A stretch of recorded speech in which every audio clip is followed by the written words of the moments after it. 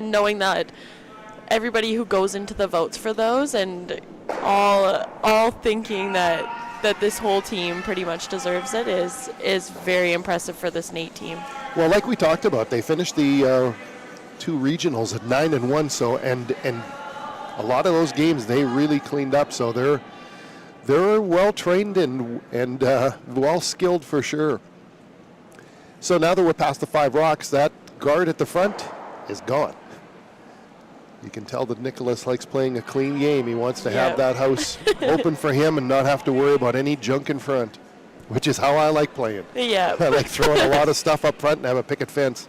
Oh, yeah. I always played the same way. I liked tucking them around as much as I could. I was definitely not a clear-out player. The takeouts are always a joy to throw, but boy, when you whiff one past it can be so demoralizing. Heartbreaking. Yeah, I was lucky enough to have an angry little girl on my team who loved to throw heavy. So I let her take care of that. That's awesome.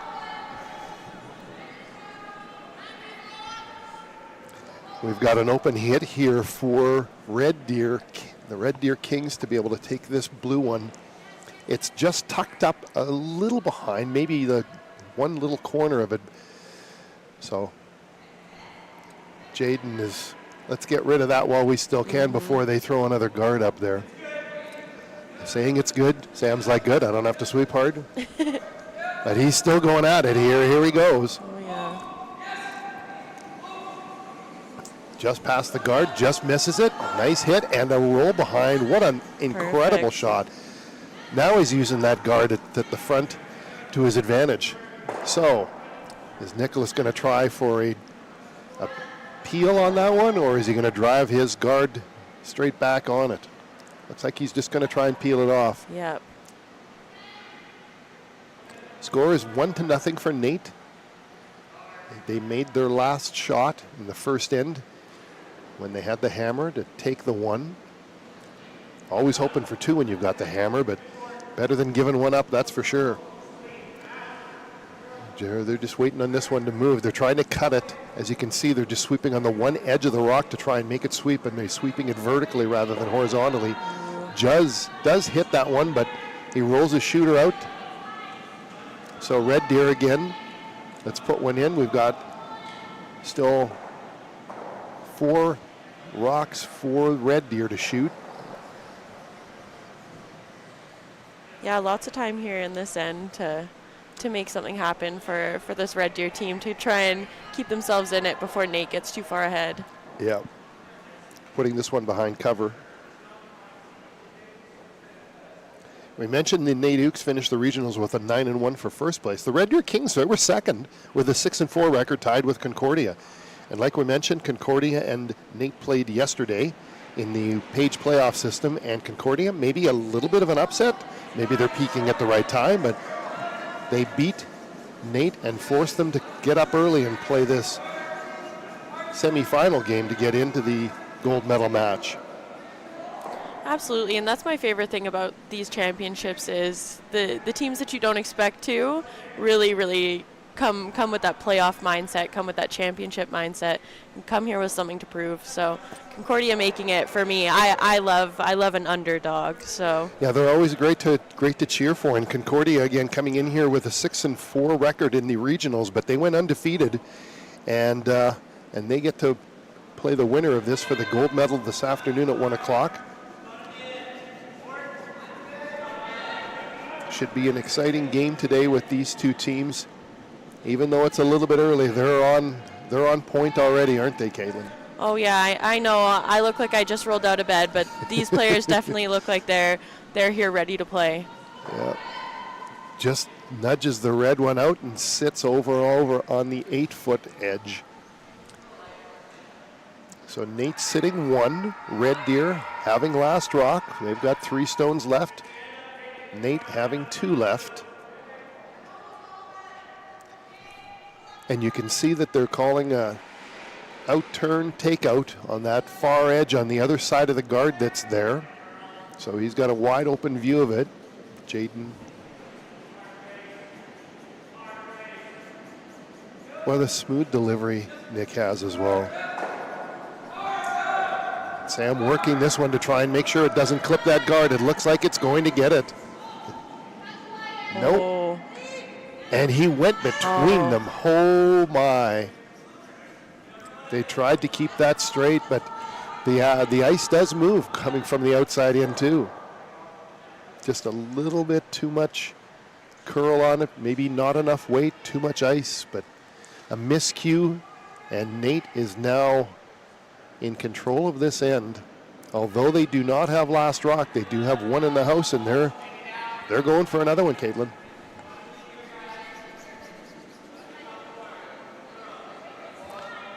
Nicholas Oak in the hack and holding the broom, Chase Lazinski. Chase, first-year forestry student, been playing for 13 years, and the 2018 Alberta High School champion. So he knows his way around a curling rink as well, as do all of these gentlemen. Not his first rodeo, that's for sure. They're waiting for this one to come down. Just going over the hog line. They're wanting to tuck this behind the guard, so as you can see, they've missed the guard. And now it's going to curl in, and they're trying to sweep and get this to go behind. And they do get a bit of cover. Just at the top of the 12-foot there. You can see on the screen right at the 70-mile-an-hour mark on the speedometer. We're commenting on the last game yesterday on this same sheet. They should put that speedometer on all of it. I know. It makes it easier to commentate, I feel. Sure. Great advertising for Cam Clark Ford on sheet 2 here as well. You'll see as Jaden's in the hack as well, Caitlin, just off to the side, you can see there's some writing. I don't know if you can make it out or not with the camera angle that we've got, but each of the sheets here at the Airdrie Curling Club have names just behind that back line. And those names that are there are actually the winners for the club from the year before. So the people who win the men's division, they get their name put in ice for the entire following year. And the women's division, me too. It also adds a little bit of clout, I'd say. It gives them a little bit of clout during the season. It does. It's a little intimidating saying, hey, you're playing me and you're pointing down to the ice down there. Definitely. I love those things. I know last night in our basketball playoff action, we had an away team member come over and ask if he could shoot on our warm-up net, if he could take 20 shots on our warm-up net. So he's in there with all of our men's basketball team putting up shots, and he was draining all of them. And these intimidation tactics, they definitely, I'm impressed personally. You wouldn't see that happen in hockey. They stay on their own half of the end and shoot on their own goalie. And, hey, do you mind if I take a couple shots on your keeper? Them's fighting words. Yeah, I do not see that going well. Hockey, if you even glance at the keeper the wrong way, you're done for. Yeah, exactly. Coming down to take this one. And does hit it and falls behind cover as well. But he is behind the tee line. So an opportunity for Red Deer to maybe even try to make a double here. I don't think he's going to be able to with that front rock and where it is. The double's a bit difficult, so maybe a draw behind is what he's calling here. And it looks like that's what they're doing. You can hear the ladies on the sheet behind us, the Augustana Vikings against the Concordia Thunder in their semifinal match. Josie Zimmerman just delivering her shot. We'll have an update on that score at the end of this end. We've got Kevin Kratz, our statistician, who's running around keeping track of all the scores for us. Jaden in the hack throwing the last rock here of the second end. They need to get 1 point to get this game tied. He needs to get fully into the 8-foot. Jaden also helping out. Sam's giving it everything he has on this. Boy.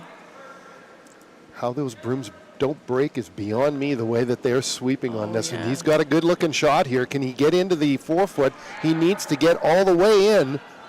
It looks like he's got a draw for one, and he makes it. Great sweeping by Sam. Perfect. And even Jaden, who jumps up halfway to help his own rock get in there. Oh yeah, you got to do what you got to do. We expected a close match, and that's exactly what we have. It's tied at 1. The Red Deer Polytechnic, the Red Deer Kings, just scoring with their last rock here in the second end. Nate taking one with their last rock in the first end, and a little bit of a team meeting. And this is what you hope to see in these semifinals. You want to see these tight games. Everybody here is an elite level player, and to see every team compete so hard that's the joy for me. Absolutely, these student athletes, it's quite the kudos for them to not only be able to participate in these bonspiels that are, like Nate traveling 3 hours, Red Deer traveling an hour and a half south. Lakeland from Lloydminster. Yes, Oh, they've boy. got a long bus ride home today. Yeah. But you can bet that as soon as they hit the QE2 and start pointing that bus north, that all the players are sleeping. Oh yeah, sleeper homework. We hope for the homework. Yeah. As an administrator, we always hope they're hitting the books, but a quick nap never hurt anybody. But you've got to respect their dedication to this sport and what they do to be able to prepare for it. All the practice time and all the games and all the traveling, and then all the homework, which, like absolutely, you mentioned, student athlete. We always say student comes first, and it sure does. And yeah, but keeping up with this game schedule is no small feat. Student athletes deserve a lot of respect for their commitment. Absolutely. They just want to get this one over, and he does now. They're not going to get it onto the center line, or are they? Is it going to make it where it just touches the center line? It's actually touching. Good, yeah. It's touching the ring, so they can go after it, and that's exactly what he's doing. Nicholas wants that one out of there. That's in a very precious spot for them to protect the forefoot. And with Nate having last rock, they want to keep that strip of ice, the forefoot, available to them just in case he needs to make his last shot, just like we saw Jaden do on the last end for Red Deer.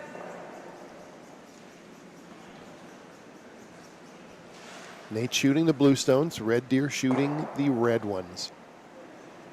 Does a nice takeout there, and now this one not on the center line and not in the house, so a guard up front.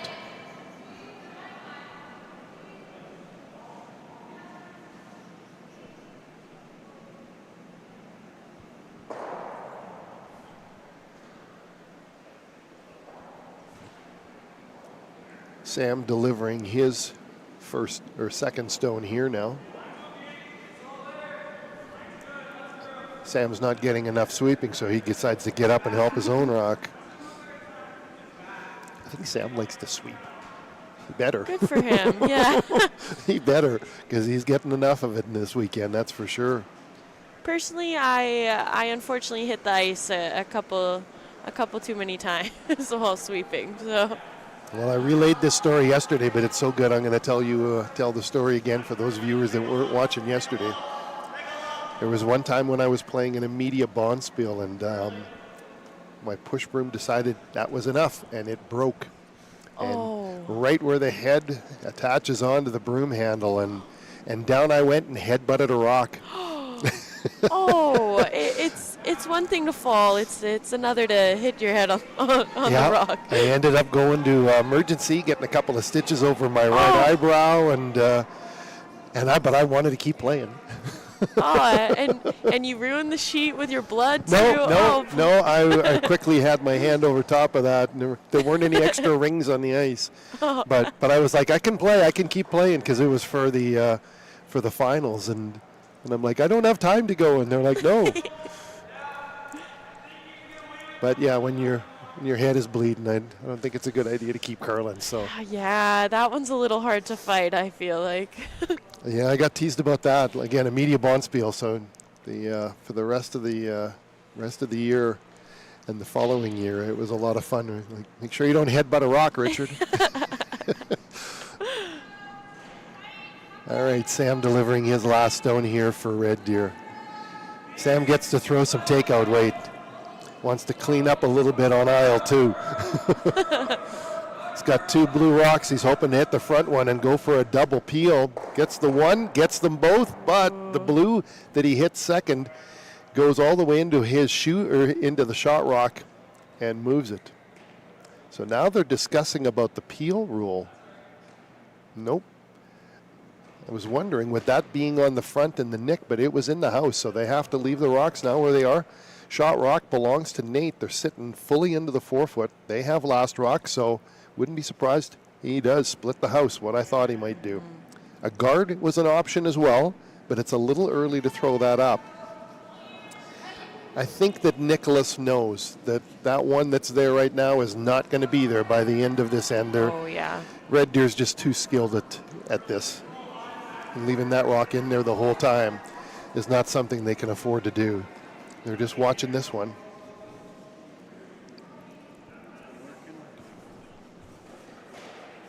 Waiting for this one to come to rest, but he's got too much weight on it.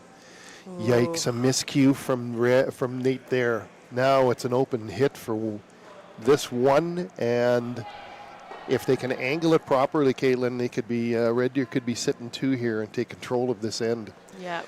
It's amazing, you know, that one rock, an opportunity for them to be able to go and sit 2, and now what happens? Now they could be down 2-0.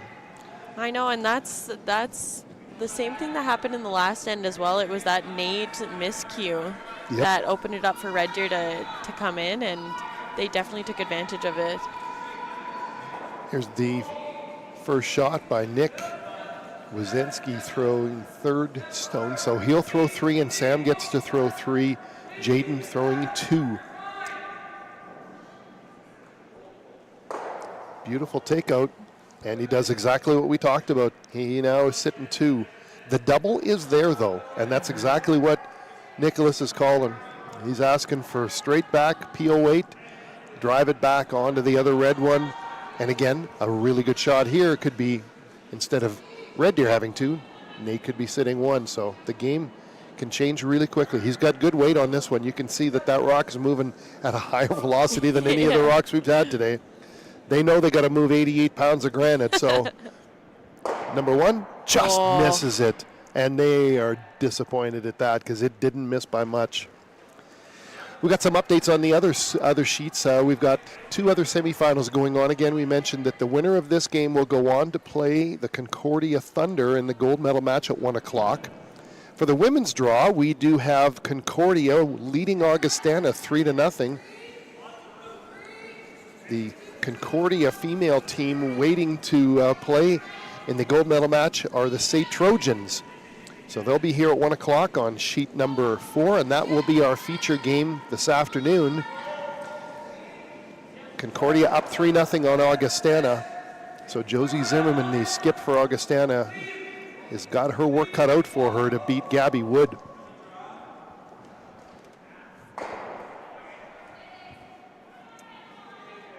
Beautiful takeout there from Nick Wazinski to get rid of the Nate rock that was sitting shot. He does not keep his shooter, but at least it's out. Nicholas not liking what he sees in the back of the house there because it's not his stone. He wants to get rid of that Red Deer rock. Maybe that's why they chose red rocks for Red Deer.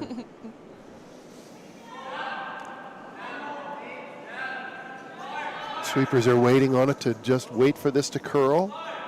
You can see they're going to start putting the vertical sweeping on it to try and cut it to get it to come out. Gets it, but it's going to roll away as well, so we've got an open house. And we've got one other semi going on today. The mixed team that's going to be playing in the gold medal final are the Red Deer Polytechnic team. They've got that game coming up this afternoon at 1 o'clock on sheet 6. And the winner of the SAIT and Lakeland game will play them. Right now, the score for that is Lakeland 2 and SAIT 0. And that's in the third end as well. So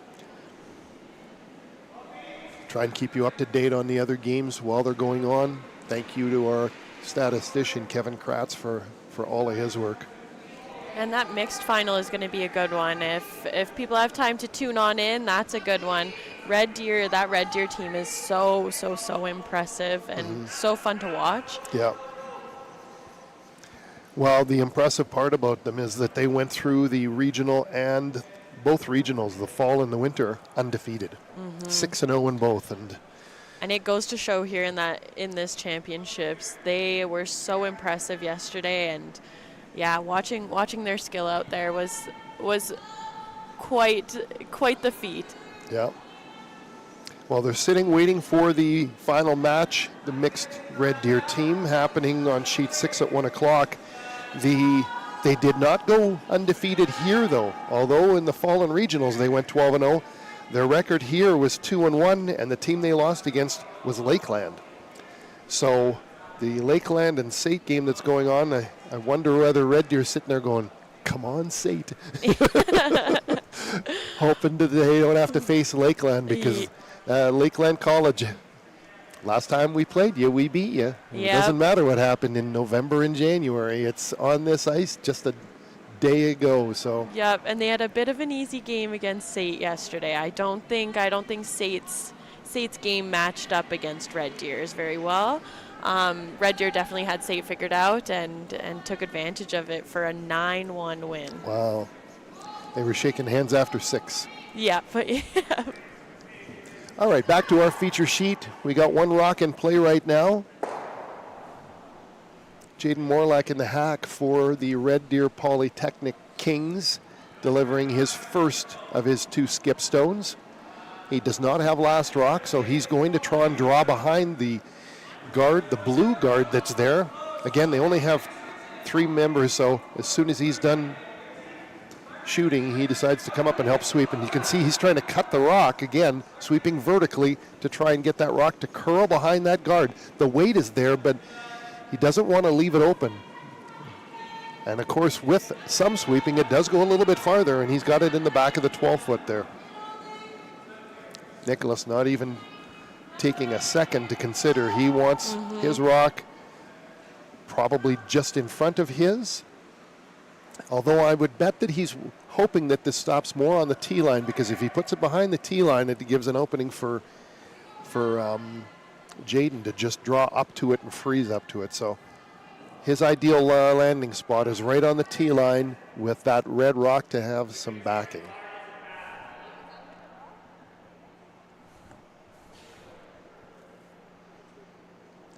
Nicholas Oak, 4-year carpentry student, trying to do some stonework here. He's got a nice looking guard, or a nice looking draw coming up here. Trying to get around his blue guard. They're waiting for it to curl, and now they're going on it. Now they want to make sure that they've got this past the guard. Is it going to nick, or he does have a rub on it. An opening for Red Deer for sure. And uncharacteristic for this NAIT team, throwing a couple of miscues. Yeah, the sweepers are wondering how that one got away from them. They're shaking their head disapprovingly at possible miscue by the sweepers as well. But looked like he might have been inside on that one, and why they weren't sweeping it earlier, I'm not sure. But it comes down to weight as well. Maybe they were looking at it going, okay, he's inside. Maybe we can make this one, raise that other one in. But unfortunately, it split them, and it really covers up that red rock to the point where it's going to be really difficult. So they're changing the call on this one. He wants to put this one just to protect the top of the 4-foot. Get that one in the way so that they can't draw in for one. Jaden in the hack delivering his skip stone. The last one for him this end, but we have one more to follow for Nate. Just saying line's good. Jaden's up right away helping Sam. They think that this one's maybe a little heavy. Line still looks good though. It's all for weight now. They're just judging it to try and get this top of the 4-foot. Now they're going on it, both of them hard. Sam not sweeping as much as as much as Jaden. Jaden really wants this one, but now they really just anywhere in the house is good for them. But now they've left the entire 8-foot and 4-foot rings open. So rather than go for a takeout, Nicholas is just going to draw to the 8-foot or the 4-foot, try and get his one. And again, a close match back and forth. One thing he can't afford to do is be heavy though, Katie. Yeah. And that's been a bit of a problem for Nate, as we've seen, so it'll be interesting to see. Yeah, an opportunity for them to be up 2-1, or if he's light or heavy and could be down by 2 if he's not careful here. We'll know right away. They say the baseline is the T line. That's where they're looking at. They can't afford to lose this one. So they're staying on it, keeping it clean. I wouldn't say that they're really brushing it really heavy.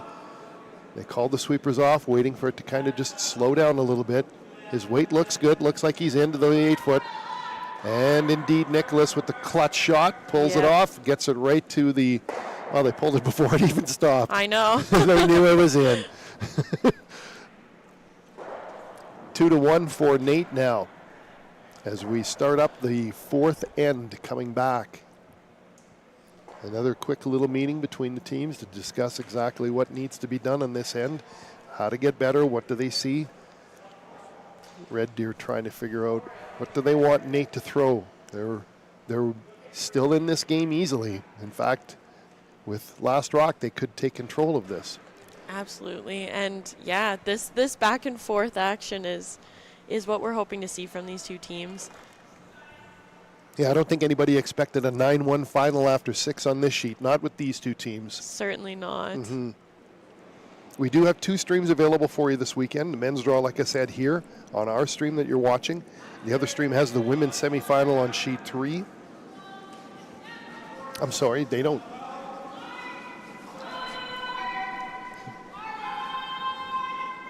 We have the women's semifinal on sheet 6. On sheet 3 is the mixed semifinal, so my mistake there. Again, the winners of the games today for the men's, women, and mixed semis that were having happen this morning will all go on to the gold medal.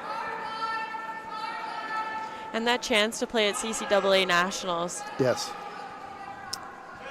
And that's exactly, it was the first thing out of the SAIT women's team that are sitting snug in their beds. Last night when the game was over, they had said that they were really happy that they made it to the CCAA Nationals. This rock here by the Red Deer Kings coming around the guard. Trying to get this one to cut a little bit and curl. Well, there's a rock that's going to be a problem for Nate, and it ain't going to be there for very long. At least not if Nicholas Oak has his way with it. He puts his broom down before that rock hardly even stopped. Very decisive with their shot making, Nate, knowing exactly what they want with each of their stones. We've done 4 ends or almost 4 ends now, just starting, and haven't had a timeout yet. Both teams pretty aware of what they need to do. Beautiful takeout on this one, and rolls over into the open a bit more. And there's an opportunity for Red Deer to hit and roll behind cover. So that's what they're calling. He's asking for a little less than normal takeout weight. You saw him gesture with his hand there, kind of just a little less, he was commenting. So they're expecting, I guess Sam throws a pretty heavy takeout. Yeah. Yeah. That's what he gets for going to the gym. That's the one thing about curling. It doesn't matter your size. It's not a game of who the strongest one is that wins. It's the one who has the best touch. Mm-hmm. Yeah, you can tell that this is not his normal takeout weight. They're just putting the brushes to it for a little bit here. Does hit it and does get a nice little bit of a roll, but not as much as he would have hoped. So again, it's wide open for Nate to come down and try and do the exact same shot. You can see it's a wide open takeout there at the 100 kilometer an hour mark on the speedometer.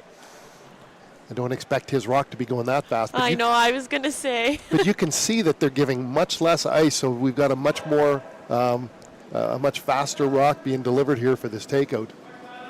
The faster the rock, the more it will roll if it's not quite on there. So that's why I think they were asking for Sam's to kind of just be a little bit less. But there's a gorgeous shot. Oh, but it sneaks out the other side. And again, Red Deer skip. Let's get rid of that and roll back behind that cover. Yep. Nate looks a little disappointed with that one. Yeah, I mean, they're happy that it's out, but they sure didn't want that one to squeak out the other side because now, again, It does change the shot, though. That's the one thing, Caitlin. They don't have the exact same shot, and that's one of the things you want to make sure in curling you don't give your opponent the exact same shot the second time. Especially if they've missed it. It gives them the opportunity. They have a little more incentive to make it. Again, Sam throwing pretty decent weight at it, but not what he's either accustomed to or what we've seen him throw in the previous games. They're sweeping this. Just gets it. A little bit of a roll. But again, it's pretty wide open as well. It's almost like a cat and mouse game. It's I'll take it out and roll. No, I'll take it out and roll. No, I'm going to take it out and roll over here. Yep, and that's exactly how our mixed game against SAIT and Red Deer looked yesterday. It was so back and forth like that, just clearing out the house every single time. Matt Hanna delivering his stone here. They're waiting for this to curl. You can see they're sweeping it vertically, Caitlin, just trying to get that rock to cut and curl. And it does, but unfortunately it rolls even farther toward the edge, and it's out. Hits the boards, and they peel it off. So the only shot he has now for Red Deer is to draw behind that front rock.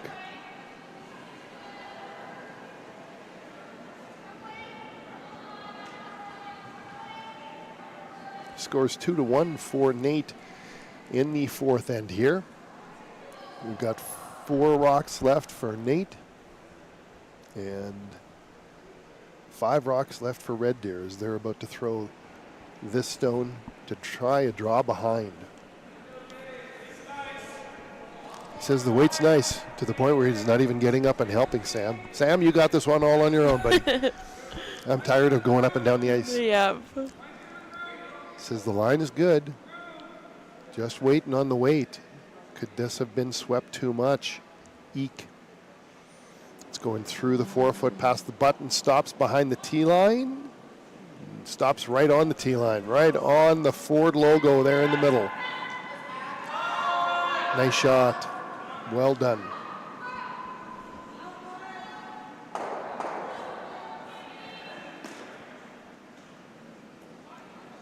Nicholas wanting pretty much the same type of shot with just a little bit more weight to try and get that one out. So this is kind of bump back board or hack weight, maybe back line. It does look a little heavier than the one we just saw, but they do need to have it curl. And that's what they're stopping now, is they're trying with the sweeping to try and keep this straight if they can. Sweeping across the face of it, gets it, and just hits that front rock. Another miscue by Nate on coming down on them. They did that in the third end as well, and it didn't cost them as dearly as it could have.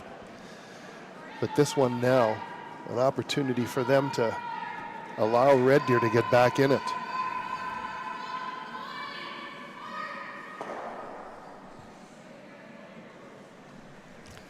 We got some updates on the out-of-town scoreboard, although the out-of-town scoreboard is right next to the sheet.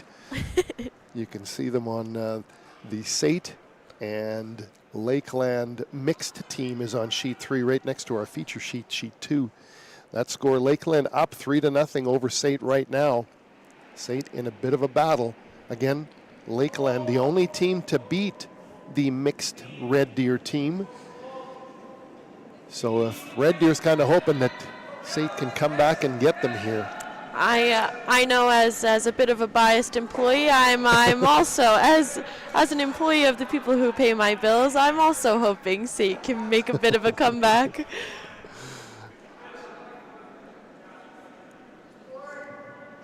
Just while we were talking about that mixed score, the rock delivered by Red Deer, knocking out. We saw earlier on the shot by Nate where they missed that takeout. So now 2 stones in the house for Red Deer as they try and steal in this end, and they do have control of this end.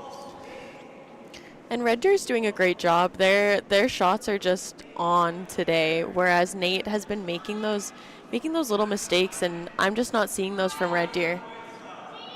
Gorgeous shot here, though. Does hit it, does roll behind Perfect. cover. So just when you say that, all of a sudden they're able to pull one.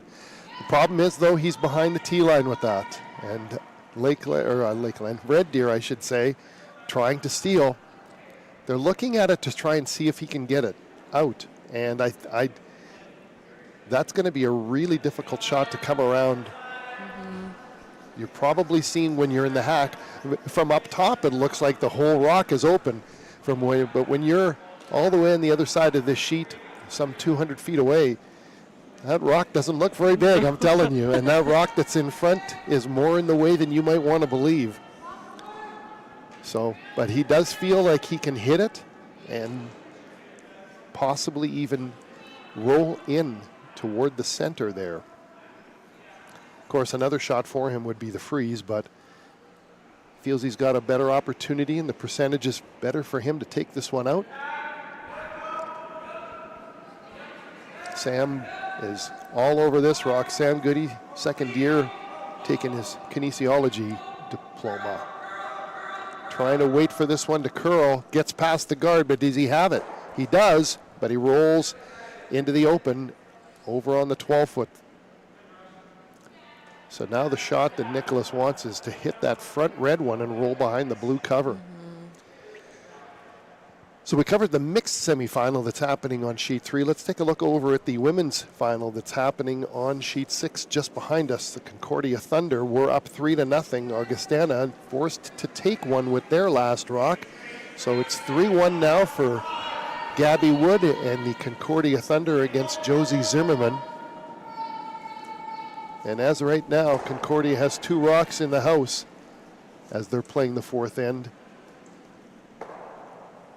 An opportunity for Gabby to have a little bit of revenge on SAIT. They lost last night in a nail biter. Last shot made by Kaylee Shannon, the skip for SAIT, as she came through a hole that could barely squeeze a rock on either side. She had about an inch to spare on each side and did a wonderful takeout to be able to win the game. And I can't lie, I have a soft spot for Kaylee Shannon. We come from the same hometown of Lethbridge, Alberta, so nice. I'm a big supporter of her. Yeah, well, she was impressive last night. In fact, her entire team of Bailey Scoffin, Raylan Helson, and I've forgotten the first name of the skip. Her last name is Malo, and I apologize. It starts with an M. But it's a little early in the morning, and I haven't had my coffee yet. So there we go. But all 4 of them played a wonderful game, and we had a little interview with Bailey Scoffin after the match last night, talking about her experience at the Scotties that she had this week. And of course, her and Raylan Helston both played for the Yukon Territories. Yeah, and that was just wonderful to see. I know SAIT was incredibly proud, and to see that kind of talent in the ACAC and in the conference, just to know that these athletes can make it to that next level. I hope it kind of inspires other schools. We want to see everybody succeed in this conference, and there's so much talent. So to get to highlight that kind of talent on a national stage is exactly what we want. Well, I think a lot of people don't really understand exactly how big a step that really is. Imagine one of our SAIT Trojan or one of the Red Deer Kings hockey players playing in the NHL and going against Sidney Crosby. Absolutely, and that's exactly what it is. Even just for a game, and when you start thinking about that, or one of our, one of the Nate Ooks basketball players playing for the Raptors for a game. Yeah. And not sitting on the bench, actually playing, and Bailey's team from Yukon winning their last game there, where her mom was lead. She got to play 3 games with her mom, who was an alternate for the team, and Raylan Helston. Those 2 athletes playing against, and no, I'm not overstating it. Jennifer Jones has won the Scotties and the Worlds several times. These are the best curlers in the world. And here are 2 athletes from the ACAC who are competing against them and staying in the game. They may not have beaten Jennifer Jones, but again, an opportunity for them to, and they're just barely 20 years old, these athletes. Like, wow, this is not the first Scotties we're going to see them in, I can tell you that. And I hope not. I know it brings a lot of pride to our program. It brings a lot of pride to our coaches who are former Olympians, and yeah, we are incredibly proud of them. We can't say enough good things, and hopefully other schools get to be highlighted in the same way. There's so much talent out here, and we're so lucky to be able to witness it. So to kind of spread that talent and get a little more coverage on on what the ACAC has to offer in terms of curling and other sports is exactly what we want. Indeed. Okay, back to our feature sheet. We're on the last rock here. Delivery, Sam Goody sweeping this one. Skip coming up and helping, trying to get one in. They are facing one blue stone from Nate. They need to get this in fully into the 8-foot. It looks like he's got it. This game is going along. One for you, one for me. One for you, one for me. Absolutely. 2-2 tie. Red Deer versus Nate after 4. Again, pressure shots from each skip and being able to pull it off. But you know what? If you're going to win the ACAC gold, you need to be able to make shots like that. Yep. And that's exactly what they did.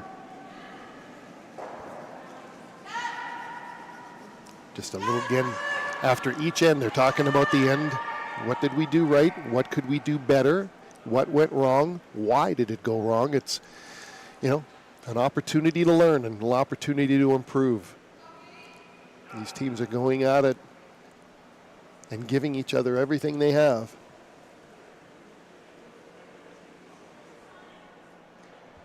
We'll have updates on the scores on the men's. Well, we're on the men's semi, on the mixed semi that's right next door on sheet 3 in just a few minutes, and we'll also have an update on the women's semi that's happening on the sheet behind us. Again, join us at 1 o'clock today for our stream. We will have the women's final, gold final on sheet 4 as our featured game, and the alternate stream will have the mixed final. But of course, we'll give you the updates on the bronze medal games and also on the other gold medal game with the only having 2 streams. We're not able to cover all of the gold medal games.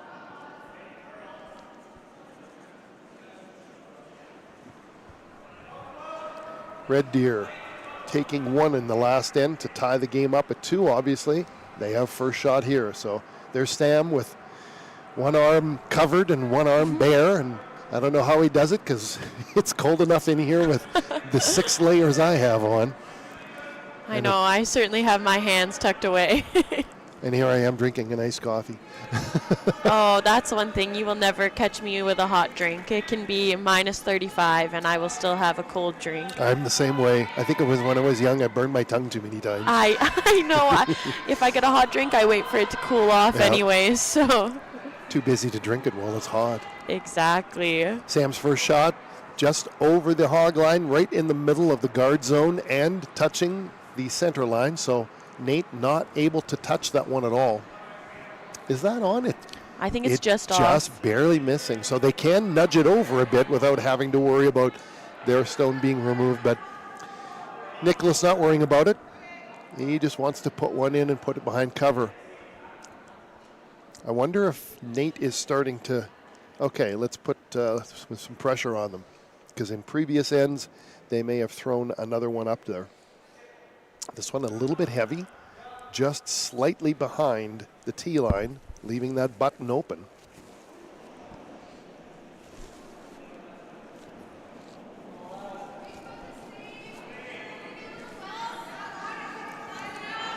After 3 ends, the mixed semi, Lakeland versus Nate. Lakeland up 3-0. That's on sheet 3. They're waiting for this one here on our feature sheet to slow down. They're just kind of scuffing the ice to try and just get it to slow down a bit, but he looks like he's going to go right past that rock and out of the house. There we go, and I that's the first time I've seen that from Red Deer so far this match. Yeah, that was a bit of a miscue, but again, we're now on the 5th end. We talked about that. The ice, unlike when you're playing hockey or when you're playing volleyball or basketball, where it's fairly consistent. On curling, every single end, the ice is different because it gets lighter and lighter as the rocks go over. The pebbles wear down a bit. The sweeping wears the pebbles down. The footwear on the ice as well. So this ice will continue to get lighter and lighter, meaning you'll need less weight to get it all the way down. Now that rock there that we just witnessed go right by in the 5th end, in the first end, that could have been a guard. Mm-hmm. It makes that much of a difference, 12 feet, in just a couple ends. So Nate getting their draw weight down and now have 2 in the house. Go ahead, Kate. And I'm happy to see Nate kind of turning it on now. With all the all-conference selections that they have and all the success and talent that they do, it's good to see it come out a little more late in this match. Well, a couple of miscues, and it hasn't been many, but you know what? The ones that they have made, Red Deer have really capitalized on. Yeah. Like, they took advantage of it. It's not the shot that you make, like we talked about. It's the shot you leave, and, you know, Nate left fairly good shots for Red Deer, but Red Deer made them. They didn't have a miscue going back on their end as well. So they're sweeping this one, both sweepers, even though there's only 3 players. You know, he got up and helped sweep that rock and trying to get this one past. It looks like it's going to just nose that one. Yes, just to the top of it and freeze to it. There's only about, from our angle, maybe 1.5 inches, 2 inches, a few centimeters between them. Nicholas wants to put one just on top of that as well. But yeah, Nate, they've got the experience on these close games to, you know, keep the pressure on and stay with their game and stay with that strategy. Gorgeous delivery by Matt Hanna there. Waiting for this rock. This one a little bit, again, you can see that the weight is a bit softer. They don't want to guard. They want this one just on top of that red one. And that's exactly, comes around. So then an alternate shot. At least it's better than putting it all the way through. Yeah. They're sitting first, second, and third. So the pressure really on Red Deer now. But again, 2 of those rocks are behind the tee line. And, you know, unlike when you're playing darts, where you can hit anywhere on the board, you can't get to the back of the house without going through the front of the house. Mm-hmm. You have to go through that. And when you've got those rocks in the back like that, that's exactly what they're calling. That's a little pocket there for them to be able to drive up. So coming down now with his skip stone, or with his third stone, I should say, shooting 3 rocks. Sam with his one-armed warmer upper sleeve. Sweeping that one. Wants to just put it in this little pocket that they have there. He's got a great-looking shot. Is it going to come to rest in time? Just hits the blue one and comes through. A great shot indeed by Nick there. Again, that red one, though, when it hit the blue, it kind of just skidded over to the right a bit, and now it's open. And open enough for Nicholas to say, "You out of here." Yep. Yep. I don't like that one. There's not enough blue in my house, he figures. So Nate coming down. This is Matt Hanna with his second shot. Tyler is all over this one, sweeping. Looks like he just has got the front one again. Another miscue, and not happy about it either. Not happy with that one. You know, it's, again, just such a game of inches and then, you know, centimeters, millimeters sometimes, you know, and especially on some of the angle raises and takeouts and things like that where, you know, now we're looking at, they were sitting 3 and now Nate only sitting 1 and Red Deer shooting. And what are they going to do? Draw right up to that one that was on the button there. So again, a Nate miscue. Can Red Deer take advantage of it like they did in the first, second, and third ends? Yep. And good for Red Deer keeping their composure in these situations. It's not easy when you have that pressure of knowing that this is the shot you have to make. Right. But they're doing it every single time. So absolutely. Sam sweeping on this one. That hardline broom is getting a workout, I'm telling you. Trying to get just around that guard. He makes it around the guard. It's around the front one. Does he put it into the pocket? He sure does, but it goes just past the shot rock. And now Red Deer is sitting second and third shot. Nate sitting with one just nibbling onto the button there. Great sweeping again by Sam. Needed that one to curl a little bit more, but a quick delivery here from Chase Lasinski. He's in the hack and ready to get rid of this one. Yeah, they are wasting no time with that. They know that there's not a lot of time between the games, and they want to make sure this game's over so they get a bit of a break and have a bite to eat and rest before getting on to the gold medal game. But they got to win this one first. He's got a lot of room before that guard, a lot of weight coming down, but he's got 2 to hit, and he does. Puts it right on top there. Now you can see from this over angle shot while we're looking at it that there's a nice little pocket there for the red rock to just stop right on the white dot in the middle of the button and sit shot rock. And if he can pull this rock off, that one will be very difficult to get rid of. But we're talking like it has to be perfect ice. It has to be perfect weight. They have to sweep it perfectly. I mean, this is not an easy shot. But again, these student athletes, this is what they practice for. Yep. They're out here day and night, hours each week practicing and playing, and they even have the draw to the button.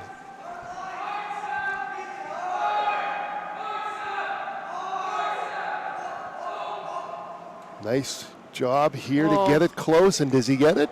How was about that, eh? Wow. Just like we called.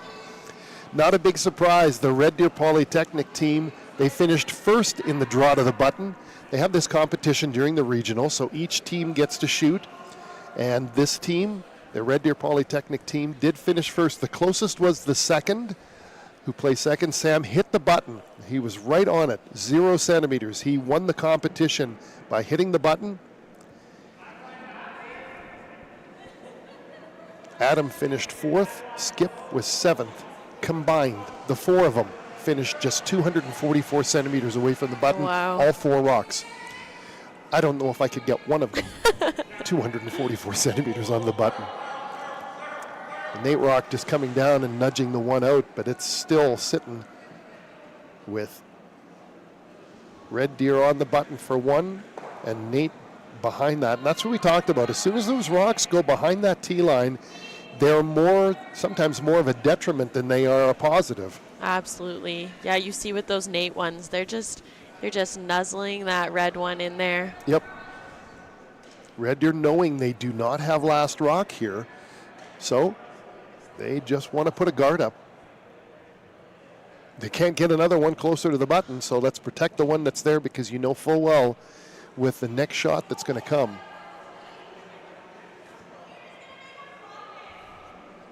He's just putting one up top. Another option on this shot, if he's a little bit heavy, because this is, again, the ice lightening up, he can tap that and just move the 2 blue ones back a little bit. And my mistake, Red Deer does have last rock, so he's got 2 shots left here. So yeah, that's probably what he's looking at.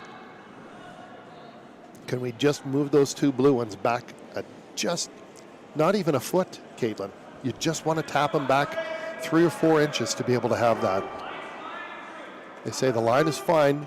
Now he's trying to just get some curl on this rock and sweeping the one edge. Sam going at it really hard on the left side of that rock to try and get that to go. She looks a little light from us. If he was calling for a guard, that's exactly what he's got, I'll tell you. Yep, and they're happy with that.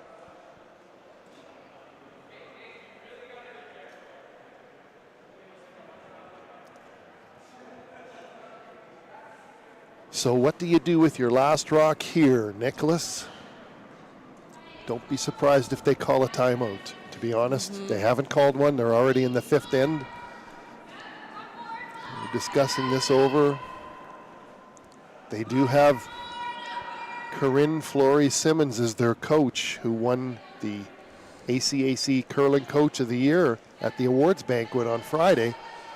But they decide, no, I'm just going to draw in on this side here and hopefully get my blue one where they can't do anything with it. Yep. I don't think he's trying to call for getting the red one out. It's so close. Like there's just not an angle to get it out. But I think he's, unlike a lot of sports, it's like, fine, we'll let you score one. Like you never see that in any other sport. But in curling, it's like, fine, you can have one with the hammer, but I'm not giving you a chance to get 2. And that's exactly what he's doing here. He's plugging this side, knowing that the one side already has red rocks on it, guarding it, but there's nothing on this side of the tee, on the center line, for them to protect them from coming at it from there. And he does a really good job of doing exactly that, protecting the back. So now, if they want to try and get more, it's going to be a drive back of one of the red rocks onto their own red rock.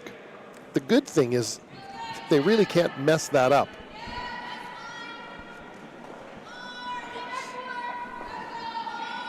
They really can't mess up what they've got.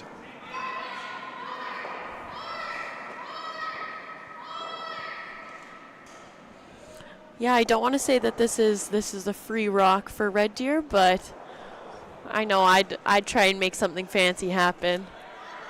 Something fancy. Something fancy, just to keep things interesting. Yep, indeed.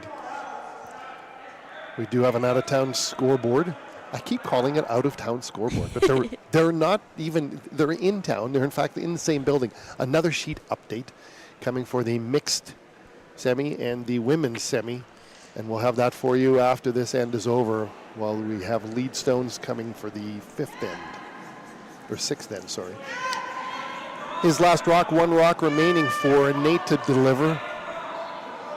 Sam's calling, he's got enough weight. They just want to try and put this up front to not allow Nate to try and move that out. That perfect shot that was made earlier by Nick, still the shot rock there right on top of the button. We've got a lot of granite behind and not a lot of chance to move it around. So the angle they're looking at is that front rock there that he threw earlier, that Nicholas threw earlier, is the way that that front blue one can come back. Can he miss that front red rock that just got delivered? Not an easy shot, and this is exactly what you want to make the other skip throw. You don't want them to have an open hit for two. So it looks like he's calling this red guard at the top, driving it straight back onto his own blue, and then the blue onto the red to try and move some stuff in behind. I don't think he really is too worried about giving up two. He knows he's probably going to have to give up one here and a steal of one for Red Deer. And they played this end perfectly. That one miscue from Nate, what did they do? Took advantage. Yep. Here we go. He's got a fair bit of weight on this one, knowing he's got a double raise back takeout coming. The sweepers are not on this, waiting for it to move, trying to cut it a bit. And totally missed. Oh. Oh my. Did he give them two? I don't think he did. Oh, yeah, I think it looks like he did. Yep. Oh my. How to mess things up. You can see the sweepers looking up to the sky going, how did we mess that? A huge miscue from Nate to give Red Deer the opportunity to steal two in the fifth end. It's 4-2 for Nate. Wow. I didn't think there was a chance that they could do that, but nope. And I bet you they were the same. It's like, I know, unfortunate to see. We've got an update on the other semis. We'll look at the sheet right next to them, sheet number 3. In the fourth end, Lakeland is still leading over SAIT 4-0. They haven't hung the score yet, but it is 4-0 for Lakeland. And if that continues, if Lakeland is able to win that, they will go on to the gold medal game against Red Deer, and SAIT will play Nate for the bronze in the mixed division. In the women's, it's a little bit more of a cakewalk. Concordia beating the Augustana Vikings right now 7-1 after 4, setting up the rubber match between SAIT, the women's team for SAIT, against the Concordia women's team. Okay, SAIT obviously winning last night with the last rock shot by Kaylee Shannon. We talked about that earlier. Gorgeous last shot to win the game. SAIT is waiting for the winner of this game to play for the gold medal final. Both teams, of course, will go to the CCA Nationals in Fredericton. But they want to go with a gold medal around their neck, not the silver. Absolutely, and go with that confidence, knowing they ended on a win. Absolutely. Is always good. So, and I think having Concordia have that little rematch here at home will mean something. Yep. 7-1 right now, so the Augustana Vikings, Josie Zimmerman is in tough.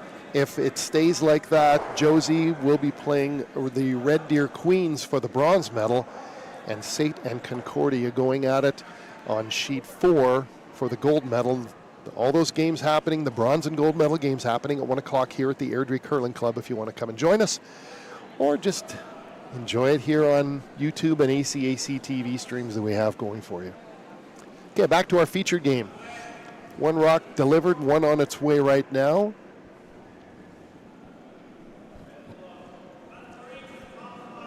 We have 1 red rock in the house at the top of the 8-foot. And we have the blue rock delivered by Tyler Brodt, 3rd-year construction. He's curled for 10 years, and I'm going to have to take a breath between all the awards that Tyler brings to the curling rink. Last year, he was the NAIT MVP award winner. He also won the ACAC bronze. 2 years ago, this is a little bit hard to believe, he was the ACAC Rookie of the Year. Oh, wow. And I say hard to believe because the competition was tight that year, but he's obviously very deserving, because what did he do this year? Oh, he's only the ACAC all-conference team.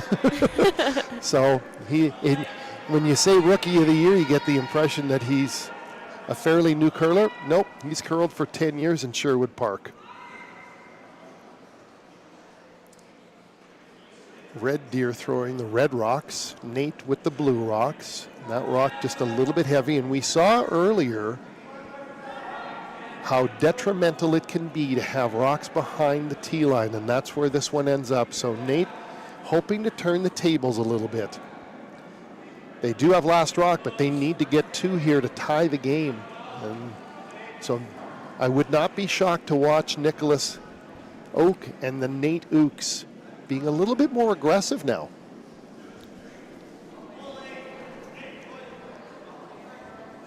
So NAIT delivering their stone here. Wanted to put it up on top of that one, but fell a little bit short. And there's the issue, Caitlin, when you've got a rock that's been delivered and you want to freeze it up to that, but you don't. You've got that shot that's just kind of now able to get taken out.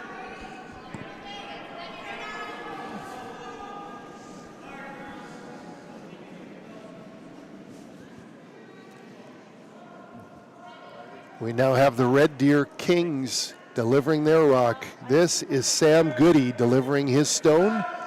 Again, only three players. Aiden Berube playing on the sheet for the Red Deer mixed team. Got an opportunity now for the Red Deer Kings to be able to push this red one in a little bit, and that's exactly what they're doing. Doesn't move it much, but we're looking at 3 Red Deer rocks in the house. The top one there is probably the 3rd stone, so 1st and 2nd shot for sure from what we can see from our angle, and probably 3rd. So in the hack now goes Matt Hanna, ready to deliver his first rock. Just starting up the 5th end. I'd like to welcome Joshua Adam William Arbuthnot to the broadcast booth. How's it going? It's going well.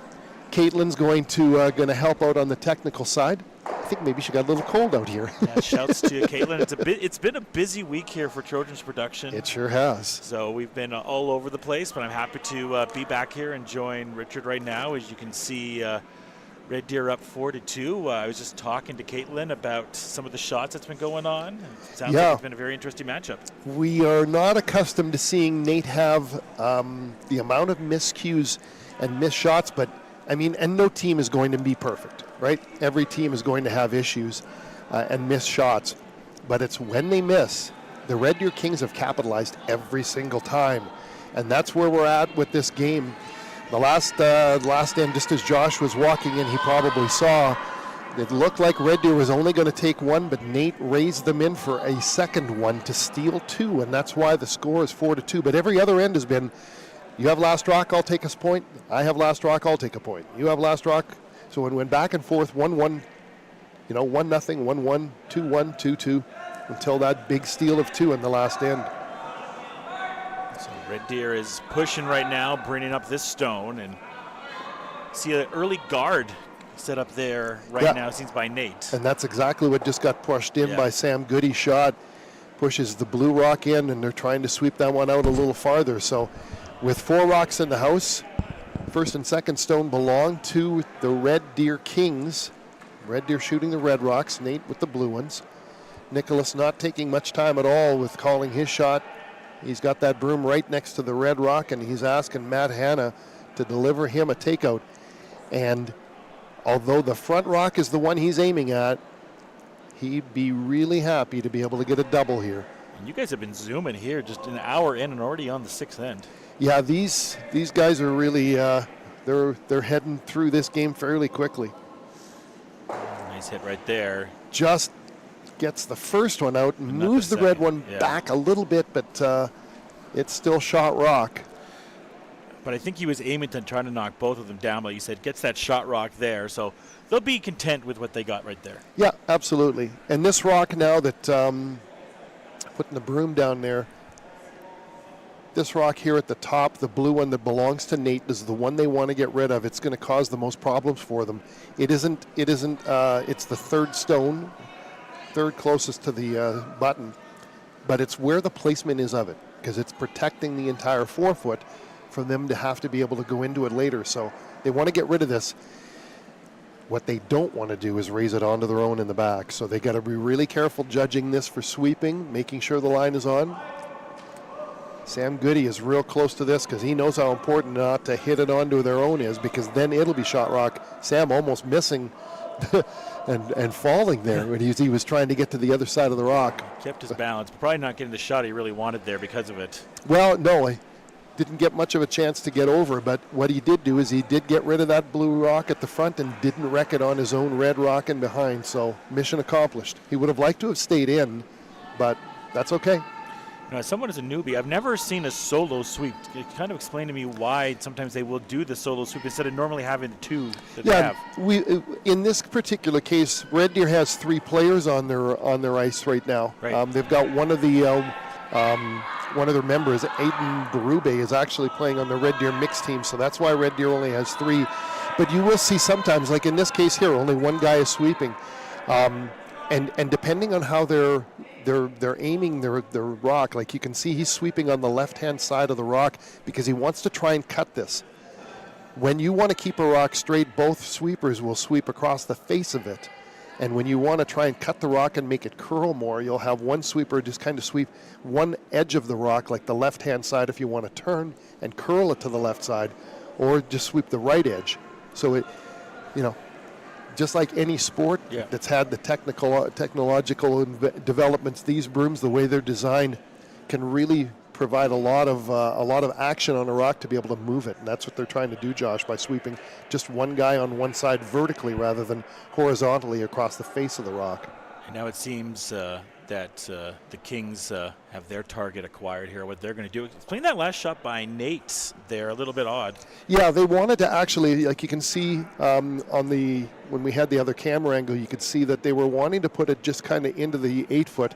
The rock was a little light, and even even off to the side a little bit more. So a little bit of a miscue by Nate again, like we talked about. They've had a few this game. But yeah, on that top angle, you can see the one that they just delivered is just biting into the 12.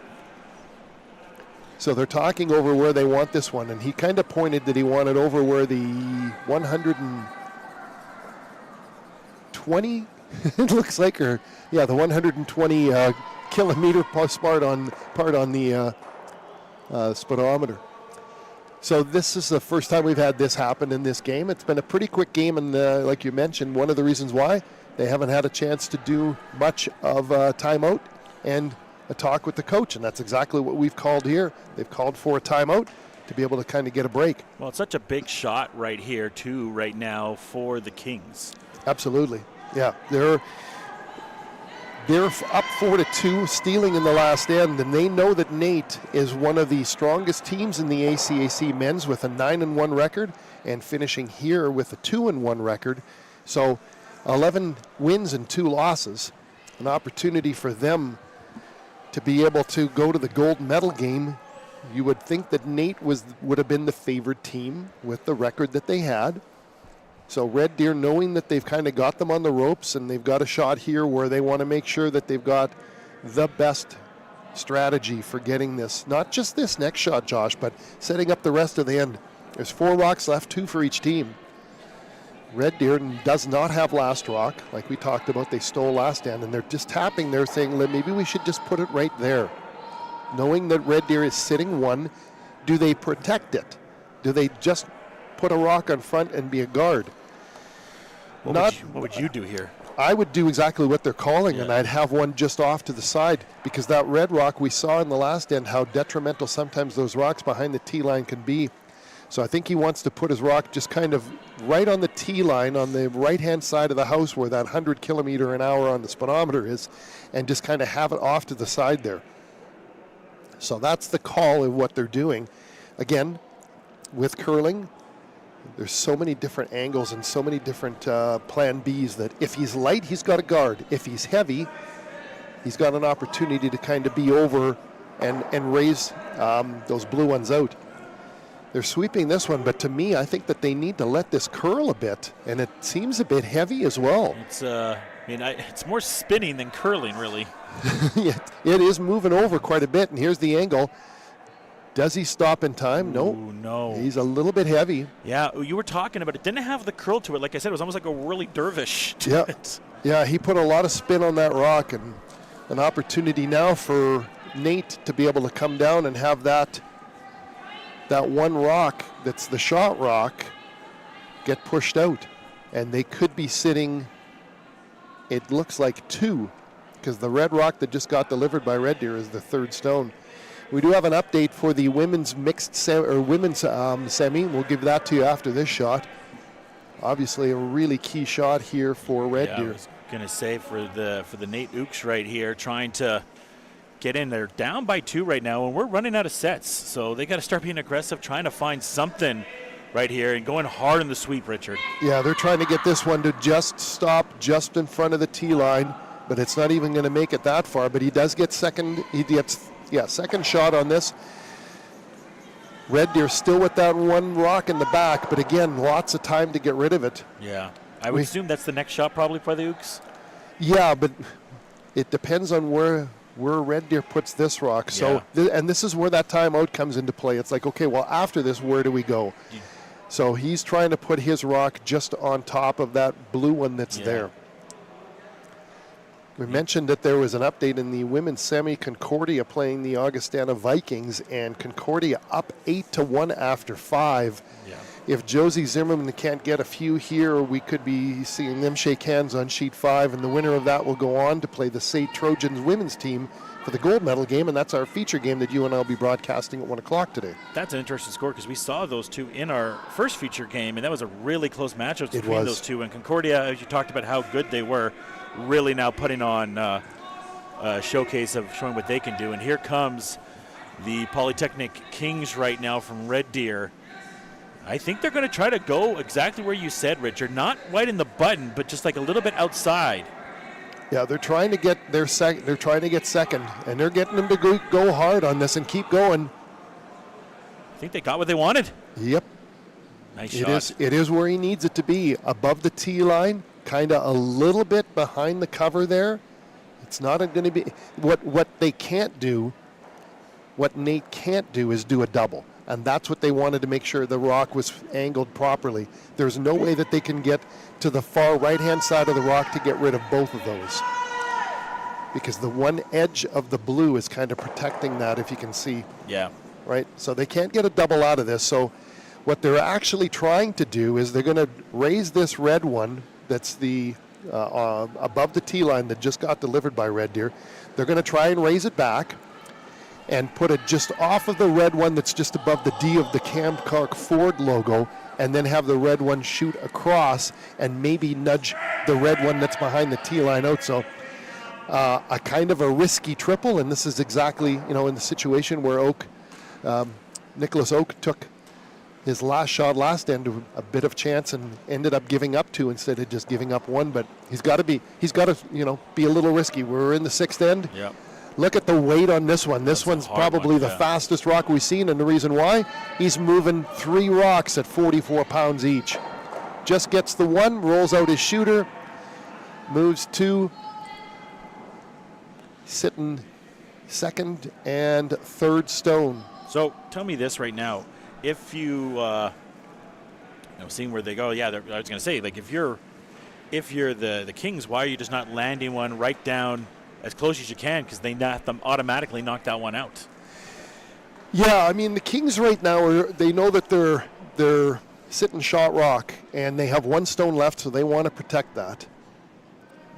But they also see that their rock can be drawn up to, and then they give that one up.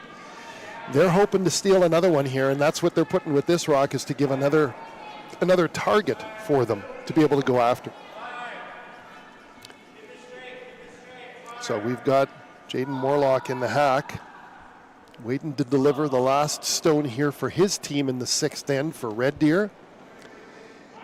I think his goal this one, Josh, is to put it exactly where he had the last one, and that's exactly where we've got Nick putting his broom, and they're both sweeping hard on this. Again, only 3 players, so he delivers the rock and then comes up and helps sweep. Sam is pushing on this rock and has been sweeping the last 2 days like crazy.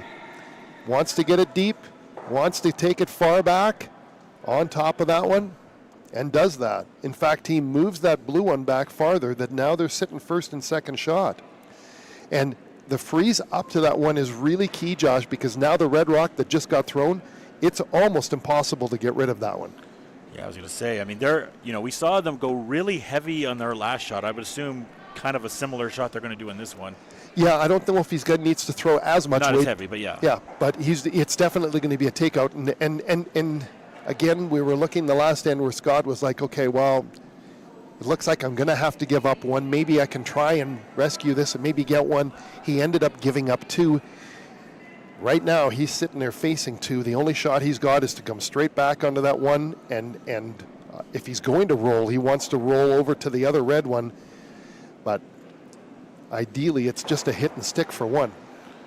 Pretty good weight. Yeah, so it does put a decent weight on it. And yep. See, they're going to probably wait a little bit to sweep, and here they go with it. The more weight that you put on it, the more spin it's going to have. So here we go. Hits it. Does get them. But unfortunately, it's going to be a measurement to try and get 2 for blue. That is close. They are likely going to measure that. He was able to get both of those out. Just push them back a bit. Well, they've already called it, so we don't know exactly what they've said, if it's 1 or 2. I think I'm not going to make an assessment. It was close. It was an excellent shot, a pressure shot for sure for Nicholas. We made an assessment one time, and we were wrong. That's so right. I'm not That's gonna right. Do that again. It's we on did. this end too. And that's the disadvantage is we do not have the ability to see what the measurement is from our vantage point. So it's either 4-4 or 4-3. So we'll wait for the score to get hung up in the back of the house on the scoreboard until we can give you that. Well, that is the end of the 6th end, and you've been watching ACAC Curling on ACAC TV with Richard and myself, Joshua Arbuthnot, and they're not wasting any time. They're coming right back with the next rock. Yeah, no, they did. They have a quick little meeting, each of the teams, before they shoot, and they want to get this, want to continue the pattern that they have. So we'll see Chase Lazinski sweeping this one along with Matt Hanna, and Chase hopefully will go back to the scoreboard and hang the 6 over the top of the 3 or the 4. Everybody in the rink is anticipating. Yeah, they are. All right, here we go. I'm going to guess it's 2, and it is. It's a 4-4 game. They tied it up. Game. Here we go. So, again, from our vantage point, it looked like they may need to measure, but when you're standing over it, you look at the other skip and you go, what do you think? So, Nate, now they go with that high guard. Yeah. What do you think their strategy is now doing that? Well, I mean, you're always trying to protect that 4 foot, and they've got... And they don't have last shots. I'm assuming that's you part watch of the what reason. happens here. It looks like it's going to hit that rock, too. Or is it just past it? Just It just barely misses it. Yeah. When the rock is... they've got a 5 rock zone, or 5 rock guard zone, where the first 5 rocks can't be taken out if they're at the top. And another rule that they're playing in this bonspiel is the tick rule. So if a rock is sitting attached to that center line that goes down each of the rinks, and you've got a guard that's touching that line, you're not allowed to move it. And we saw that happen last game where somebody did tick that guard in the front, and the stone that hit that guard was removed from play, and the guard that was on the center line was put back. So a bit of a comeback in the fifth end from the SAIT mixed team. They were down 4-1. They picked up 2 in the fifth end, and now it's 4-3 for Lakeland. And Ooks get their shot exactly where they wanted it, just above right there, Richard. And it seems like, the Kings now, they're going right back in the attack. Their goal is just to knock that out right away. Yeah, now that one's in the house, they don't have to worry about that the guard zone. Yeah. Right, this one's in the house, and it's in play to get taken out. So 4-4, a tight game. We've been back and forth the entire match. You and I just have these lucks with these feature matches, hey? Yeah, we've been very lucky. All of the games were, the first game you and I did went into extra ends. The games that we were doing yesterday, also close matches, went down to the SAIT women's team having to make their last rock. Josh, it was an incredible shot by skip Kaylee Shannon to come through a hole that you could barely fit a rock through. I think I need a nudge. They nudged it closer. They did nudge it a little closer, and now that red rock is open, and that's exactly what Nicholas Oka. Yeah. A bit of a miscue there by Red Deer. Can Nate take advantage of a rock that they were hoping to have buried behind cover, because now it's wide open. Well, it may sound cliche, but this is the ACAC championships. We're here with the best of the best, so there's no shock some of these matches are closer. Yes, exactly. And they've had the chance now over the last 2 days, Josh, to get to know the ice and get to know their opponent, get to know, how they're feeling and where they're strong and what areas they need to improve on. So yeah, the shots are definitely gorgeous there. They got everything they wanted. They knocked out the stone right there, and they got theirs even closer. Yeah. On the overhead cam that we see now, you can't see it, but there is a rock just on the left-hand side of the screen, just over the tee line. There is a rock there, and so that's providing cover for both of those blue ones, and that's exactly what Red Deer is going after. They want that rock to get delivered fairly strong, and of course Sam has the big weight on it. They want to get rid of that guard that's at the front and maybe drive it back and do a triple, and that's why he's throwing as much weight as he's throwing. Does come with that. He does hit it, just barely hits it. Well, he gets rid of the guard at the very least, so he does at least protect the guard. But I would assume, and you can see right now, Oak is going right back and asking for that guard immediately. Absolutely, because that's the spot they want to protect. We do have a final in the women's semi, so we know what the gold medal matchup will be. Not a big surprise. The Concordia Thunder winning 9-1 over the Augustana Vikings. Not a big surprise, only because the indicative of how the score was going. Yeah.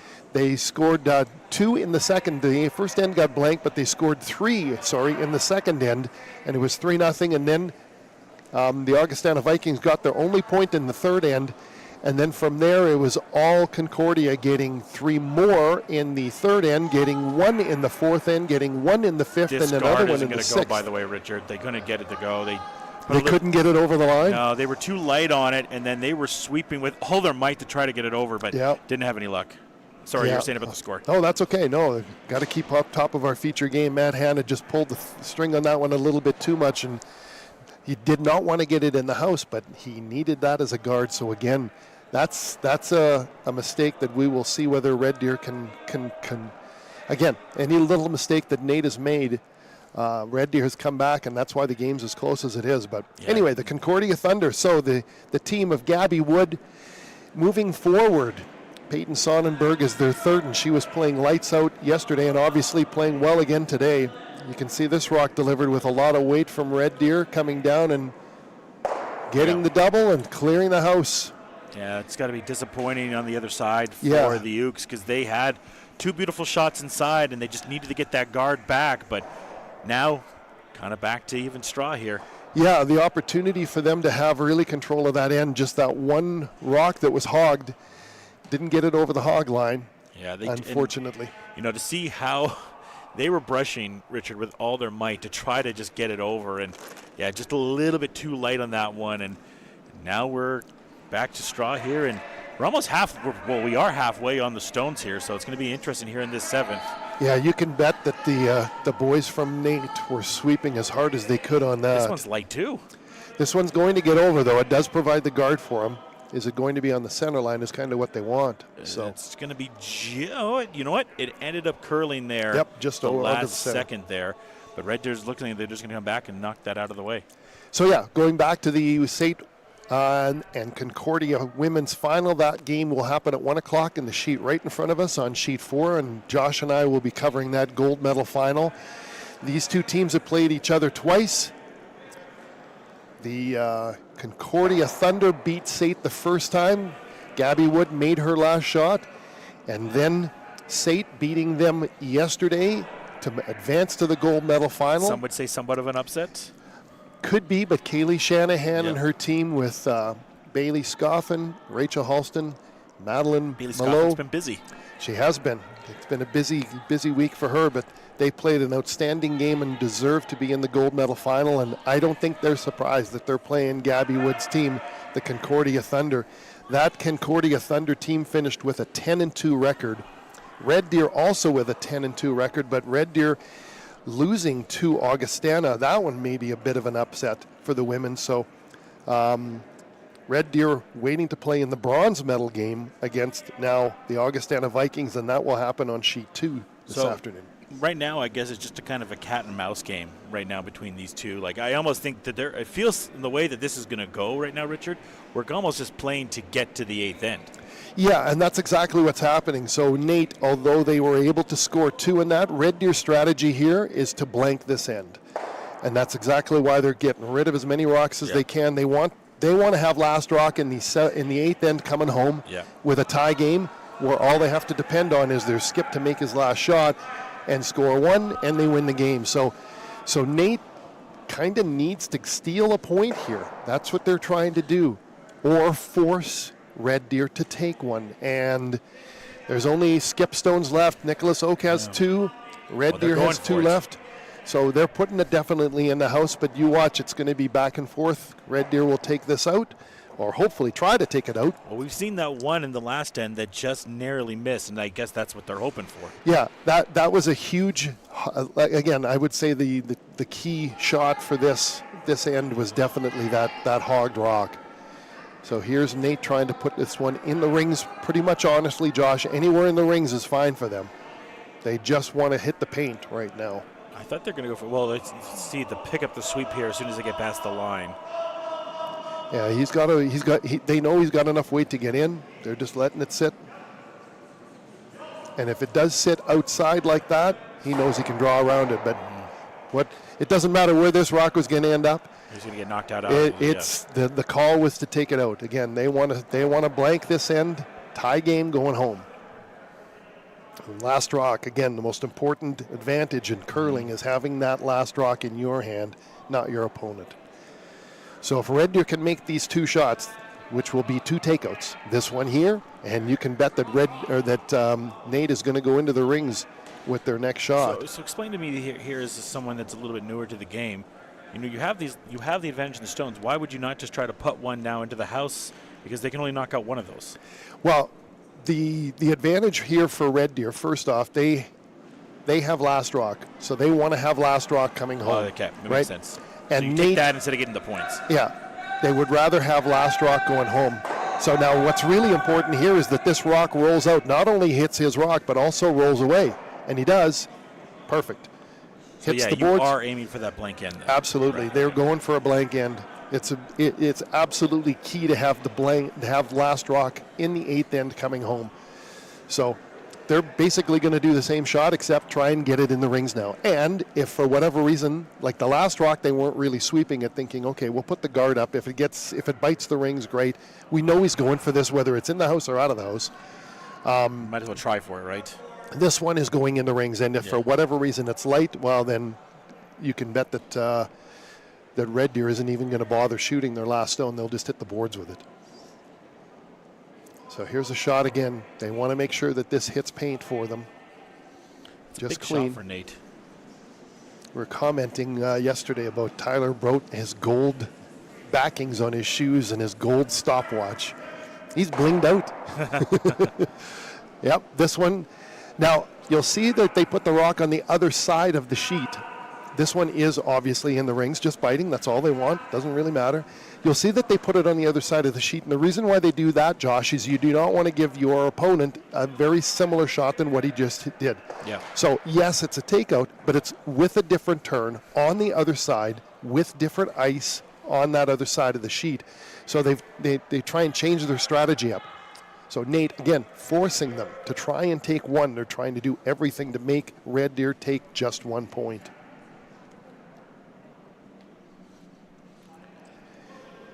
Big shot here. Last rock in the 7th end here.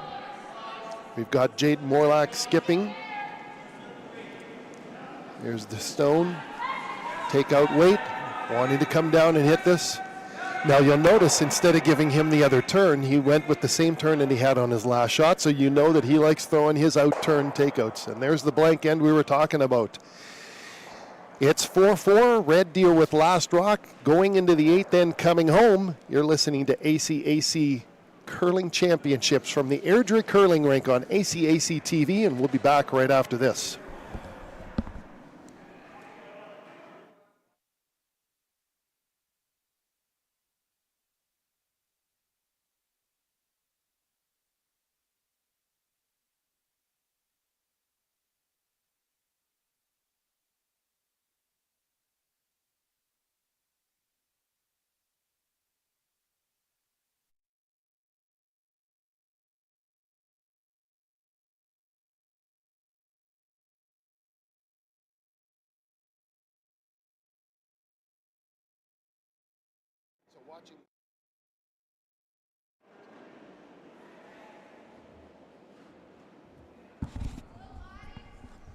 We are back at the Airdrie Curling Rink. Richard Stroband here with Joshua Arbuthnot. That's a high guard. That is a very, very high guard. My goodness. We will not see that one on the overhead shot at all. But it is still an important guard, and just like we talked about earlier, it is just over the hog line, and it's just on the center line. So they cannot move that guard, Josh, not until 5 rocks have been thrown.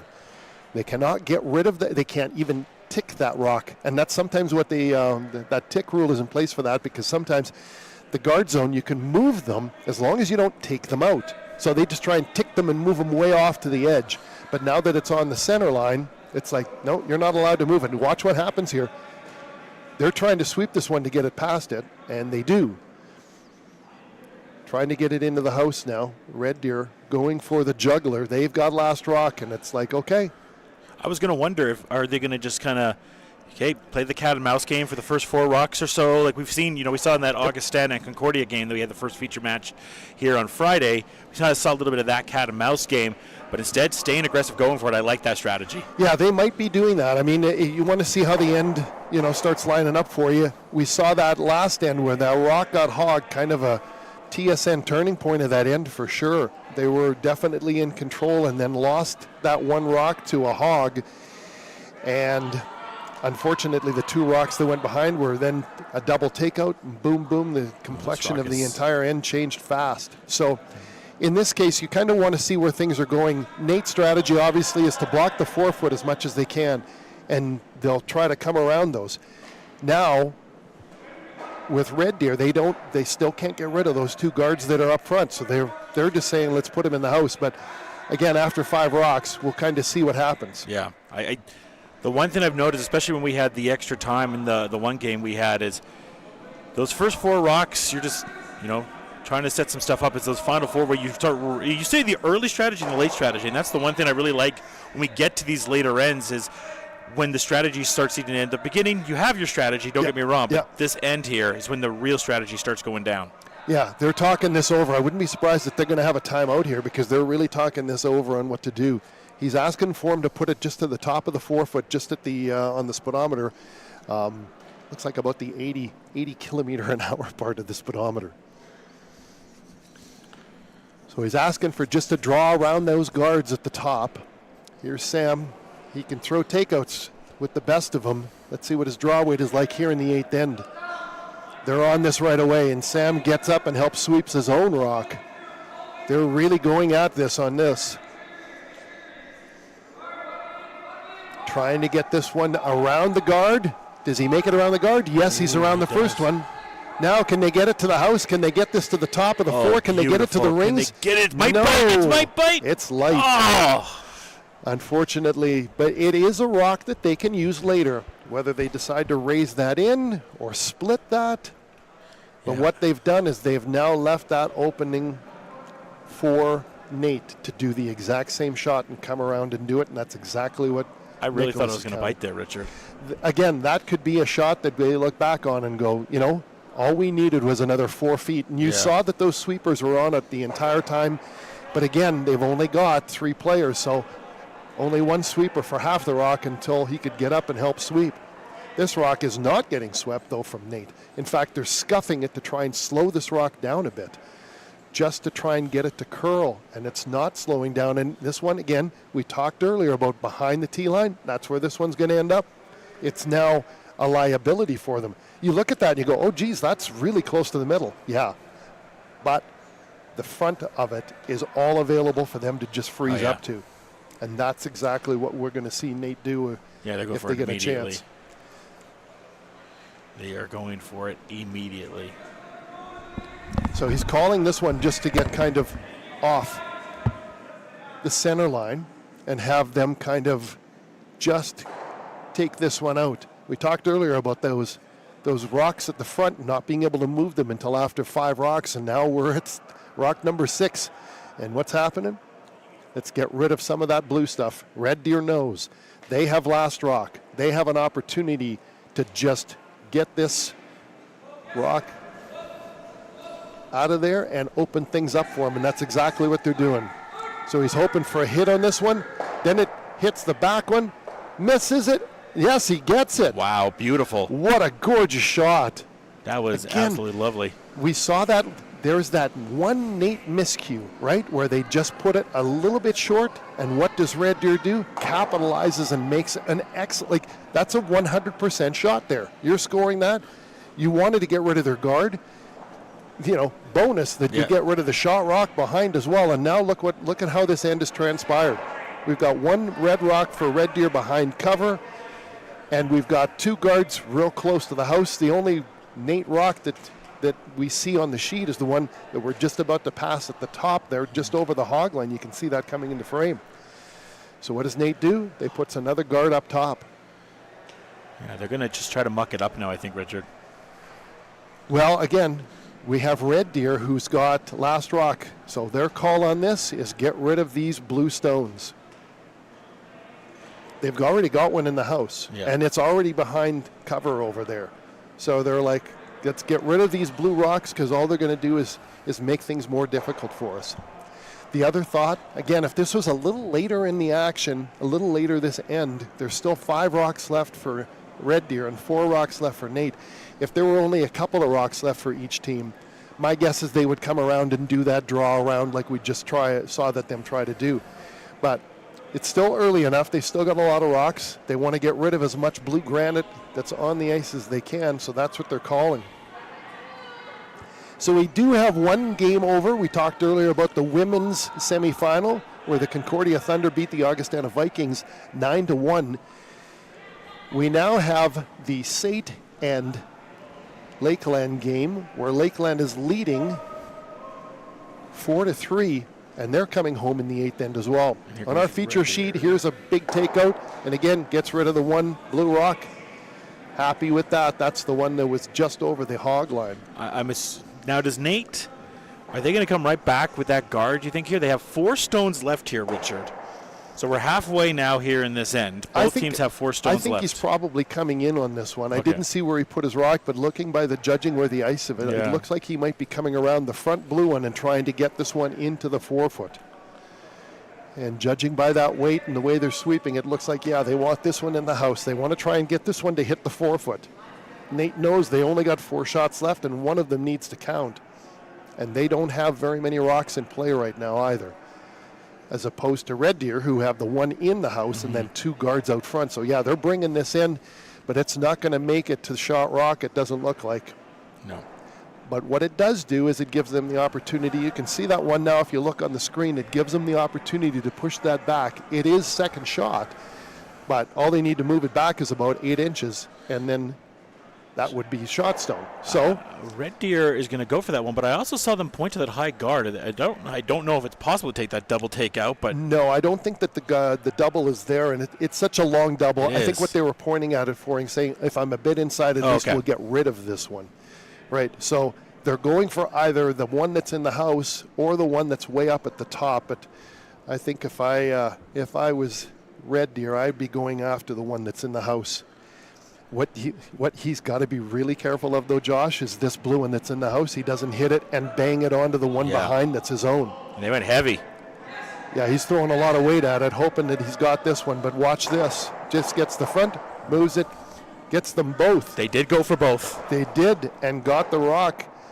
See, I was curious about that because they were pointing up, and and as you and I were discussing there, it's a difficult shot. But how many times now we said that's a difficult shot, and they've been able to do it? Yeah, and again, that one miscue from Nate, Red Deer just comes through with 2 100% shots to be able to make this happen. They've called a timeout. Yeah. And a good chance to do that timeout because right now Nate is behind the 8 ball. We look at what we've got. If we get an overhead shot of that, we've got 2 red rocks in the house. The 2 Red Deer rocks. You can see one there and just at the top over the shoulder of the other gentleman. And then they've also got the 2 guards out there. So Red Deer really in control of this. We've got Nate with 3 stones left. We've got Red Deer with 3 stones left. So Corinne Flory just at the bottom of the screen there off to the side. She's talking to her Nate Ook teammates and letting them know, we need to make 3 perfect shots here if we want to walk out of this. They have to steal. They have to make a steal.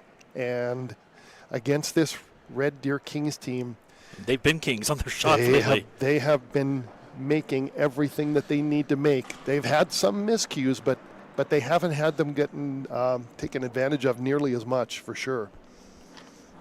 And they've had quite a good season. Yes, indeed. This Red Deer team.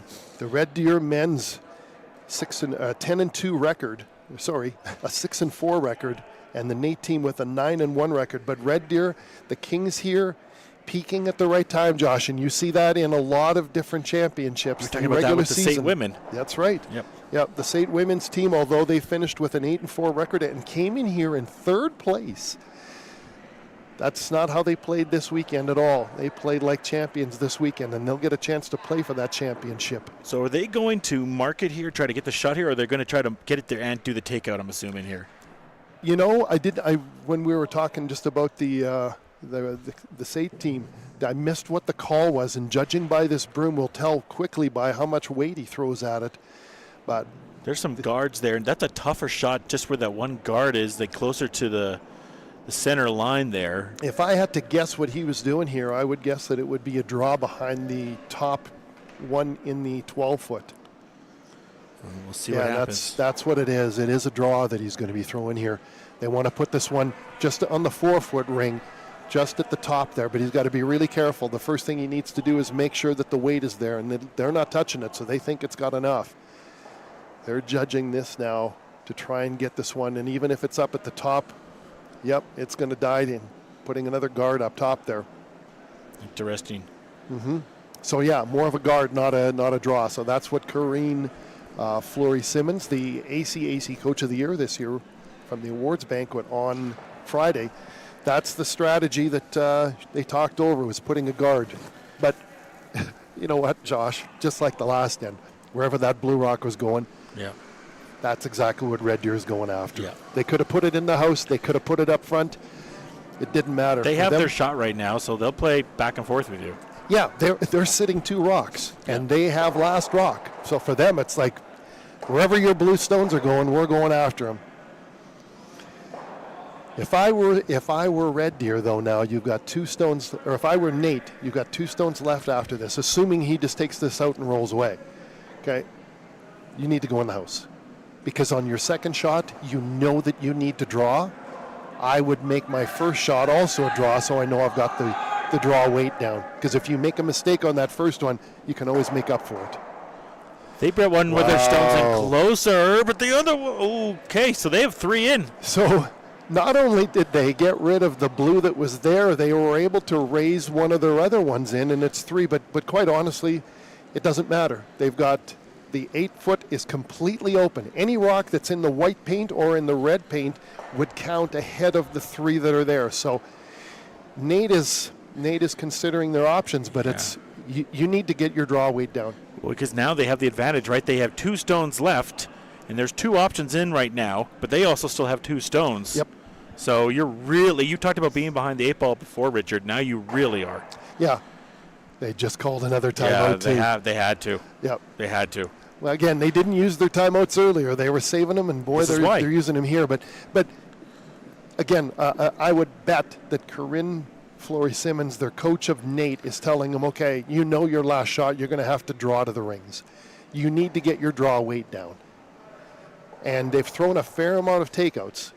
In fact, I would say that the Nate Ooks have thrown more takeouts later in the ends than they've thrown draws. So you need to get your draw weight. So where do you put this?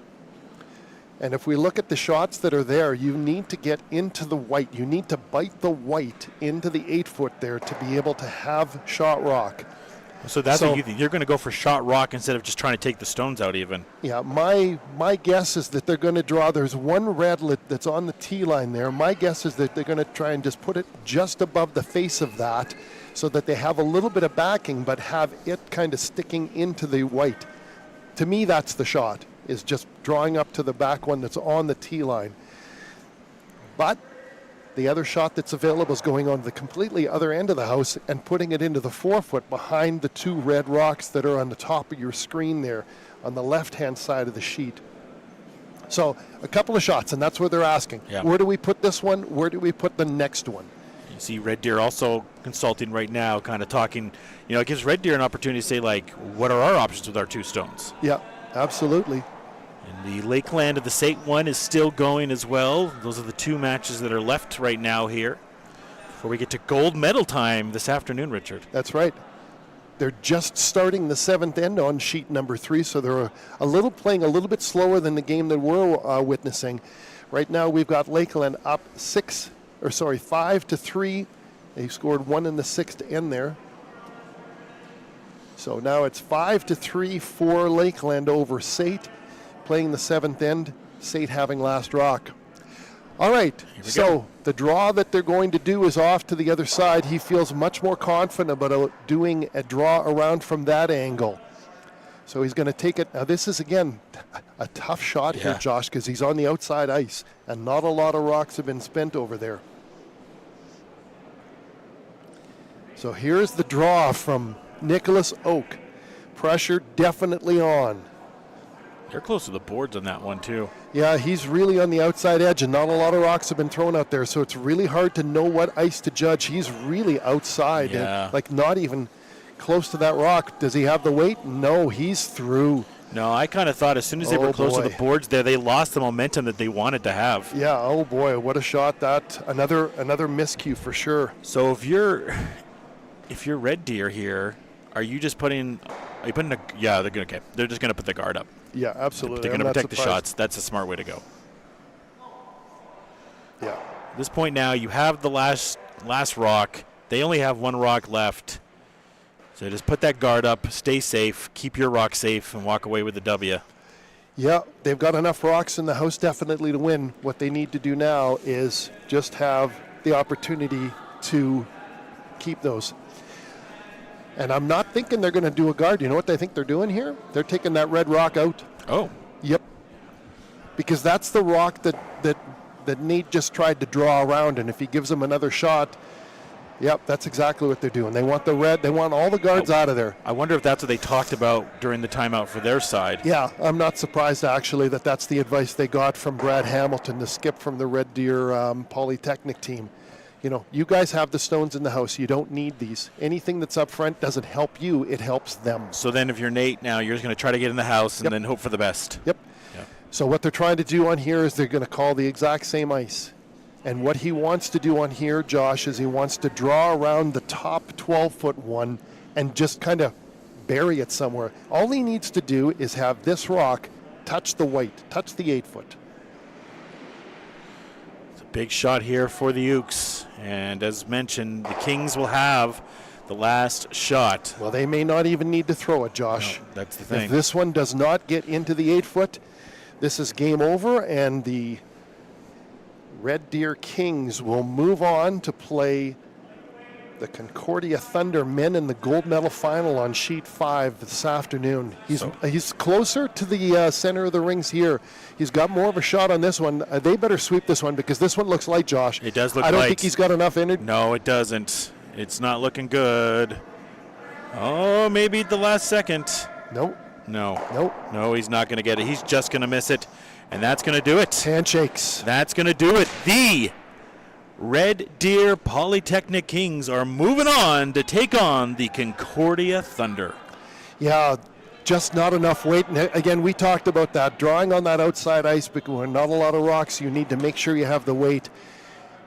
But a great game by Red Deer for sure.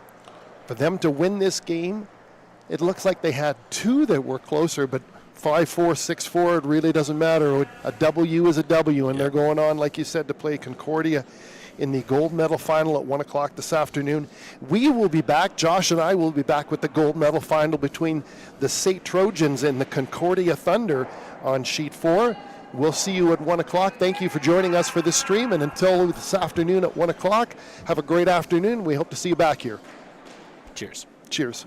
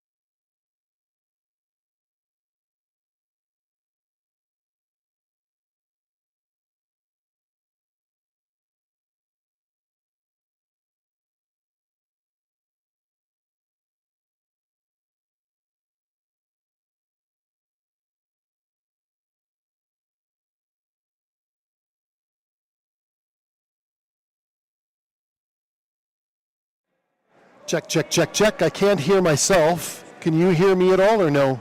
Check, check, check. Can you hear me? I can't hear me either. No, but I didn't hear you before we started last time, and then once we got in, we do, because sometimes just got to flip it up. Okay. Oh, wait. There we go. Now I can hear it. Okay, check, check, check. Giving a level check. Turn that to there. Check, check, check, check, check, check, So check. Testing. Just this game. So I come in, introduce. Yep. How do I say your last name correctly? Strobant. Strobant. Strobant. I say Strubant? So you say Stru all the time, yes. Okay. Strobant, Jarnathons. We have the Concordia Thunder and the St. Mary's Lightning are not playing. Concordia Thunder and the St. Trojans in the women's ACAC middle game. Richard, how did we get here? Do you know the name? Is it for the coach for Concordia? I think is it Tanya Smiley? Or is it Tana? Tana. Yeah. Tana. Yeah. Okay, thank you. Yeah. Okay, can you do you talk for me, Josh? Check, check, check. Check, check, check. I can hear you right now, too. Okay. Yep. Okay, we're going to turn that and turn you. Okay, talk for me now. 1, 2, 3, 4, 5, 6. Okay, so both ours have to be cranked all the way. I've adjusted the gain, the trim at the top. Is that going to make it not as hot? We should be fine with that. It Okay. sounds good to me. Okay, you talk? 1, 2, 3, 4, 5. Yeah. Okay, we're both good. Okay, so if we have to turn them down, they both go all the way to 0 and then full. Okay, Yep. so they're equal now. Coolio. Okay, they're still practicing. Okay, we got about 2 minutes if you want to let Calvin know, about 2.5 minutes before we'll start. Okay, so Concordia beat them in the round robin 8-5, but in the final yesterday. Record. Flip it. Better aesthetics. Oh, I'm sorry. It's not long enough. I can't do it. I have learned traits that just annoy me. Back? Yeah, see, Yeah. I can't. Okay. You got the Airdrie logo between us, a little closer. Okay. Do you want me to hug him? No, don't do that. Okay, so 8-5 was the score in the first game. A little early? I'm ready to go. Yep. We're ready whenever you guys want to go. So I'll come in, Richard. Yep. I'll come in with the intro, and then I'll throw it to you. Perfect. Okay. Yep. Yes, sir. Stro and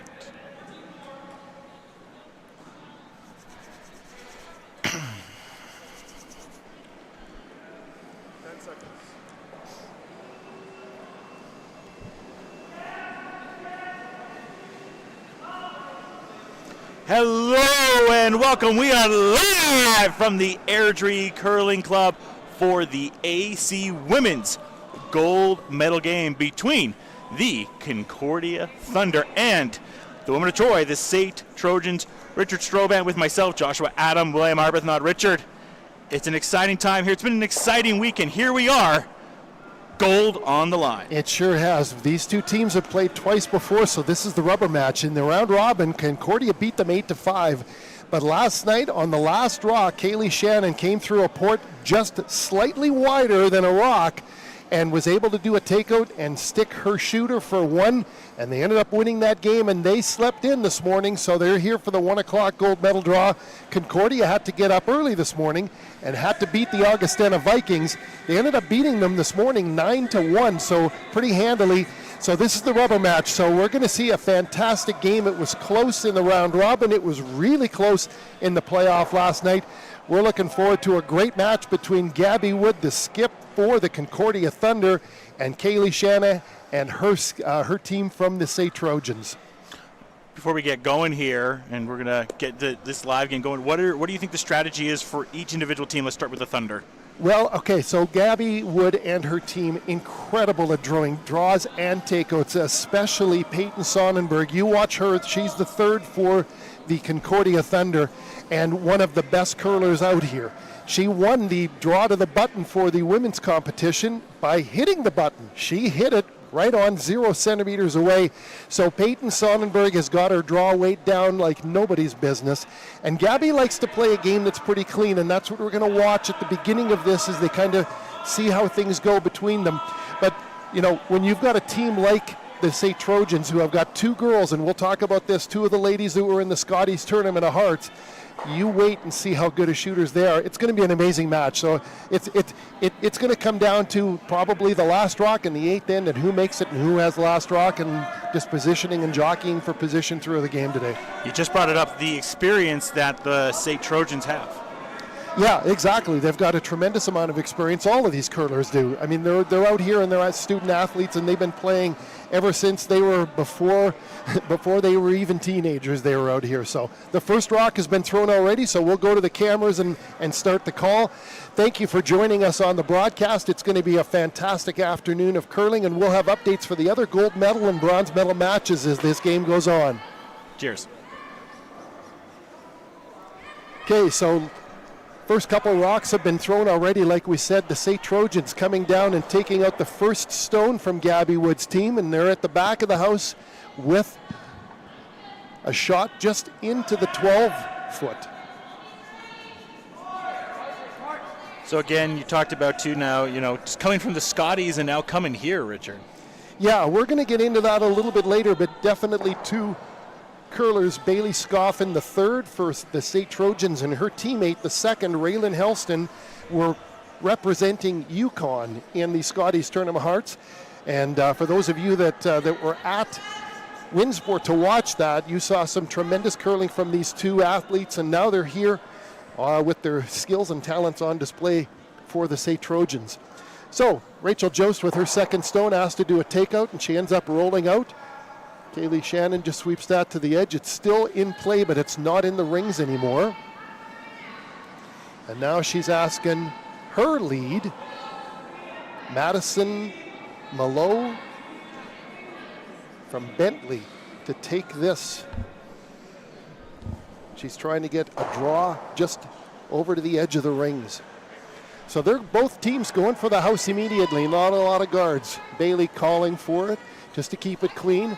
Her and Raylan sweeping this one. Raylan just watching the line to make sure. They're trying to play on the outside of the rings right now. Yeah, that's what the first shot was they did, and it seems like they're kind of doing something similar, although that might not stay in. It doesn't look like, Richard. No, she's just a tad heavy, and that's where they use that one rock in the back there, the red one, as kind of cover. You can see, Josh, on that overhead shot that one red rock that's sitting in the back still in play. Although it's touching the back line, it still is in play, and they will leave it there until it's fully crossed that back line before they actually get rid of it. So the ladies getting used to the ice here, making sure that they're not, they played on it last night, but the Concordia team played on the sheet next door just this morning, so they may have their draw weight a little bit down. This is Brenna Belassi's first shot as it's coming across the hog line now. Peyton Sonnenberg and Rachel Joust, the lead, sweeping it to try and get it. Looks like they're going to take this all the way into the 4-foot. Not a bad shot right there from them. Wants to stop it before the tee line, and she just passed the tee line. Edges over there. Kaylee doesn't like where that one is sitting.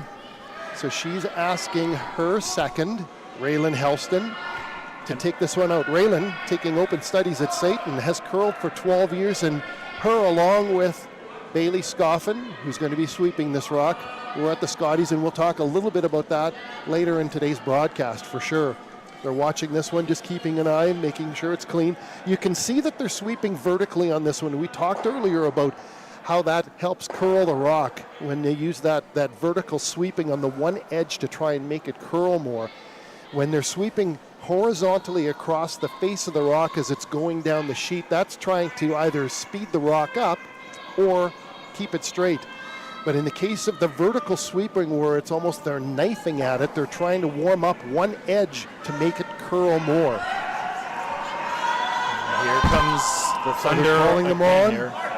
Wanting this one to have a little bit of a roll. It's a little louder in the rink this afternoon than it was this morning with all 6 teams, and we've got the men's behind us for sure. And there's more on the line right now. Absolutely. These teams are all battling for a medal. Our feature game has the gold medal for either Concordia or SAIT that they're battling for. The loser gets the silver, which is still great, and both of these teams will go to the CCAA Nationals in Fredericton later on March 11th. So they know that they'll probably be facing each other there, but always nice to head out on that long trip on a winning note with that gold medal hanging around your neck. This one going to the outside of the rings there, going after the red one that's just biting. And she does take it out, and Gabby Wood sweeps it over to the center a bit. This is interesting, too, that, you look at the women's all-conference team, Richard, and, SAIT is the one representative here in the gold medal game. Red Deer had 3, and Red Deer not here. Well, Red Deer, yes, they had a wonderful showing all season long with a 10-2, but just unfortunately, what you do in the regional playdowns, whether it's in the fall or the winter, Josh, it really doesn't matter. It's what you do here, and unfortunately, the Red Deer female team ended up finishing 4th with an 0-3 record, a bit of a surprise. Wow. They ended up losing to Concordia, this team, 9-6. They also lost to SAIT, 9-5, and then the Augustana Vikings, who are a spirited team, ended up beating them 6-4. So, yeah, sometimes the record you bring into this is not really matters much. It's who's peaking at the right time, just like any sport. Absolutely. All right, we've got third Bailey Scoffin in the hack, ready to deliver her first stone. And Kaylee Shannon asking her for an out-turn draw here to the edge of the circle. You see the 2 rocks in the back. When we get down to the other shot, you'll see that there's a red and a blue rock in the very back. They're not in the house. They're just in the back quadrant there, straddling the tee line, or straddling the back line. So a little bit of backing just in case Bailey's shot is a bit heavy. The ladies are working on this, both of them, keeping an eye on it. Bailey's keeping an eye on it as well. A lot of experience as a skip that she has, so she knows what she's looking for with this. It's starting to slow down again. They want to try and keep this above the tee line if they can. It's going back a bit, though. She's got a bit harder weight, so now they're taking it all the way back and just to freeze up to it.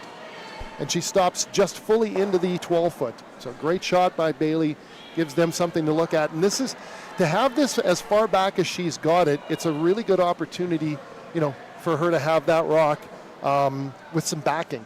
So if, for whatever reason, Peyton Sonnenberg drives this straight back, there's a backboard there to stop that rock from going out. Absolutely. And it seems that they're going to try to get the double hit here, it looks like, Richard. Mm-hmm. Yeah, ideally she would want to hit this on the outside face of it. I don't think it's going to come close. She's missed this shot, and that is a rare miss for Peyton Sonnenberg. Yeah, she's been solid. We've watched a lot of games from her in this competition here, and a lot of shots, and there's a rare miss for Peyton. She's a bit disappointed in herself in that for sure, to just leave that one. And before we got going, you got a chance to talk to some of the Concordia squad. Yeah, they were talking about really being happy to be able to make it back to this gold medal match. They knew it was going to be a close game against SAIT yesterday, and it sure was. And judging by the game that they had earlier, these are 2 very evenly matched teams. Again, their records might be a little bit different. Concordia finished first, and SAIT came in here third. But like we talked about, it's when you're peaking, and they've got 2 curlers on the SAIT Trojans team that are coming in with quite a bit of national experience. And we'll talk about their participation in the Scotties Tournament of Hearts a little bit later. We interviewed Bailey Scoffin after the game yesterday about that, and she gave us some really good comments that we'll echo again today. But on this shot here, the sweepers are trying to bring this in and trying to get this at the top of the house to try and what they call split the house. So now they've got a rock on each side. It makes it a lot more difficult now for the Concordia Thunder to do a double. So SAIT, because they finished first, they get last rock going into here. So they've got the house split now. Gabby has decided to do an out-turn takeout on this.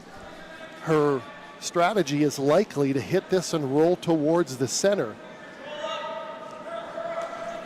Gabby has been exceptional with her takeouts as well during this tournament. Getting herself settled in the hack. She's got Peyton Sonnenberg holding the broom, Rachel Joust and Brenna Balassi sweeping. Brenna on the left side, Rachel on the right. They've got enough weight. They're trying to get this to curl. You can see that they're just trying to keep it straight. Yeah, it's got some nice weight on it. Yeah, they're trying to hold this now, trying to get this to move over. She gets it. Is she going to get a split? She sure does. Nice shot. That excellent shot by Gabby Wood, exactly what she was hoping for. She wanted the one and move over to the other, and now she's sitting one. So this is how fast a really good shot like that can turn, where, Peyton may have missed that takeout, but Gabby comes with a clutch shot to not just take the one out, but also roll over to the other one and knock it out as well. That was what SAIT tried to avoid by having the rocks so far apart, to avoid a double. But when you're facing somebody like Gabby, who's on the broom most of the time and has the weight down, this is what you get. We've seen Wood do that so many times this weekend, and she does it again right there. Yeah. So she's got Kaylee in the hack now, ready to deliver her stone. Kaylee's throwing a takeout as well to try and get rid of the last shot that Gabby just put. We've got Madison Malo sweeping hard to keep this straight. Bailey Scoffin screaming at her, come on, bring that rock to me. And she's just going to get it and get it out. Again, 3 rocks sitting kind of in the back quadrant there. I think we're going to have a blank end here, Richard. I think that's probably what SAIT is going for now. Yeah. They're not going to get any more than one, so... By the way, too, you notice on the Alberta squad having those Alberta pants, I've noticed. On the back of their leg, they have the Alberta logo, as you can see them walking by right now. Didn't catch that. Yeah. Totally missed it. That's what I'm here for, the minute things. All right. Maybe wearing those for some good luck. Maybe indeed. Gabby Wood in the hack. She wants pretty much a draw up into that corner little area over there to have some backing and make it a little bit more difficult for Kaylee Shannon to blank this end. So she's just going to put one kind of just in that little pocket of rocks at the back of the house there. All she needs is a biter, Josh. She doesn't need to get fully into the paint, although she is a little bit light. They're bringing this hard all the way to the back, so because the farther out front it is, the more the shot is more easy for Kaylee to try and just tap it out. So there we go. Just in. That's all she needs is in the 12-foot, just biting. So, and Kaylee will want to get this out and roll, so there's no rocks in the house and just have a blank end. Kaylee noticing a little bit of a mark on just in front of our broadcast table on the ice, so she was just scratching away at it. She's satisfied that now the path of the rock is clean. She'll be throwing big weight at this because she doesn't want her shooter to hang around either, Josh. right. The last shot she wants to do is just hit this and stick. She wants to hit and roll away, and she wants that red one gone as well, and she'll be putting a good velocity on this one to get it out. And you can see she came out of the hack strong there. Lots of weight on this one. She needs it dead on to get this to sit for one, but she doesn't want that. She wants to roll away. They're calling her hard on this. Has she got it? She sure does. Very nice. A nice blank end by SAIT to kind of get used to everything. And both shots, boom, on the mark for Kaylee Shannon. She's curled for 12 years, and talking to her before that, she must have started when she was about 8 years old, because she's maybe 20 years old, but what a fantastic athlete and knows what she's talking about. We've got Kevin Gratz with our broadcast crew, and Kevin's going to be providing us with the other sheets scoreboard. Kevin, what's going on the other sheets for us?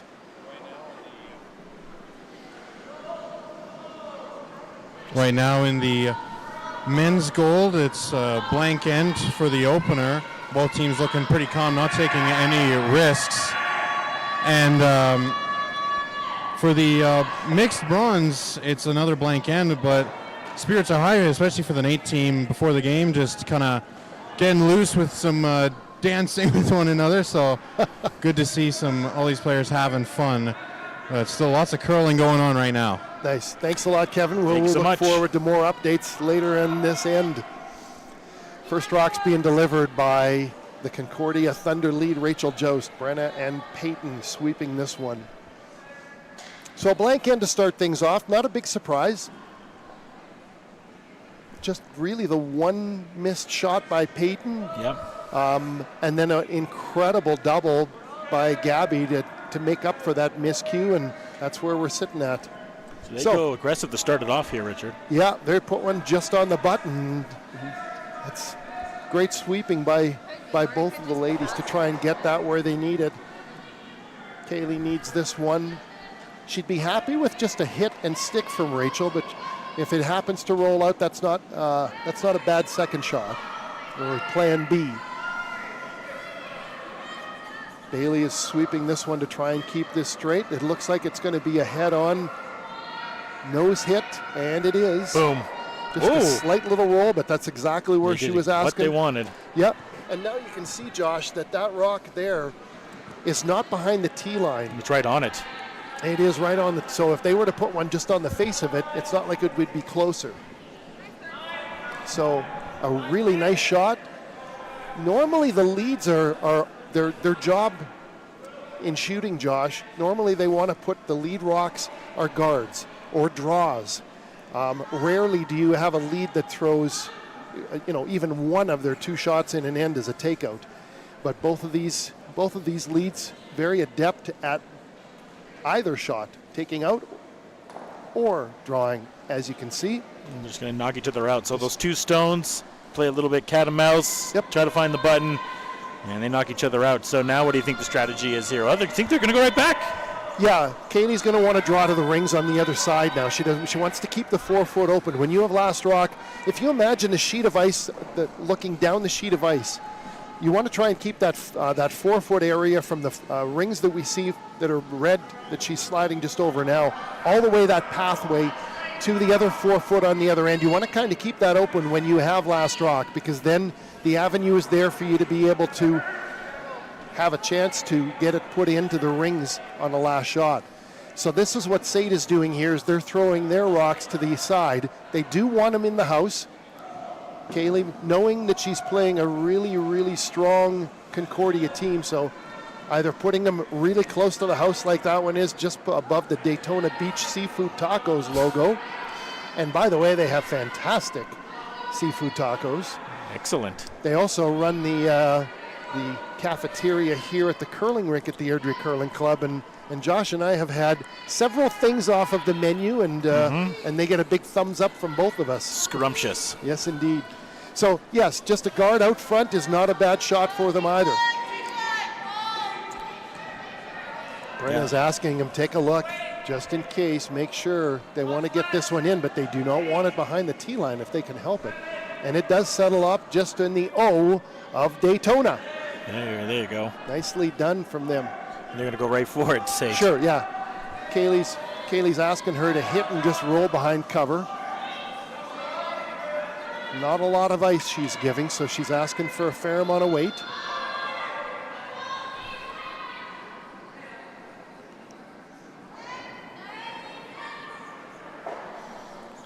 Going hard here, a little bit of weight to it, but they're sweeping. Yeah, she wants to get a little bit of a roll. I thought for a second it might go side, but that's a perfect center hit. Yeah, it's not the roll that she wanted. She wanted to roll the other direction, but that's still not bad. It is, again, at the top of the rings there.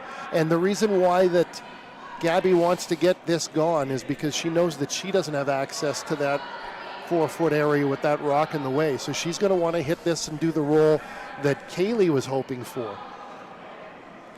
Brenna Balassi, second, has thrown a number of takeouts. Yeah, I've loved what Balassi's been able to do in this entire tournament. Well, she's new to this team. This is the first year she's playing on this team. The Gabby Wood team of Peyton Sonnenberg and Rachel Jost, those three ended up winning the bronze medal last year at the 2022-2023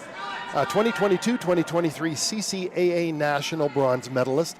This team also won this event last year. Brenna was the only one who was not on the team, but Rachel and Peyton and Gabby were all the gold medal winners at the ACAC Championship, so they're trying to do it back-to-back. They've at least guaranteed themselves of a silver medal, and they've also guaranteed themselves of a trip to Fredericton to play in the CCAA Championship.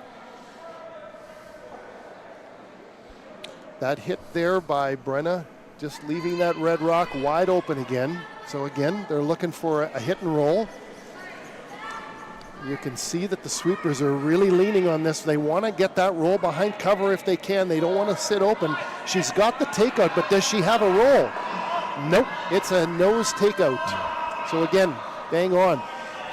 This one here needs to roll for Gabby to get into the house, though. If she were to do a nose hit on it, because that one's just barely biting the 12-foot, as you can see from the overhead cam.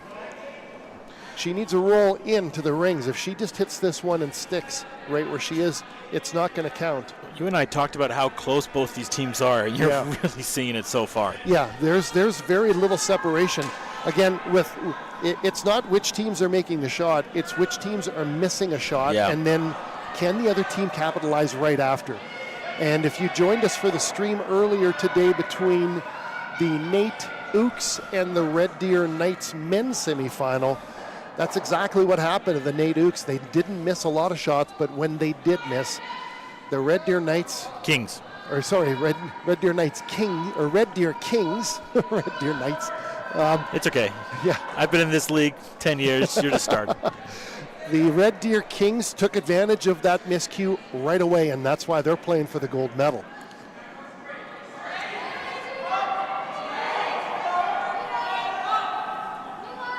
And Nate finishing with an incredible 9-1 record in the regionals for the men's division are playing for the bronze. Okay, they're waiting on Bailey's shot to try and slow down as she's trying to come around the guard. As you can see, she's past the guard, but now is it going to curl? They're trying to dig this one around. A little bit farther than she might have liked, but still a very good shot. It is somewhat covered. You can kind of see that the red rock above the Daytona logo there, in between the Y and the T, it is buried behind cover. So a really nice shot. It's a little bit behind the T line, which can be somewhat concerning. Peyton Sonnenberg, like we talked about, has been shooting lights out this tournament. She's being asked to throw a takeout here. It seemed there too that SAIT was already thinking about their next shot as this was coming up as well. Yeah, they're anticipating this rock getting taken out. And is she going to get the guard? Yes, she did just nick the guard. That was a lovely shot. Oof. Yeah, not what she wanted. She wanted to just barely raise her past that guard, a paper thin. And unfortunately, Peyton just missing that one and leaving now SAIT with their rock still in the 8-foot with a chance to split the house and now put a rock on the other side. And we saw this happen last time. But instead of putting a rock on the other side, Kaylee's asking for a rock just to sit on top of that. I talked about them talking about it. They knew exactly when they came up what they wanted to do immediately. Yeah, and that's what they were talking about. The last time they split the house and Gabby pulled the double. In this case, they're like, you know what? Let's put a rock just in front of that, hopefully before the T line, and it looks like she's got it. Just going into the 8-foot. Nicely done again, above the T line like we talked about. I think they might even say maybe they call a timeout here. No, Gabby's got. Yeah, she's got it. Gabby knows what she's got. Yeah. She's got an affinity towards double takeouts, Josh, and that's what she's calling on this. She wants that red rock, the only rock that she has in play. She's planning on raising that back and hitting both. The two rocks behind it are blue. Well, we've seen so many double takeouts from her in this one, so. Yep, she is quite proficient at that. I would think that out of all the curlers out here, Gabby would be easily in the top 3 of being able to do double takeouts, and she's done that fairly consistently during this Bonspiel for sure. She's got killer weight. She's got enough weight on this one. Does she have the line? And they're asking Peyton to scream and her to sweep. Does she have the double this time? She sure does. But unlike some of the doubles that she's thrown, the first rock hits the back rock square and it stays put. Kaylee puts her broom down. She wants this one to sit at the top, right where the O is in Daytona on that rings when you can see it. She wants her rock to just be maybe a biter or into the rings fully, right where the O is on the word Daytona Beach. This is going to be the second last rock here for the SAIT Trojans. Yeah, we're shooting skip stones now. Gabby threw her first one. Kaylee now having an opportunity to throw her first one. She wants this in the house, Josh. She wants to sit 2. She knows that if she does that, she's laying a double for Gabby, but it's the best shot she's got right now. Well, here she comes. Second last stone. I do like this call because she's got a few outs that if she's light, it's a guard out front, and if she misses and is heavy, then she freezes up to it. Both of these curlers, Madison Malo and Raylan Helston, are sweeping this frantically to try to not just keep it straight, but also to try to get it in. And they don't want to raise the red rock in. If anything, they want to get a little bit of a rub and move it over a bit. It does rub it slightly and just taps it over. Okay, so they did what they wanted to do. So Gabby puts her broom down, calls her draw ice, just close to the edge of the forefoot, and she's going to come down and try and draw up to that one and freeze. Yeah, they're very happy about that shot right there, Richard. Yeah, I mean, I wonder whether she would rather throw the double, and maybe that's the plan by Kaylee, to try and leave that one out front, knowing that maybe Gabby just threw a takeout and has only thrown takeouts out of her 3 rocks so far, that maybe this is an opportunity for her to, because if she's heavy, she goes right through, and then it's a draw for 2 for SAIT. We haven't seen Gabby do that very much, though. No. Not a miscue coming from her very often. Looks like she's got good weight. They are sweeping it. They think it's a bit light. Yep, Rachel Jost has been on this since the start of it. Brenna is looking. They want to make sure they don't raise the blue rock in either. Are they going to miss the guard, or are they going to hit it? It looks like they've got past it. They're going to just miss it. And is she on top of it? She for might a be. froze? She might be. She might be. What an excellent shot. Wow. See, this is what I talked about. She doesn't miss. No. Gabby definitely has her draw weight already, and this rock is a problem now for Kaylee. She needs to get this out.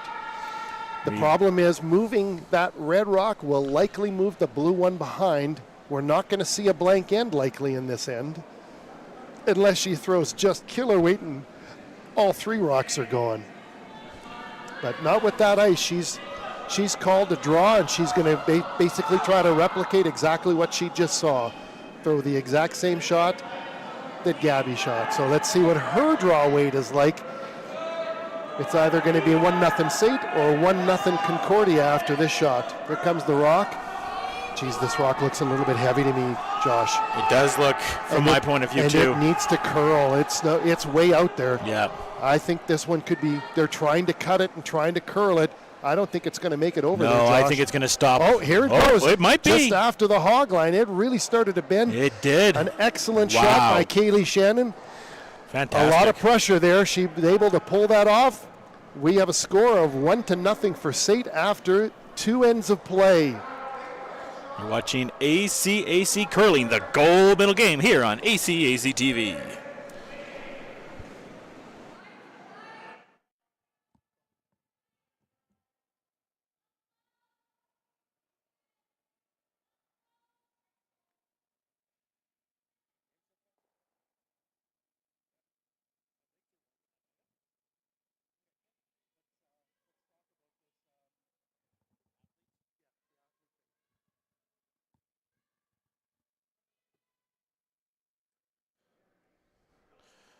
All right, welcome.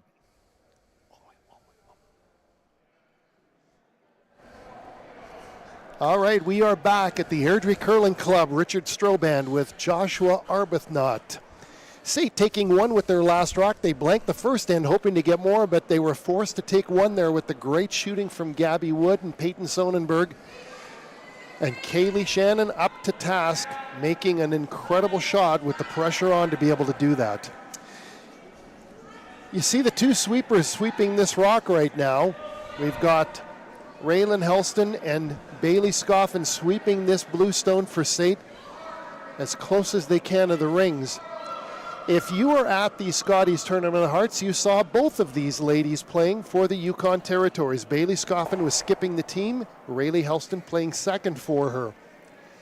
And when you think about it, Josh, when you think about these athletes and them playing here in the ACAC Championship Curling and moving on to the Nationals, but literally just days ago, on Thursday in fact, these 2 ladies, Raylan and Bailey for the SAIT Trojans, they came in after playing against the legends in Canadian curling, against the Jennifer Jones and Homan from Ontario, and Laws, and all of these great names, and Einerson, who were, world champions.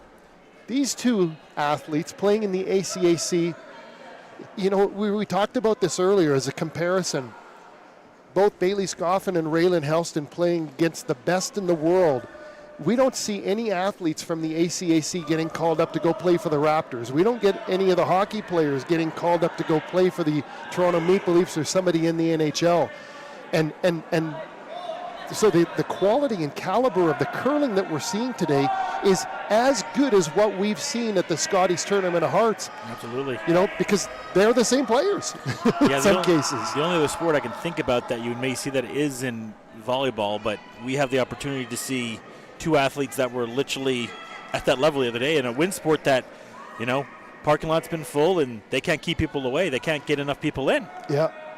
We got a quick update coming from Kevin Kratz for the out-of-town score from the other sheet scoreboard.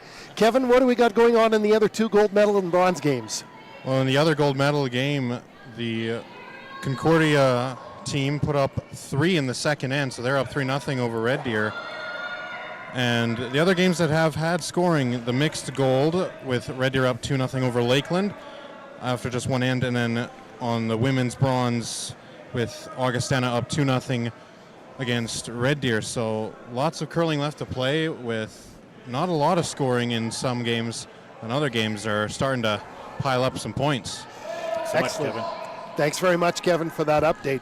The Red Deer one is interesting. An Augustana team's been really impressive. They have been. They've been very consistent, and I was quite shocked when they went down 9-1 earlier this morning. The feature game we had on Friday was very close. Yeah, we had a feature game between the Concordia Thunder and Augustana Vikings women's teams, and yes, that went down to last few stones.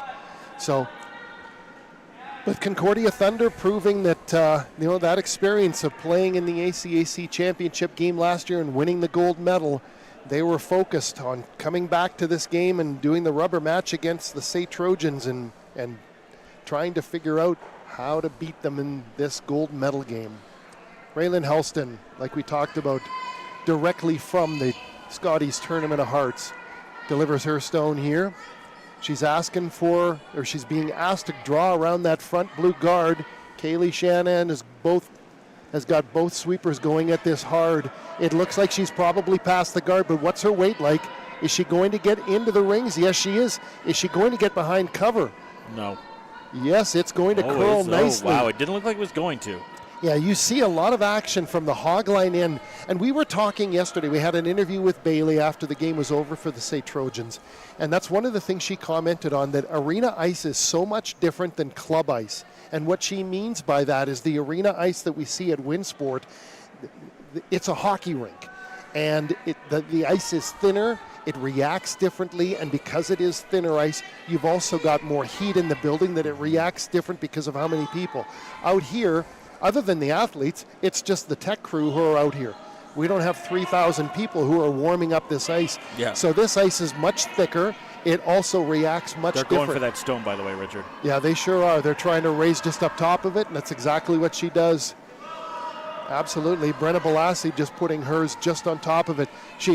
If she had the choice, she'd rather just be sitting right on top of it. There's about a foot gap, and that's enough now for Raylan Helston to kind of just wick that one out and then still stick there. That is interesting to hear about the different ice, though, and the different surfaces, and obviously Bailey would know. I haven't played on both now. Yeah, just within the last few days. Yeah. But yeah, they do react much differently, and these club ice, the curl that you'll see, it'll react differently to the sweeping as well.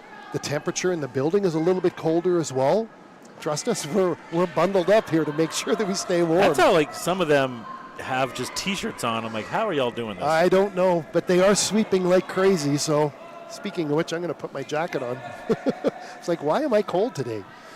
Some of these athletes are just born in the rink, right? Yep. A great shot by Raylan Helston just to bump that red one back. Nice control. Great sweeping by the SAIT Trojan women's team to try and, a lot of people who don't watch curling, they look at it and go, nice shot, but a lot of times that shot depends completely on how the sweepers help that rock. And here's an example. We've got Peyton and Rachel both sweeping Brenna Balassi's shot here to try and craft it into the spot that they want. Once that shooter lets go of the rock, it's up to the sweepers to take control of, obviously with direction from the skip, but it's, do you want to cut it in? Do you want it to stay straight? A great shot indeed, but wonderful sweeping and excellent judgment. And I can tell you, as a sweeper who's played a fair amount of curling, I've messed up and had a lot of sweeping errors where it was a good shot and I swept it too much or didn't sweep it enough.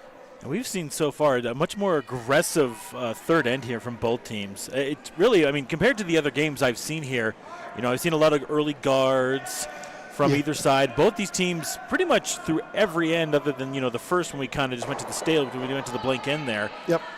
They're both now just going for it. Yeah, they're calling, I don't think they're going to call a timeout, but Bailey came down and says, I think I like this shot better, and that's what she's doing, is she's looking at probably tapping that one. And her choice of shot here, you've got a few different options. You can throw a takeout and try and get rid of the three or the two blue ones and sit for three, but that's not what she feels confident with. Bailey wants to try and just put hers just in that little pocket of the blue rocks that are there, and we'll see that in just a second when this rock gets down there. She's asking for a tiny little bit less ice when she pointed inward like that as well. Watch the focus on her when she's delivering. She doesn't even blink while she's in, until she delivers that rock. She's in the zone. Yep, absolutely. Literally blinks after she got rid of it. Great call. Absolutely, oh yeah. We've been watching her enough, and most curlers are like that. They'll keep their, not even a blink. They're sweeping it hard now. She knows that she's got to get around that blue rock at the front. It really is cutting, and it looks like it's going to hit it and roll. The weight was there, but remember just at the beginning, she asked to just move the broom slightly, and that just moved it over slightly. I'm really so interested close. what Gabby's call is going to be right here. So she can almost split between those two rocks. That's exactly what she's going to do, is Gabby's going to try and come between that hole. Yeah. I wondered as soon as that happened, knowing what we've seen from Gabby, I figured we can see that, and they've been able to make these type of shots, so I'm not surprised that she's going to go for that right now. Peyton serving right now, second year. Yep. She's from Barhead. She wants to make up for a takeout that she missed in the first end. Is she going to hit the guard? It looks like she's probably got the inside red one. Yes. And now she skitters through, moving the one blue rock to the edge, and then we've got Kaylee Shannon trying to sweep that red one out. So do you think their idea was to split both of those or try to sip through and hit the ones in the hole? She wanted to get in between that hole. Yeah, I thought so, yeah. And, this shot there that she just attempted is almost a mirror image of the shot that we saw Kaylee Shannon accomplish last night. She came through a hole that was just barely bigger than the rock. She maybe had an inch on each side. All right, here's Bailey's attempt at this. Now she doesn't have to worry about the guard that's at the top. She's going for the two red ones that are on the side. She's got enough weight. They're asking them to hold. Just let it curl a little bit more. She's got it, and then she just rolls off to the side a bit. So they're sitting nice. Yep, they're sitting first shot. Second shot is the red deer stone that's in behind. And Gabby knows she needs to get rid of some blue rocks in this end, so she's holding her broom down. Peyton is in the hack saying, yes, I get a chance to redeem myself on this one. Again, you watch the steel-eyed delivery from Peyton when she comes down here. You won't see her blink either. I'm going to wait and see if she blinks right after she throws this time too. Oh, nothing. Still no blinks. No blinks. She doesn't want to miss this shot. Brenda Balassi is sweeping this like crazy. Gabby's telling him harder, we need more. Coming down, it looks like she's got a really nice looking double. They're going to get it, yeah. She did get it. Well, not the double per se, in that sense, but not knocking up both stones, but landing where they want to get. Definitely exactly what she was hoping for, is now she's got first and second shot, and now she's going to force Kaylee Shannon's first shot to go for a takeout to get rid of those two. And if she can accomplish that and hit it, she kind of wants to hit it. If you're looking at the rock when we get a chance here, get a chance at the hit it on the inside, kind of 5 o'clock position on that rock. Had the graphics up for Madison below, the lead for the SAIT Trojans, and her taking her business admin. Bentley is home for her, but now we've got Kaylee Shannon in the hack, the skip. She's from Lethbridge, taking business admin. Trying to take care of some business right now in the house.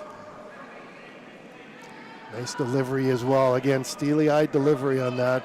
She's hoping for this rock to move a little bit more. Yeah, you can see her you can tilting see her their head. cutting. See the vertical cutting that they're doing on the rock, Josh? Is she going to get this one off to the side? Yes. And then move it behind. Some beautiful shots on both sides right now, and you can't ask for anything better than what you just got there from SAIT. Yeah, they're sitting 2, and you can bet Gabby, we should call her a double shooter because Man. she likes shooting doubles. She's going to try and get both of these out. Another great sweeping job by both of the SAIT front end. Gabby's calling the ice here. Her objective is to try and hit this one on the one side, Josh, and have both blue rocks spill off on the edge. She kind of wants to hit it, again, what I call the 7 o'clock position. 6 o'clock is right on the back end of the rock. She wants to just hit it a little off on the left-hand side to get rid of both blue rocks and have her rock then sit there for 3. So a big shot here by Gabby. And she has been the model of consistency this weekend for sure. Very few miscues coming from this young lady. Comes out with a nice long delivery, strong, lots of weight. They're not touching it though, they're trying to curl it. Doesn't look like she's gonna hit the one side she was hoping on the right side. She's gonna hit it on the left, but she still accomplishes the goal of what she wanted, and that's to get rid of 2 blues. Unfortunately, she got rid of her shooter as well. She did. So now there's 2 blues in. There's actually 3 blues in. Yeah, there's a biter. We got a biter. Oh my, we have a very interesting shot coming up here. If you look, there are 3 blue rocks just in the Yeah, you 12 look foot. at the, There's one at the top of the screen, one just the top where left. Bailey Scoffin is standing, and then one just off on the bottom of the screen near the tee line. So the call here for Kaylee is to hit this front one. She needs to get rid of it for sure. But if she can somehow get that one to get the other red one out, even if her shooter rolls away, Kaylee will be sitting 3. But they still have one more rock to throw for the Concordia Thunder. So this rock has to go first, and she needs to get that one out. She's got the right weight. They're just keeping it clean. They're communicating with Bailey to let her know that she's got the weight. They're trying to keep it straight now. They just want to get it just off to the side. And it gets rid of another blue, but she does sit there in front. She does have the 3 still. She does, but now we're in a bit of a danger for SAIT, Yep. that if they hit this one with the proper angle and move the blue stone in between back here and not onto the red one, then red will sit 2. So a chance for Gabby to do a takeout and get 2. Which he's an expert at. Yes. Yeah. But she's only has to take 1 rock out Yeah. this time. Yeah. So So we'll see how she does on this. Gabby, who has been so stoic in every attempt that she has leading this Concordia Thunder team. Second-year player, Bachelor of Science, from Stony Plain, Alberta. Big shot right here to try to get the Thunder potentially on the board. Yes, last shot of the third end. They're on it right away. She's inside. She's shaking her head already. She doesn't like this shot. It's going to be a close one, Richard. Oh my, she's missed it. No, she Oh might my. No, she missed it. Wow. And they're going to. And she pushes her own out. Oh my goodness, Josh. That's 3. That's 3 blue. A steal of 3 for SAIT. Oh my, worst Unbelievable. case scenario. We've talked for about Gabby. how stoic and how good she is. That is a rare miss for Gabby Well, Wood. and it isn't just that she missed the rock that Yeah. she was aiming at. The rock that was behind there was in the wrong spot for her. So it was not just a miss on that side. It was a miss to then take her own out. Oh, just heartbreaking. 4-0 now for SAIT. Although, oh, wait. Hold on a second. They're just going to put this in to see. I don't think it's in. It looks like that one is not in. From our point of view, it looked like a biter, but seeing it on that view, it Yep. doesn't look like it's in. So we're going to wait for them to hang the score. We're not sure exactly. So in the meantime, we've got Kevin Kratz here with an update on the other 2 gold medal games for the women, or for the men's and the mixed and the bronze games. Kevin, what's going on? Well, I mean, it's starting to amp up on some of these ends. Right now, Red Deer and Lakeland for the mixed game is 2-1 for Red Deer, so Lakeland getting a point there. SAIT is up 2-0 on Nate in the mixed bronze. And Augustana has jumped to a 3-0 lead after the second end. So lots going on around here. It's hard to keep up. So they do get 3. Wow. They do get 3. They do sit 3 on that one. So now it is 4-0. So they did do the measurement. Wow. From our original point of view, we thought it was in. Then they remeasured it. We weren't sure. Yep. And now they do count it. So it is 4-0 right now for the women of Troy. Just outstanding. What? You know that Gabby, as soon as she let it go, she was calling and she started shaking her head. I think she knew that there was a chance that she could lose her second shot as well. Just heartbreaking for sure for her. Well, but we still have a lot of curling left. We saw Augustana come back against this team. Yes, we did. So this is far from over, but I think you're going to see now a different strategy from Gabby. What about the strategy from the Trojans? Is it guard city now? No. Put them in the house. Put them in the house. Well, because I guess they have. Again, they don't have last rock, No. and any guards up front are just going to be problem rocks for them later. So they're just putting them in. On the other side of things, you look what Gabby's doing. She's going to ask for guards. She's asking for guards, and she wants rocks in play. She doesn't want to have to just play a clean house. That's SAIT's strategy on this end, Josh, is to just let Concordia have one, or continue to steal, or another blank in. So this one Rachel comes up. Jost, the lead for this, delivering her stone. For Concordia Thunder. Yeah, they're going to go for that guard like you were talking about, Richard. Yeah, they'll be throwing as many guards as they can to start with, for sure. And you probably don't want to try to get it all back in one as well, I know. No, it's pretty difficult. You saw earlier, if you were watching the Scotties Tournament of Hearts, Jennifer Jones getting 5 in that first end, and the opportunity, obviously a huge advantage, but came back and got 2, so it was 5-2 after 2. Haven't got a score update from that game yet, but we'll try and get that for you. Again, Kaylee, called shot. Let's put another one there. And if this one is light, it is protecting the one that is pretty much right on the button anyway. Bailey and Raylin, the two from Yukon territory, sweeping this rock. Looks like this one is going to go into the rings. Now, where do they want it exactly? Preferably just on top, and that's exactly where they're calling it, just on top. SAIT sitting in there with 2. SAIT's starting off the way they want to start here, Richard. Yeah, they don't want rocks out front. That's not beneficial. Here's Rachel Joust in the hack again from St. Albert. Lead for this Concordia Thunder team in her second year of Bachelor of Science. Wonderful delivery. I mean, they've all got such smooth deliveries when they're at this level, Josh. Again, wanting another rock behind that guard. They figure they can do the takeouts later. Here this rock goes, and now you're going to really start seeing it curl after it gets off that center line and past the hog line.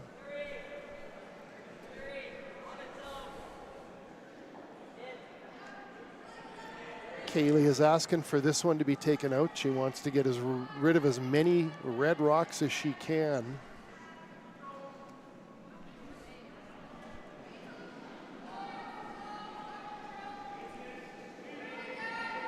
There's Madison Malone throwing her second shot. Actually, sorry, that's Raylin Helston who was in the hack there. She wants this one out and then roll over. It's a little hard. Yeah, they're trying to cut the rock and trying to get it to turn. Ooh.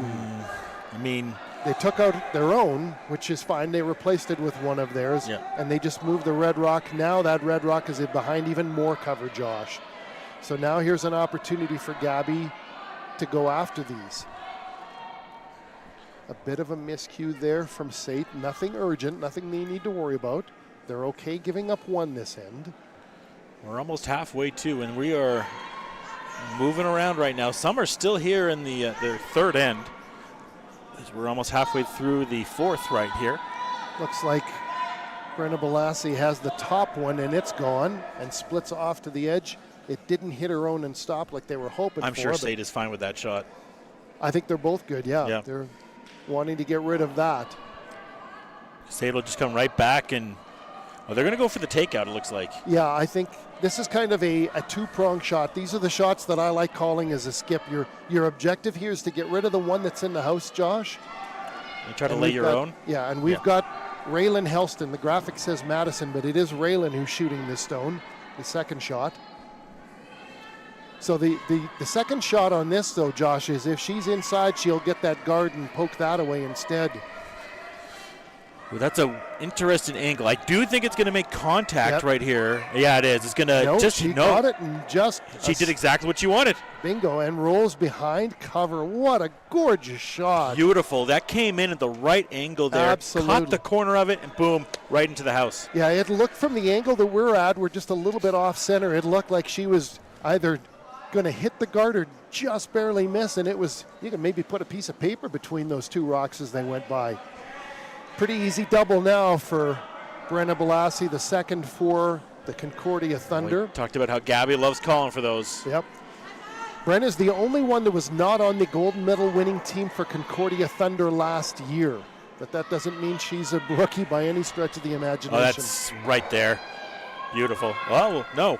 She hits the double, but she doesn't get rid of both of the rocks, and she spills her shooter off to the other side. So it looked like the angle it took. It didn't hit it center on like they intended to. They hit kind of the angle there, which didn't give the full propeller there to knock it out of the way. Yeah, and that's, again, that's what the sweeper can help control, is what type of angle you're having on that. So, again, Kaylee has got her broom down, asking for a takeout of this red one that's on the far edge of the 8-foot there. Bailey can do these shots in her sleep. They're waiting for it to curl a little more because they want a little bit of a roll, but she's definitely got this. She's got it. Lined up perfectly right in the center done. there, Richard. Absolutely. Now, if you look at these rocks, they're parallel from each other, so this is an impossible takeout. You can't get rid of both of those rocks. And that's kind of one of the advantages of the shot that she wanted. So Gabby's, okay, we'll go after the shot rock then.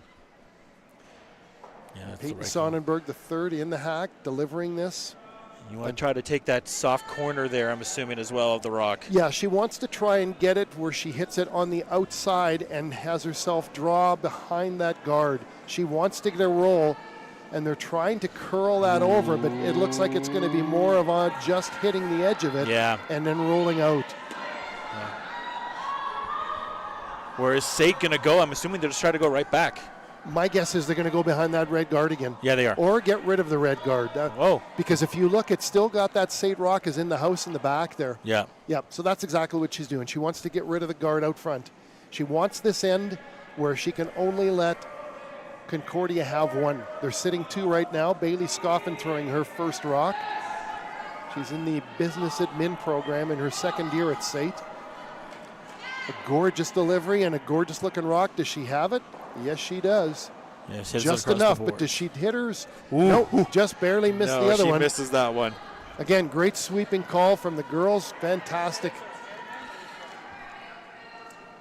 You'll see that most of these curlers have stopwatches hanging off of their right hip. And the rationale for that, Josh, for those who don't know, they're timing the rocks to see what the weight is like.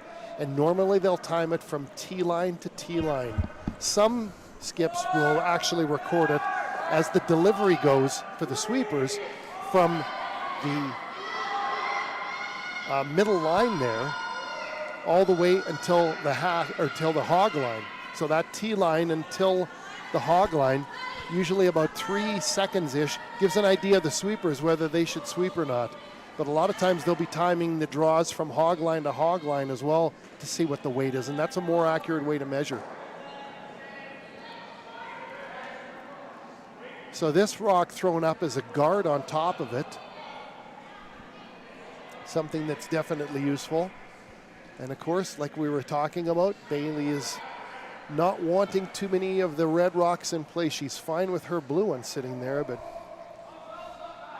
Kaylee wants this shot gone. You'll notice as well, Josh, we brought this up yesterday, that every single one of the players that's on the ice today are all using the orange skin at the bottom of their broom.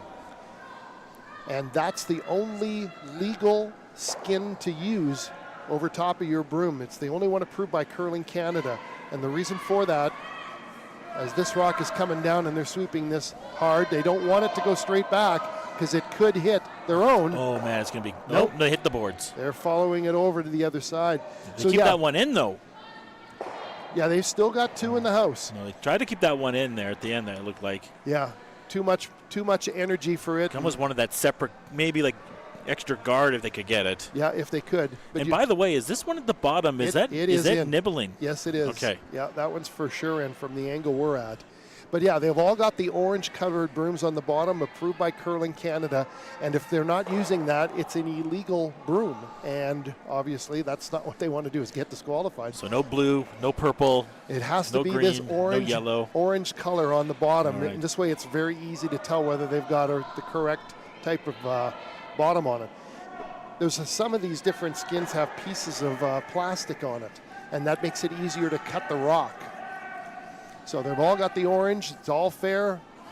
Some of them are hardline brooms. That one's getting a little light, but some good sweeping might be able to get it there. Yeah, this one's definitely going to be frozen just up top of the red one, and that's the type of shot that Gabby wants to make, and they're definitely capable of. She doesn't want much movement. She got a little bit there, unfortunately. So you can bet that Kaylee is going to go after that one and wants to just wick it out the side and roll to the middle to try to get three. So each team now down to their last rocks here, Richard. And this is a big shot for SAIT. It sure is, because a miss on here means that there's an opening for Gabby to get two. Yeah, and split this lead in half. But if SAIT does make this one, then they're sitting three, and Gabby is forced to draw for one. The call on this one is she wants to hit this one on the inside and roll to the middle of the house. Kaylee Shannon in her Bachelor of Business Admin from Lethbridge. Put a lot on that one. Yeah, she wants to wait for this to draw, to move over. They're waiting. She doesn't want to take her own rock out. She's going to. No, Oh, she's not. She's got wow, that. Nice shot. She's definitely happy with that. She would have liked to have stayed in, but this is better than taking her own out, that's for sure. So, yeah, they're going to go for that stone on the right side. So Gabby really doesn't have anything to shoot at other than just taking this out or drawing to the center, and it looks like she's just going to draw. She's got that draw weight down. She knows she can make the takeouts. She wants to get that draw weight. She wants some redemption from that last shot, too, I'm sure, Richard. Yeah. And SAIT very happy with how this end shaped up. They're either going to get two or give up one. So then it's 4-1 with the hammer in the fifth end. Gabby running out of ends, so she needs to manufacture some points. It hasn't worked to have last rock, the last few ends. So she, getting her guard weight down, figures, okay, let's see how we are at stealing. This one's coming down. They've got... The sweepers are off it. They were on it before, but now they came off it. I wonder if it's just a really fast path that they're going on. We got Bailey who's going to try and get this one. She needs to get it fully into the 12-foot. But no, it stops for one for Concordia. 4-1 after 5 is the score we have here. And we're going to go throw to Kevin for some more scores for the outer rink. Well, out of our rink. The other sheets. I'm trying to come up with something. Go ahead, Kevin. What do we got going on, buddy? Well, apparently in the men's gold medal game, they're going for the big scoring ends. Because in the second end, Concordia had a 3-point end, but Red Deer's come back with a 4-point end. So it's 4-3 Red Deer. And we got a 2-1 game, a close one for the mixed gold after just 2 ends. And for the Nate and SAIT mixed bronze, it's tied at 2. And then Augustana and Red Deer, another game that's getting some good curling action with 3-2. So they've evened it back up. And then Nate and Lakeland, 5-0 Nate for the men's bronze. So big scores going on. Yeah, not a big surprise on that Nate score with them having the best team overall with a 9-1 record. Them not being in the final is kind of a big surprise. All right, we've already started action. Gabby Wood down at the other end calling for the first rock already. Kaylee and her team didn't even have time to have a quick meeting. Well, that came right back with it. 4-1, like you said, here in the 5th. And now SAIT with the last rock. So SAIT's goal here is to try to get 2, Josh. Yeah. They want to try and get 2 with this or a blank. Make the score 6-1. They do not want to give up any points. Right now they've got this game, it's in their favor, but as we've seen, it just takes one miscue for them to be able to just have it go the other direction.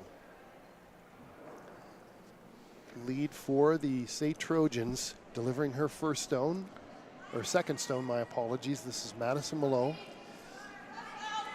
We've got Bailey and Raylan sweeping this one, trying to get this one to the top 4. They're trying to curl it in and trying to get it in the rings. They don't want to hit the guard that's out front, though. It looks like it's not going to hit. It looks like it might be a bit heavy, though. Yeah, it does. Yeah, you don't want this one behind the tee line like we talked about earlier. Gabby will take that. Gabby's happy where that one sits. She knows that that's providing backing for one of the shots she's going to throw, but she's not going to call for it yet. She wants to sit right on top, yes. She knows the ice because she just saw it happen. I can hear, the SAIT squad being sorry. They weren't happy with that shot. Yeah, the sweepers maybe swept a bit too much, but they had to get it around the guard, right? They had to get it around the guard.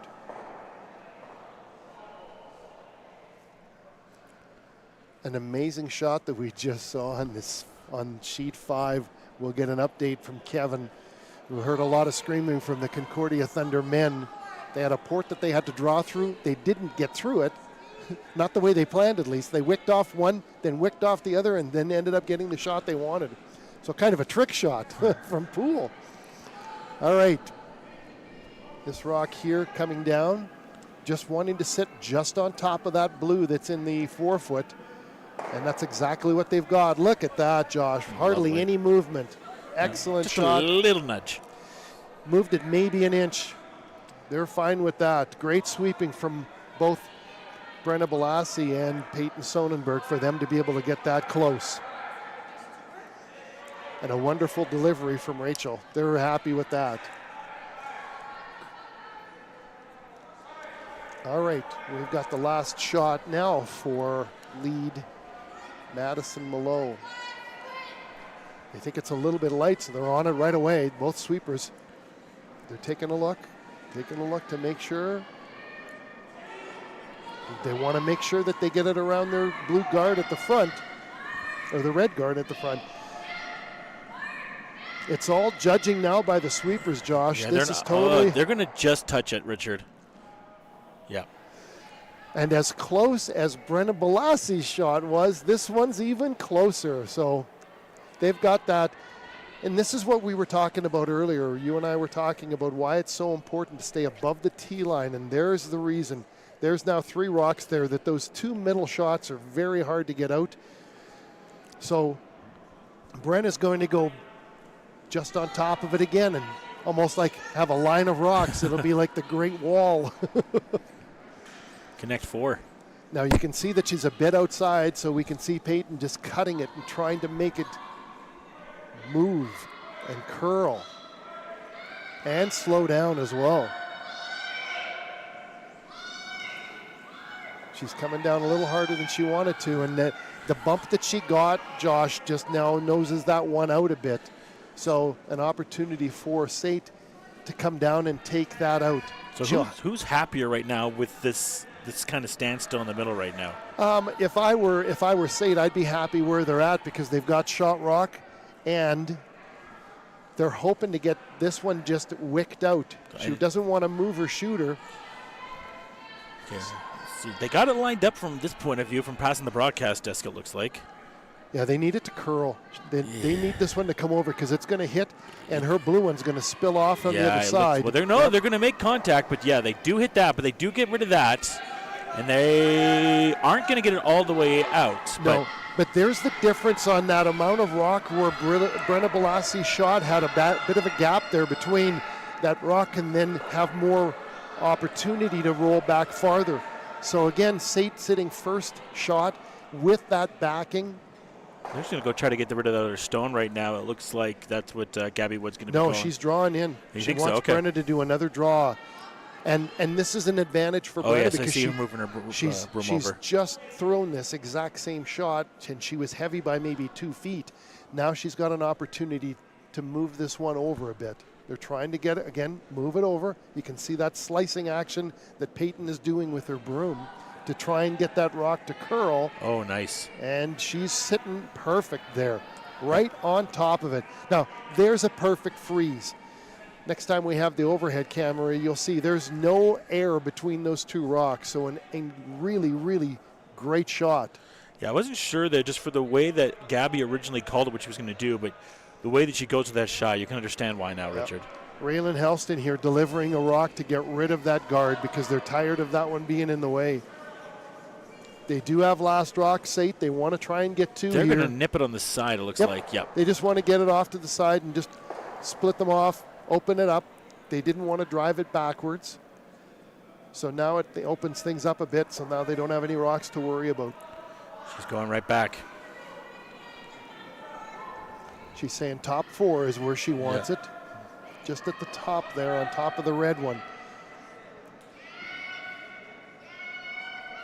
And then it's almost like as they move farther into this end, it's an opportunity for them to do a takeout on the front one, but the back one, because it's almost like dominoes, it's like they're pushing the last one out. And the last one at the bottom of the hill here behind that T-line is a blue rock, and that's SAIT's color. SAIT shooting blue, Concordia shooting red. Shot the opposite of their school colors. Yeah, and I wonder if that was a strategy on which rocks for them to pick up for sure. Minor Battle of Alberta here, too, that we haven't talked about. That's right. Yeah. Battle of Alberta last night, the Calgary Flames beating the Edmonton Oilers. I like that one at the top right there. Just puts another guard up, which is exactly what they were calling for. And what does she do? Get rid of this one is what Kaylee wants. And her and Gabby would have a little bit of going back and forth between the two of them there. Yeah. And Brenna's at the back of the house. The second doesn't often go back there to find out and get some questions answered. And you've seen both squads be very reactive in this end, particularly, Richard. Yeah, they're trying this one to just, again, wick it out and roll away. Got it. Nicely done. Getting rid of that rock. But I have been impressed with that of how quickly they've just gone right back and go. Like the other ones have had some more conversation, but in this end particularly, each team knows exactly what they want to do right away. Yeah, yeah. Yeah, great communication between the front end when they're sweeping and the skip and third who are calling whether they should sweep or not. And there's a tremendous amount of trust they have for each other. You know, they know that the front end knows how to judge the rock, and as soon as that rock crosses the first hog line, you watch, one of the sweepers will call down to the skip and let them know whether the rock has the speed they need. Take a look. She says back 4 as soon as she goes back 8 now, she says.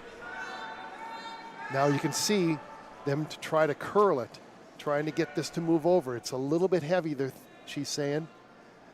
They're trying to make this curl over a bit. So it is going to bump the red one, but how much is it going to bump it? Very little. Very little, it looks like. Yeah, unfortunately, she left both of her stones, the 2 red stones, open, and an opportunity for now SAIT to take 2 out. Bailey already in the hack. She's chomping at the bit to get this out. It's so hard to get rid of that middle one right now, though, Richard. But the one at the end, the far left, they're going for that one. Yeah, they're going for that one. They're hoping to then roll in front of that other one that's the shot rock. Yeah. Bailey re-cleaning her stone. That almost seems to be the routine for her every single time, though, too. It's part of her routine. She uses her sleeve to try and get that clean. Maybe she wants to keep her hands warm. Yeah, she's one of the few out here that doesn't have mitts on. Which is probably a good idea for us. Lots of weight on this one. She's a bit outside on it. They're going to wait for this one. You can see that they're trying to sweep vertically to try and get this one to curl over a bit. Is it going to move? She doesn't have a tremendous amount of weight.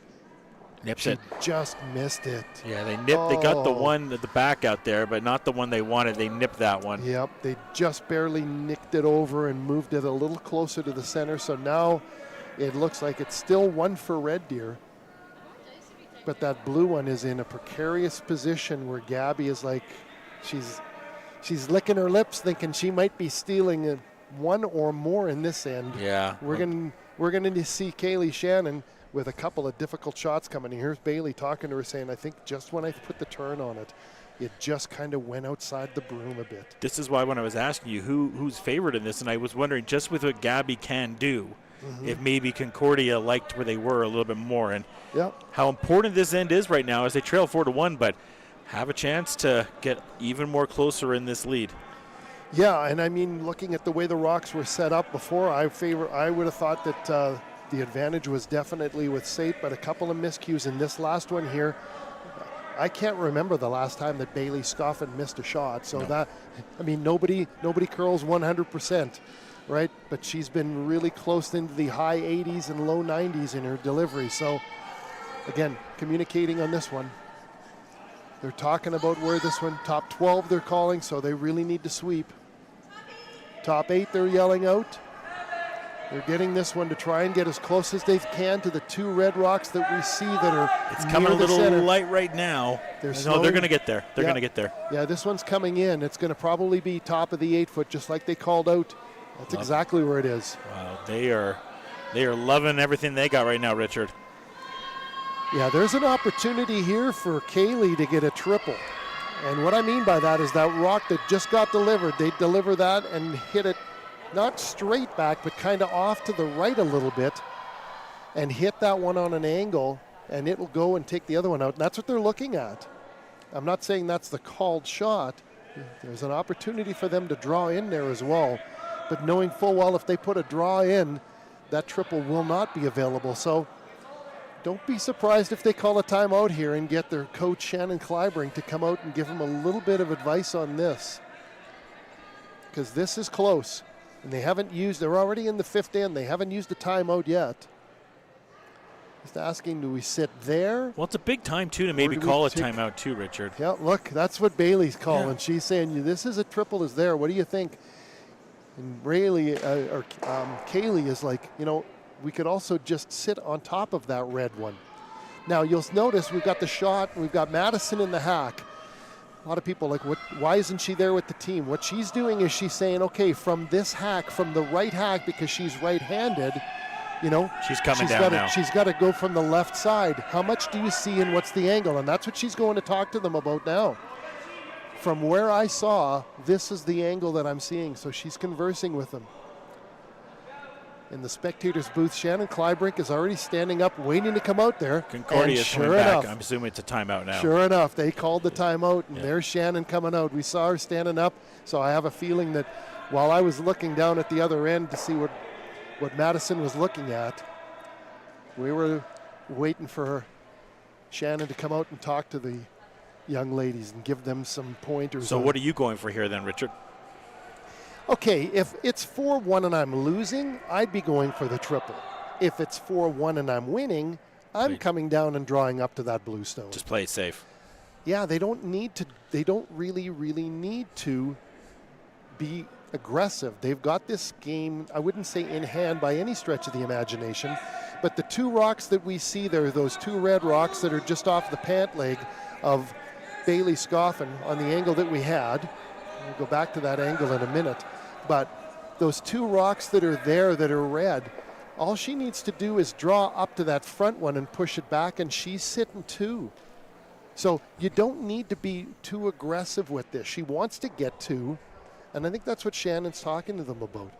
You just move that one back 6 inches, and you're going to sit 2 as it is. You don't have to do a huge peel on it. Yeah, she's pointing at that one again. Yep. And this is what Bailey's saying. Do we just sit it right there? And, and even giving up 1 isn't terrible. No. What they don't want to do is give up a multiple steal. Well, they give it 1 and they still get in the 6th end, they still have the last shot, correct? Yes, exactly. Yes. If they give up, they'll still retain last rock. But don't forget that there are 2 blue stones yet to come and only 1 red one. Yeah. So they're not just calling this shot, they're calling the next one. Yeah. So that's what they're looking at. If we come down and just barely miss this guard, is that the call?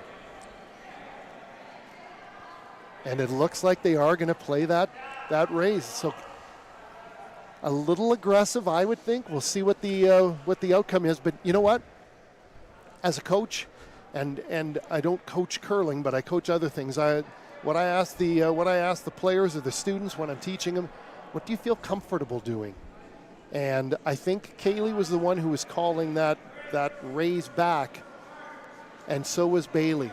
And when Shannon came out there, she wanted to at least offer the opportunity that there is a draw, but maybe that's what they're planning on their second shot. So here's this takeout, a key shot for this end for sure. They're asking it to be clean. It's not moving like they thought. No. They're not asking them to sweep it. This is just coming off the edges. She got this shot. She's got rid of two of them. But it's still, she's cleaned out the front end a bit, and now it's 1-2 for Concordia. They're just going to put a stone right back there, and then they're going to maybe try to go for another one. Oh, Concordia's plan is to throw a guard up right on the top center line, just above the house. She wants to put it just outside the rings on the center line right there to be able to have those two. She sees an opportunity. Gabby sees an opportunity to get two here. Yeah. I would be very surprised if Gabby came in and took that blue stone out. Yeah, there's no reason to do that. Well, I just wondered if they potentially try to get aggressive here and try to see if they can somehow play for three and tie this game up. And that's the thing, is she can do that, but she knows who she's playing against, Josh. Yeah. And there is no way that Kaylee Shannon is going to miss all three of those with a takeout. Yeah. That's impossible. Yeah. Right? Like each rock is approximately 12 inches across. Yeah. And so that we're looking at missing a rock by 3 feet. That isn't going to happen. No. She knows that this skip is far too skilled to miss that. Just take the two and get it to a 1 point game. She's hoping to get two of this, which is when you're stealing, you want to get one. If you have an opportunity to get two, well, you don't want to get too greedy, and that's the point. So she's just going to throw a guard up. She wants it to sit just on the top of the rings, biting the center line, maybe a little bit below the center line on the overhead cam that we have now. She wants it just on the other side of the center to cover both of her rocks. Last shot for Gabby Wood here. They're calling this in, and it's really, she says T-line. This is a bit heavier than they wanted it. And it's coming over and across now. Yeah, I don't know if that's going to be as much as a guard as what they, well, you know, it might be. It's coming in, though. It's coming in, and it's going to hit them.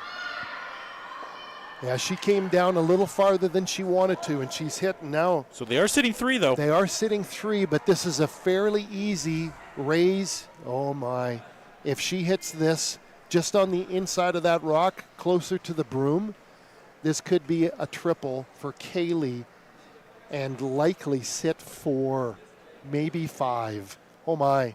For the Trojans. For the Trojans. There's an opportunity for Kaylee to get 5 here if she can get rid of those 3 rocks. That would potentially end the match? I would think that they might want to shake hands after that, because then it would be 9. But this rock needs to this needs to be perfect. Yeah. The angles of both of these double on this triple needs to be exact. Right now, her goal is to get 1.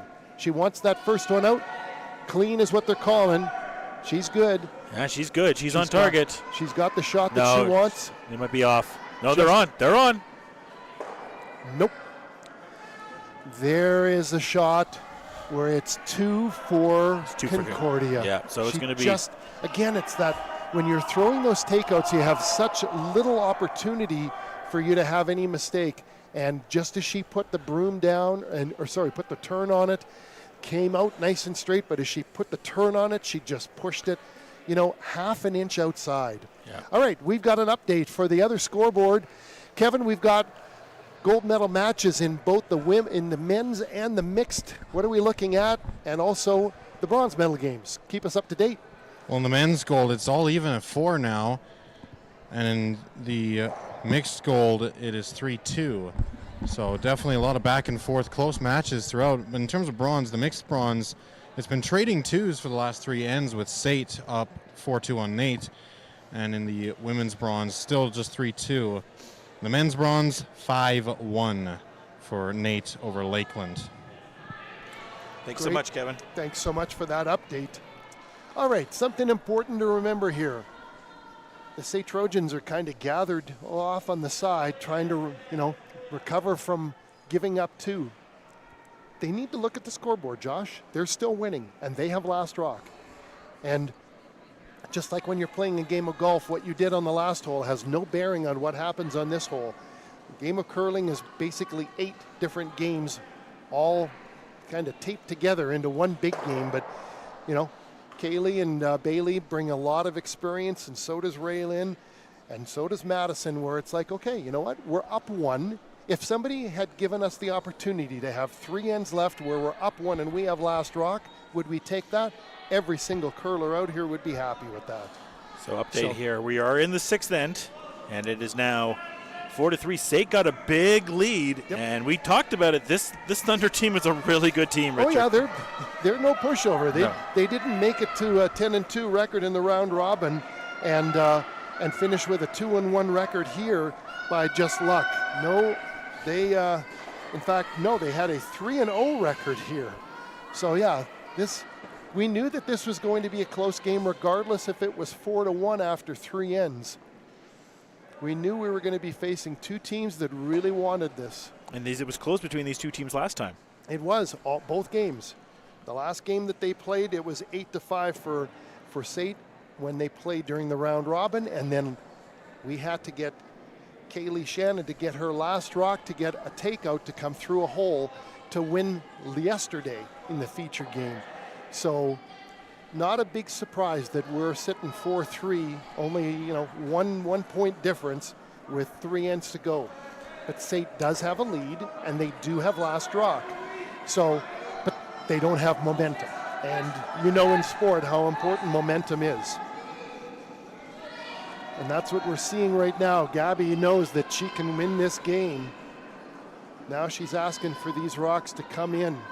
She's got a guard at the front. Watch this rock curl. You'll see this rock really start bending at the last 6-7 feet. It moves over a couple of inches. But Kaylee is didn't move enough for her. She wants this one out. So she's calling a takeout. And her hope is that she can actually hit it and just kind of roll behind cover. She wants to roll maybe a foot to the left, Josh, over behind that guard, the 2 guards that are there that you can kind of see. It is pretty much wide open. She's not asking for really heavy takeout weight, though, and you'll see that from this. This is what they call hack weight or backboard weight, that if they didn't touch it, it would go there. I'm afraid she's on this guard, though. It's really curling. Yeah. Like we said, arena ice and club ice is different, but that's okay. She's got rid of the guard, and there's still a lot of rocks left to throw, and getting rid of the guard is maybe something they would have done later in this game anyway. So, but definitely a miscue. And now what does Gabby do to take advantage? She's drawn her broom across the back line, and she says, I want T-line weight on this.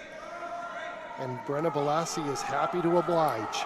She can throw the takeouts with the best of them, but she's also got really good control on her draw weight, and has shown that as the team was 3-0, beating Red Deer 9-6, beating SAIT 8-5, and beating Augustana Vikings 6-5 in the round robin.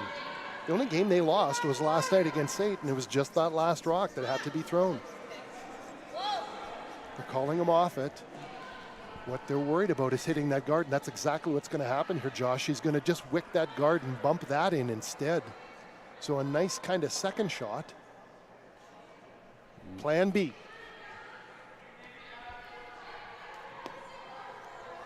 Good sweeping by the sweepers to get that where at least it's, and they're looking at the ice to try and see if there's something there that made that start curling or start holding. They're looking at one of the brine lines, and if you look really carefully on some of the ice here, you can see the horizontal lines, right? And we can see that. That's exactly where Brenna was looking, is what happened in that one area, because it really started to bend right about mid-sheet. And there's one brine line that goes across there. Again, different paths, and the ice changes with every single end. It gets lighter and lighter going each direction, and where the footprints go and where the rocks go and where, more importantly, the brooms, which are trying to wear down that pebble that they put on. The sheet of ice in curling is not flat like a hockey rink. There are little bumps all over, and they call them pebbles. And no, they're not rocks. They're little water droplets that when they throw them onto the ice, they freeze. You can see it if you look close enough at the ice. What a gorgeous Beauty. shot Double. by Raylan Helston to clean this end up for them. Boy, did SAIT need that shot. Yeah, you stole the words right out of my mouth, Richard. That was an excellent shot by Raylan, but again, got to compliment the sweepers on that because they kept that rock straight, but that was really, really well done.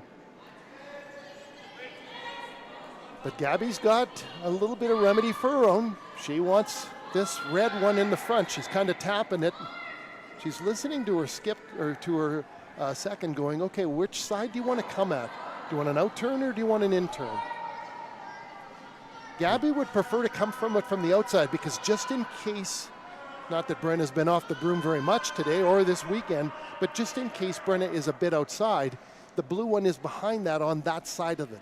So if she's going to miss the red one by a little bit, at least she would get the blue one in the back, which is her goal anyway. They're waiting for this. She is a bit outside. In fact, they're sweeping just to try and get it. Yep. She's just barely got the front one, but she's not going to hit the blue one. No. Again, a little bit of a miscue from Concordia, and they've made so very, very few this weekend. But what does SAIT do to take advantage of this? This Concordia team's a championship level team, Yes. Richard. But Last year. when the nerves a little bit, they're human. When are those going to start setting in? Well, you know what? I think that these teams have played enough championship games and had enough pressure that, every rock to them counts, even when they're practicing. And believe me, these student athletes, they don't come out and play just a 1-2 hour game like us rec curlers come out and play. They're out here on this ice surface or an ice surface, you would bet almost daily, just like any athlete.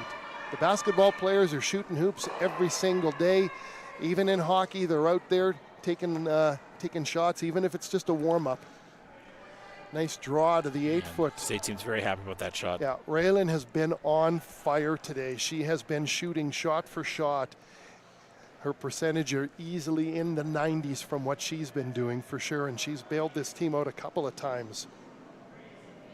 Speaking of somebody curling in the 90s, Peyton Sonnenberg. Yeah, She has been lights out, one of the best female curlers Fantastic. out here all tournament long. And here's another example of her shot. They're sweeping this one. It looks like she's got this one. What she wants to do is hit this one and roll. Is she going to miss it? Oh my gosh, she just barely misses it. Razor thin there, Richard. Oh, and they swept as hard as they could to keep that. But again, this ice is starting to change a bit, and they haven't had a lot of coming from the outside going in towards the center of the house. And as they were coming up, you could hear Balassi, too, kind of start to see the way that it was going. Yep. She called for it. Almost halfway through, you could hear Balassi call for it. Yeah, well, and that's the sweepers, knowing these rocks and knowing where they are on the ice. And again, we talked about if you look down the center of the sheet, if one of our rocks like this, or one of these shots, down the center of the sheet, the 4-foot all the way down that middle, that pathway is ground down by so many rocks. Here's another one going down that 4-foot pathway.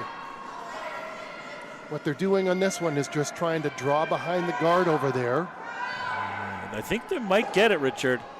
I think she might be a bit heavy, though. Yeah, she is coming in hard right now. Nope. Just slows down. Wonderful Wonderful draw weight from Bailey Scoffin. Just puts it right on the tee line, exactly where they wanted that. SAIT is... It's a little bit higher than the tee line, actually. Yeah. Yeah, about a foot in front. But SAIT is rolling right now. Yes, SAIT is definitely on point. Raylan getting both of hers. Madison making a wonderful start to this end, and Bailey with her first shot. They're making up for that little rally about saying, okay, look, we've got the lead. We've got last rock. We're going into the 5th end here, or the 6th end here. Peyton Sonnenberg with her takeout, an opportunity for her to get this one out. Does she have it? Looks like she does. Is she going to get a roll, though? Yes, she does. She is. But it's going to roll all the way over, and now she's sitting in the 4-foot. But again, behind that tee line. Well, I was going to ask you, too, if you're here, the strategy right now, you have last shot if you're SAIT, right? Mm-hmm. So you have to score right here. Well, no, you could blank this end. Well, I'm just assuming that there's too many rocks. The next end at the minimum you want to score, because you want to score one more time, and then presumably in the 8th you want that last shot rock. Yeah, you want to get shot rock in the 8th. So they're kind of playing this where SAIT would like to get 2, maybe 3, and they're waiting on this rock to curl. They're trying to curl it.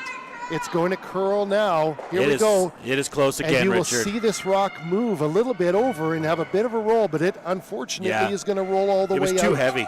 It was too heavy. Well, she needed the weight for it. It just, again, tiny bit outside. But at least, you know what, Josh, it was a complete miss. It was, she hit half the rock, and she got it out. She didn't keep her shooter, but that's certainly not a bad shot.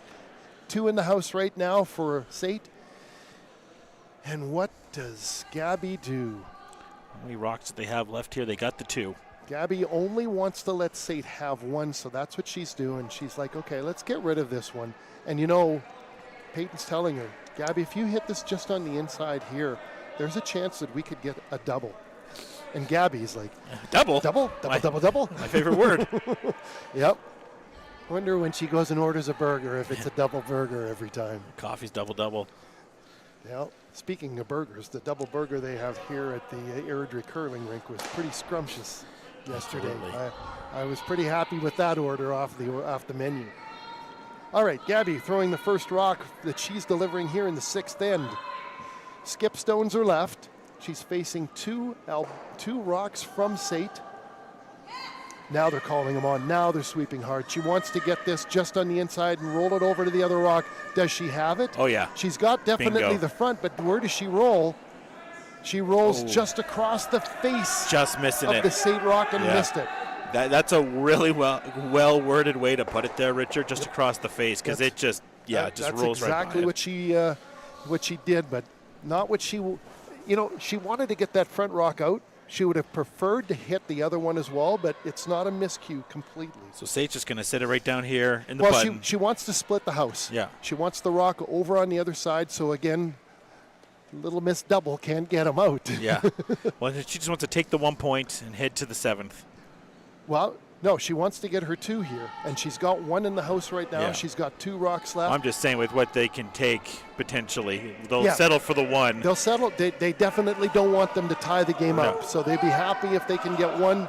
The preference for Kaylee Shannon is to kind of just put this over there, try and get 2. You can see that the score on the scoreboard there, 4-3 for SAIT. I think we have 1 match that's finished too, so we'll get an update from Kevin coming up here. Yeah, it looks indeed like on sheet 1 that game is over. They're just trying to keep this rock clean.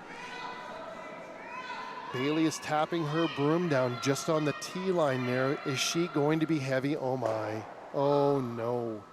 She doesn't want this one going out, but I don't think she's got much of a choice. Oh no, it did stop. It did stop. So hard to tell on the angle we're at. There were a couple of ladies' pants in the way and couldn't see around it, but she does exactly what she wanted. You said there, Richard, no double. No. So Concordia will just try to take this out. But it's funny. Look what Gabby's looking at. Of course she is. I think I can. I think I can. Yeah, her favorite order at Tim's is definitely a double-double. That's a guarantee. Yeah, so she's got the broom. Now, her obvious goal here is to hit this shot and rock. hoping for the ricochet. But she wants to roll, because if she leaves an open takeout for 2, well, we know that Kaylee's going to make that one, right? That one's just wide open, and there's no cover for her on that side of the rink. So Gabby's last shot here in the back end of the 6th. One rock still to come. On that other sheet, by the way, Richard. Yes, we were talking about one of the games is over. It was a pretty tight score of 4-2, and then they stole 5 in the 5th end and shook hands. All right, here's Gabby's last shot. She wants a takeout. She throws a bullet. Puts a nice push on the end of it. They're waiting for it to curl. Is it going to just nick this one and roll? They're not going to get the double, but they're going to knock it out. She's got a good chance they might. at it. Nope. So the last one went across the face of it. This one goes across the... She was close to what she wanted to do. Not the face, the back end of it. She was close to what they wanted to do. Right.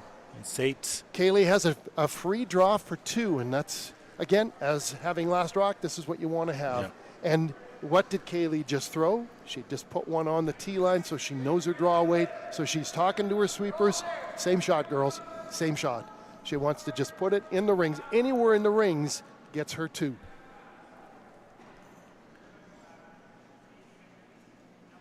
So here we go in the hack. Kaylee Shanahan, skip for the SAIT Trojans team. Last rock of the 6th end. They're up by 4-3. This is her chance to make this game a 6-3 score. We've got Raylan Helston and Madison Malo sweeping it. They just want to get this anywhere in the rings is good. They know that it's in. It's not going to be light, but is it too heavy? Nope, I think that one's going to stop before the end. And Peyton Sonnenberg isn't even waiting for that one to stop. She's already peeling it off. It's 2 points for SAIT. 6-3 is the score after 6 ends. They relinquished last rock, but they're up by 3. And we do have a final in the other game on sheet number 1 with our out-of-town scoreboard. Here's Kevin Kratz. Well, when I had to do a double take when I saw the scoreboard for the mixed bronze. So did we. 5 points in the 5th end for a 9-2 score. That's crazy. But we've also got So who won the bronze medal in that? SAIT beating their rivals Nate. So SAIT wins the bronze medal in the mixed. What about happening in the other sheets? What do we got going on, Kevin? well, it's tied at 4 between Augustana and Red Deer for the women's bronze. For the men's bronze, it's 5-2 for Nate over Lakeland. In the men's gold medal game, we've got a nail-biter 5-4 for Red Deer over Concordia. And Red Deer's now fallen down 6-2 against Lakeland for the mixed gold. Excellent. Thank you so much for the update, Kevin. We are back on sheet number 4. And it looks like we have a bit of a problem with the rock. They're kind of inspecting it to see what's underneath it. And yes, there was some hair or some piece of foam or something. And that's one of the things in this rink. There are some sections you'll see that the rinks are split with these thin little pieces of foam between them. And that's exactly what happened. The first rock that was thrown had a piece of foam on the bottom of it. And Bailey is just scrubbing that clean to try and get it. So a score of 6-3, SAIT in control, but they don't have last rock. This is going into the 7th end. The strategy right now for SAIT is make them take 1, then we're up 2 going home with the hammer. They want Concordia to score 1 or steal 1. And even having a blank end, that's not terrible news either. So SAIT definitely in control, but they just lost their first stone to something on it, and she's cleaning this one. Madison is cleaning this one. What does extra. Concordia want here, Richard? Concordia obviously 3. Concordia if they can get wants to junk this game up. They're trying to get multiple points, aiming for 3, hoping for 4. Settling maybe for 2, but they definitely need to get some rocks in play. So you're not going to see a lot of takeouts at the beginning of this. And that's exactly what Kaylee knows. So Kaylee's going to be putting these rocks in, saying, come on, come and knock these out. So they're watching this one to make sure this one doesn't get something underneath it. multiple close games here too. Yeah, they don't want this one to be a guard, and that's exactly what this is going to turn out to be. Yeah, they wanted this in the house. Yeah. So an advantage, Gabby's like, oh boy, I think I might see a chance here. So you're saying there's a chance. Tough break on the first 2 shots for the Trojans. Yeah, not exactly what they were hoping for. Raylan is going to be delivering, and she's looking at the ice right now, wondering exactly what happened on that first rock. Bailey's on the other side going, is it something from my broom? They change these skins on these rocks. They're $24 each, these skins. And they change them all the time. Curlers are a little bit picky about how dirty their brooms are because it's so important to have such a clean ice surface. All right, here's a chance now for Rachel Jost, the lead, 10 years of curling with St. Albert as her home curling rink. The ACAC champion from last year. She delivers her stone. They're coming in across the hog line. They're going to miss the front red, but are they going to miss the blue? Yes, they are, and drawing behind the red. There's a good-looking shot by Rachel. She's happy with that. Not bad at all. Gabby is also happy, gives her a nice smile and a wave.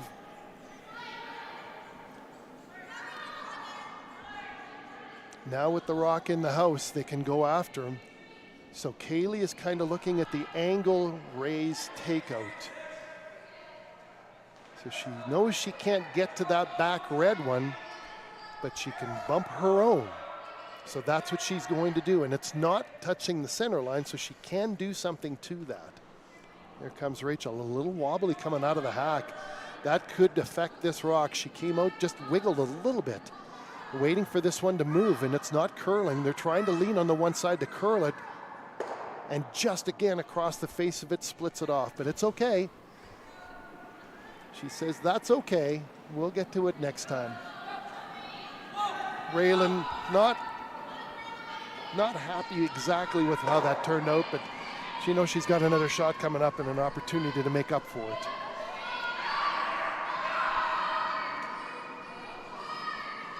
Here's Brenna Balassi. We talked about her.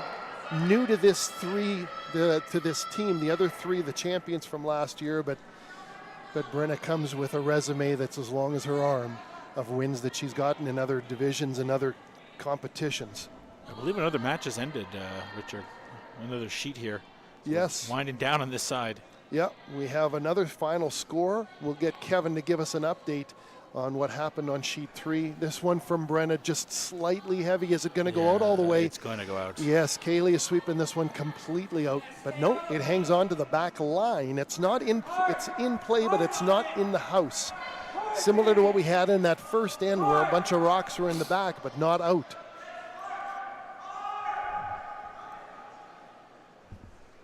Waiting for our second shot here.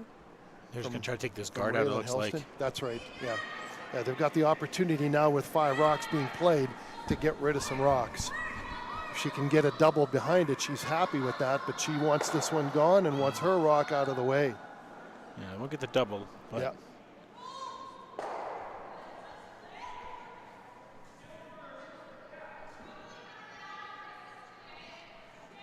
So we got Brenna Balassi in the hack, waiting to throw her first stone. We do have an update on what's happened in sheet 3. So we had a final score on sheet 1 when we 9-2, but Kevin, we just saw a handshake on sheet 3. Can you give us an update on what happened there? Well, the Nate men's team has won bronze with a 5-2 final over Lakeland. And we're seeing a lot of more sheets start to empty out. Yeah, we've got a couple of close draw matches. Goes on. We definitely have a couple close matches in sheet 2. Thanks very much, Kevin. On sheet 2 and sheet 5, we've got 2 close games that are tied. On this sheet, although SAIT is up by 3, this game is far from over. Concordia's got to love this end right now, Richard. Yeah, Concordia's building it up the way they need. Again, they are down by 3 points. They want to get 2 here, minimum. 3 is their preference. 4 is gravy. Yeah. Right? Because they know, obviously SAIT then goes in with the last shot and the hammer. Yep. So trying to at least force their hand. And we've seen them score when SAIT does have the hammer as well. Yeah. That's when they got, what was it, 2? That's right. Yeah. So we've got Bailey Scoffin in the hack, ready to deliver her first stone. Yes, Bailey's in the hack right now, ready to deliver her first stone here of this end. And they're calling for we'll call it a double, Josh, but she's not throwing big weight at it. Not with this. It is going to be a takeout. She wants to get this front one, and because of the way the rocks are, she's got to get it past the guard. Is she past the guard? No, she's not. No, she's going to definitely hit that guard. Will the guard take him out, though? The guard takes out 1. And she does end up rolling the guard toward the center dot. They're not happy with this. Is by being the body language doctor right here, Richard. Mm-hmm. I don't think SAIT has been very happy with a lot of the shots they've had here in this end. No, you could see that when Bailey had finished the rock, she's happy that she got rid of 1, yeah. and that's a victory. She also saved not necessarily the shooter, but she saved the guard. But you could see Bailey kind of just shrug her shoulders, going, "I don't know what happened on that one," and it did move a lot. And she was the one who commented. She's even doing that. I don't know if you saw her shrug her shoulders, but she's looking back at Kaylee and going, "I don't know what happened with that." Peyton Sonnenberg delivering her takeout now, trying to get this one just off of the center. This rock is kind of just falling back a little bit. It's going to knock it out. It's definitely gonna knock it out, but then it goes over to the other one. Yeah. All right. But they'll be happy with that. Bailey's already in the hack going a double, double, double. She's getting a little bit of the Gabby Wood syndrome. Yeah. So Bailey an opportunity. This one's a much more open double. And now that she's just thrown one, strong weight. Again, she won't be blinking until that rock is out of her hands. They're on it right away. They want this one kept clean. They're calling it to sweep. They want to make sure that she's got this one on the inside so it goes both ways. And she does get the double. Excellent shot by Bailey Scoffin with the pressure on, and she pulls up to get both out to rescue SAIT out of this precarious situation. Nice sweeping by the front end as well to keep that rock straight. Yeah, they got to be really happy with that one right there. Absolutely. Madison Malo and Raylan Helston, they're catching their breath after having to sweep hard. They've been busy today, but they know this is the last game they need to play in this tournament. And then it's on a plane to go to New Brunswick. There you go. Well, and I talked about how they probably weren't happy, especially with that very first shot with whatever item was on it. I think a timeout might be getting called here, Richard. They just called a timeout. Either that or they're going to warm up with some hot chocolate, which just sounds like a great idea when we get finished here. What do you think the strategy is right here for Concordia now? They have 3 rocks left, 2 of SAIT's. Well, Shannon is giving her entire team a high five as they come down going, that was a game saver shot there, Bailey. And it certainly was, because they were down, but they're up by 3, but they had 2 of those rocks in the house, and they needed to do some cleanup on aisle 4. And that's exactly what happened. So, or on N7. Well, we'll call it N7, but aisle 4 for sheet 4. So not a very quick meeting for Tanya Smiley, the coach for the Concordia Thunder. When you're a former champ and you got players in this team like Gabby Wood, and she's asking for T-line weight, and I think that's what they wanted to do, but just give themselves a little of a break, a chance to get focused, knowing full well that they need to get rid of this one. They do have last rock, and they've only got 3 rocks left down at the other end of the hack, and so the most that they can get in this end now is 3, and that's again, they'd be happy to get 3, Josh. They'd be happy to get 2, but they do not want to settle for 1, and that's exactly what Kaylee Shanahan is trying to that's what we're playing for. That's exactly what we're playing for, those beautiful trophies. This one's coming down. They're sweeping this one hard. They want to get this to the tee line she asked for, just to come up to that one. But it looks like it's just curling farther and farther away, that even if she does up to the tee line, it's going to be on the outside of the blue, and it is going to hit it and just skid past it. That's not what they wanted. No. The ice is really starting to give them a little bit of difficulty. Continually talk about the ice here and how much different maker it's making as we get into the further ends. Yeah, we talked about that, how the first end is so much different than the second, than the third. And you're playing the even shots going in one direction and the odd ends going the other way. So, but you're still walking over top of the surface that you're going to be playing on coming back. You're sliding over it when you're in the hack, right? So it's really important to keep that area nice and clean. Kaylee's got an opportunity here to get rid of that, to make sure that she can't get 3 in this end. There's her first shot coming out. Looks like she's got a good looking shot, but this one they better get on it right away, Josh. The action on this one to move it, they want to make sure that they get that one and have their shooters stick around, because if they're going to steal points, they might as well steal 2. And that's exactly what she does. There you go. Again, SAIT in control of this game. So you know what time it is for Gabby. Yep. It's that time again. Well, I think a double would be what she would do if she was leading, but now she's not. Like, she knows. Just take the point. She's got one more rock coming down from Kaylee, so she's going to just put her draw right on top. Again, we talked about how important it is to be in front of the tee line. Yeah. With this shot from SAIT being behind the tee line, Gabby wants to just draw up to it right onto the button, because you know full well that the next shot that Kaylee's going to pull is a takeout wherever this rock goes. She wants to get rid of those red stones. Here she comes. Wonderful, smooth delivery. puts a wonderful turn on this rock as well. The sweeper's now pulling this, wanting to get this all the way to the tee line. They're both frantically at this one. Peyton's calling them to keep sweeping. The line on this looks good. Can they keep it straight? Do they have the weight? Is it going to make it all the way to the tee line? It's at the top of the 12. It's going to make it. It's going into the 4. Yes. Tip. No. Just touches the button, and I don't know who's closer. it's a very close rock, but you know what? I'm going to go down. Kaylee wants to make sure that this rock is out no matter what. So Josh is going to go have a look. Unfortunately, his microphone and headset doesn't have a cord on it, and it's not wireless, so he's going to go have a look on his own. Regardless of who is shot rock, Kaylee is going after this because she wants to make sure that she has the least amount of red rocks to deal with. So Josh is back with a live report. Who's closer? I'd say Concordia. Concordia has a shot rock, eh? I think it's still going to come down to a measurement, Sure, but but it is.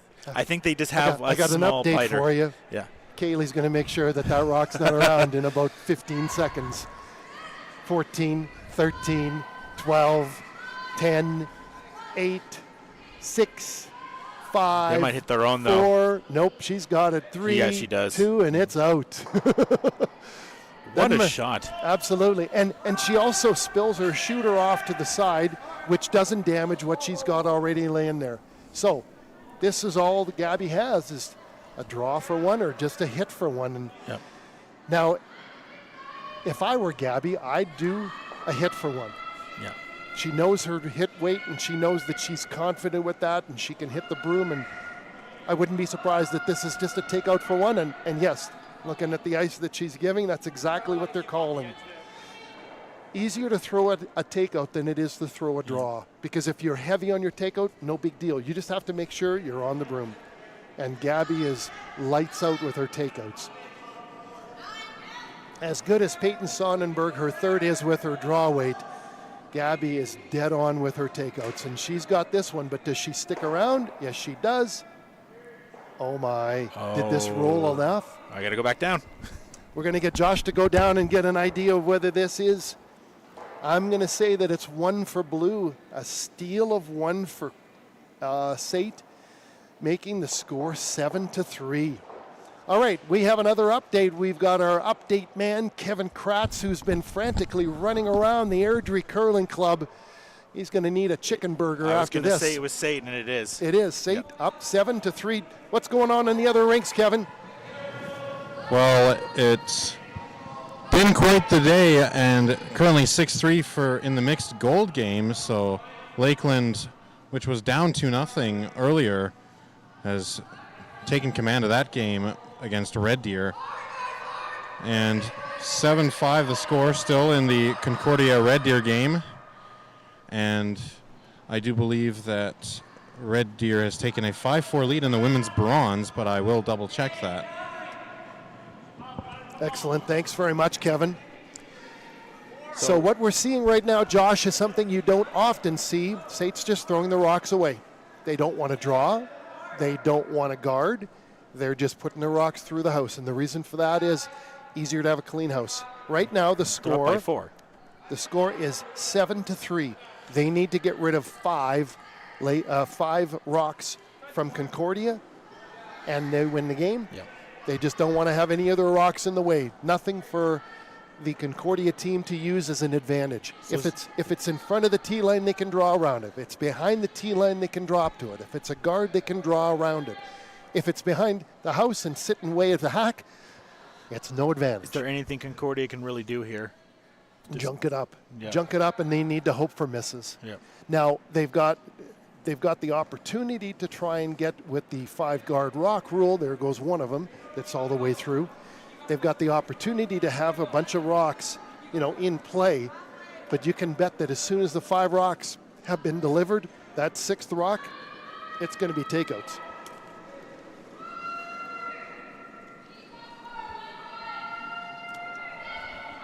And they're going to go, what you talked about, going for the junk. They go right there at the top there. So I'm assuming that the Trojans just go right back for it. Yep.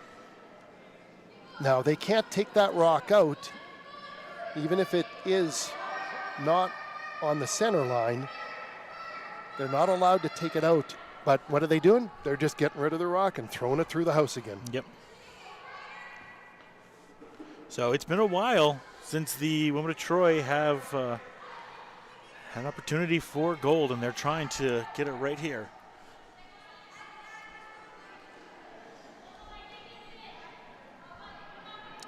Maybe changing the strategy of what shot they're looking at. I think they are now. No, they're No, still it's- throwing it through. In some ways, is this kind of a close to somewhat of a victory formation in football right now, Richard? That's pretty much the best way to describe it, yeah. They just throw it through the house. What they're waiting for is 5 rocks so they can start having targets, because right now they can't.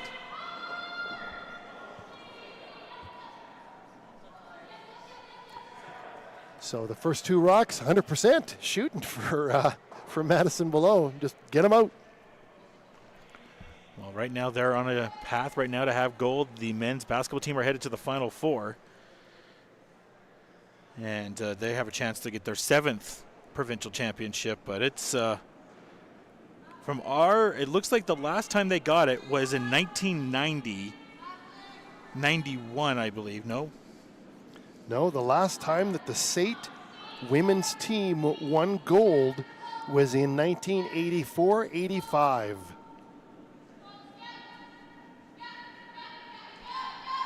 The last time the men's team won gold was in 2019-2020.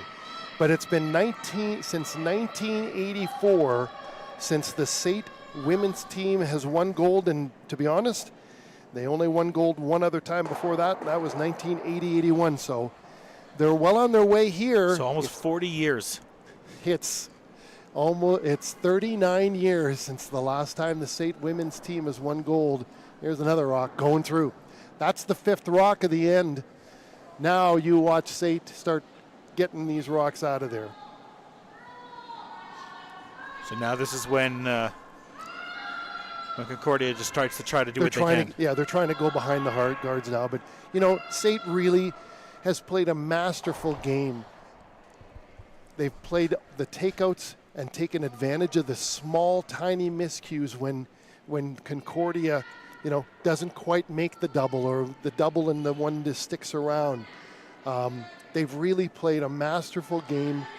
Again, a few mistakes here and there, but they were able to take advantage of whatever miscues have happened.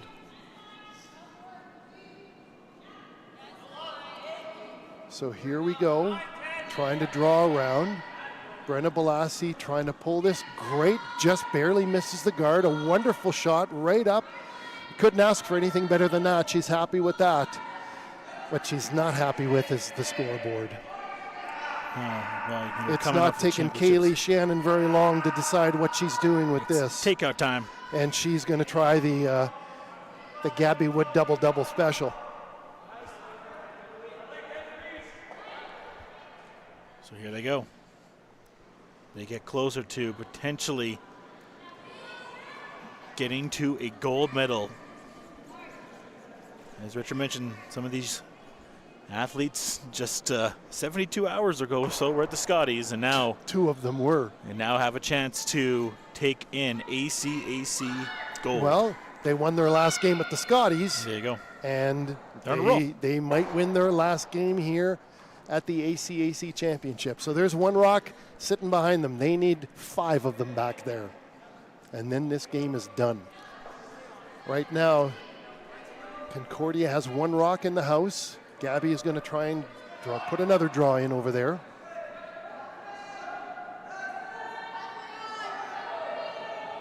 Just trying to guard them up, trying to get those rocks in play now. They want the rest of these rocks have to go in the house, Josh. Yeah. They've got 4 rocks remaining in the hack, 1 here. They know that SAIT isn't going to miss that many. This is the last guard that they're going to throw.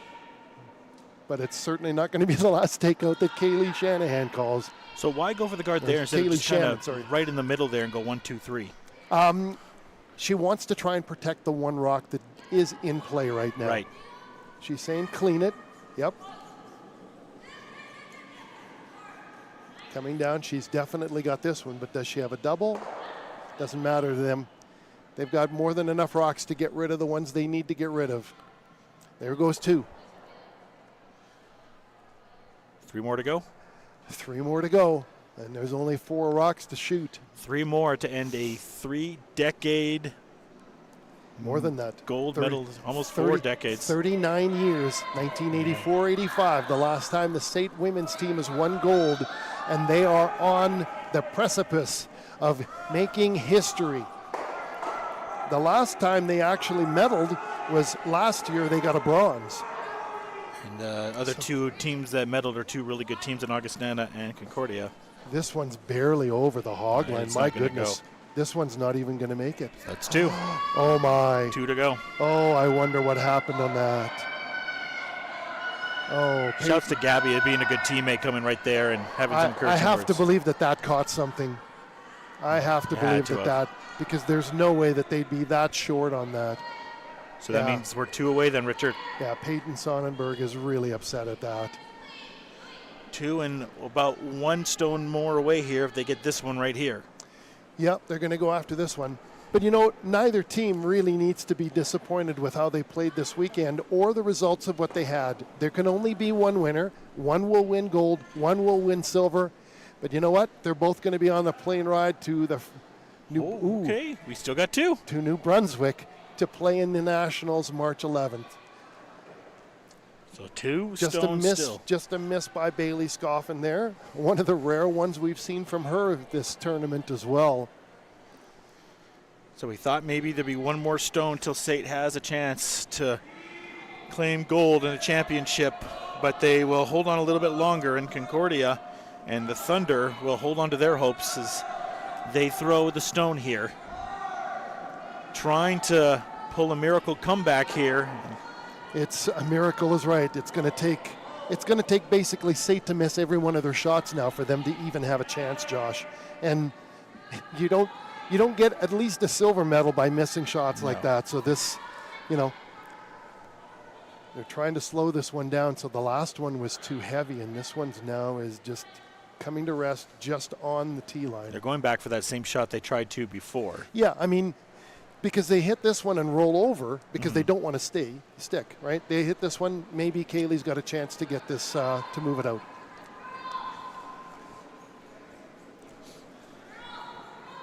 She makes this one, and this game is pretty much done. There are 3 rocks back there and 2 in the house, but they need to get more stones. But again, they need to be able to make the shots. But it's 7-3 for SAIT right now. Kaylee Shannon in the hack, waiting to deliver her first rock. She's got an open hit to get one out. She wants to roll her shooter away. Ideally a shooter to go all the way to the other side, but right now it's focus on the rock at hand. They're sweeping this one all the way from the start to make sure that it stays nice and straight. Yeah, that one's She's gonna got hit. a piece of it, but does she have the double? She's definitely got the one, but it's just going to pretty much stay right there. And there it is. The hands are shaking.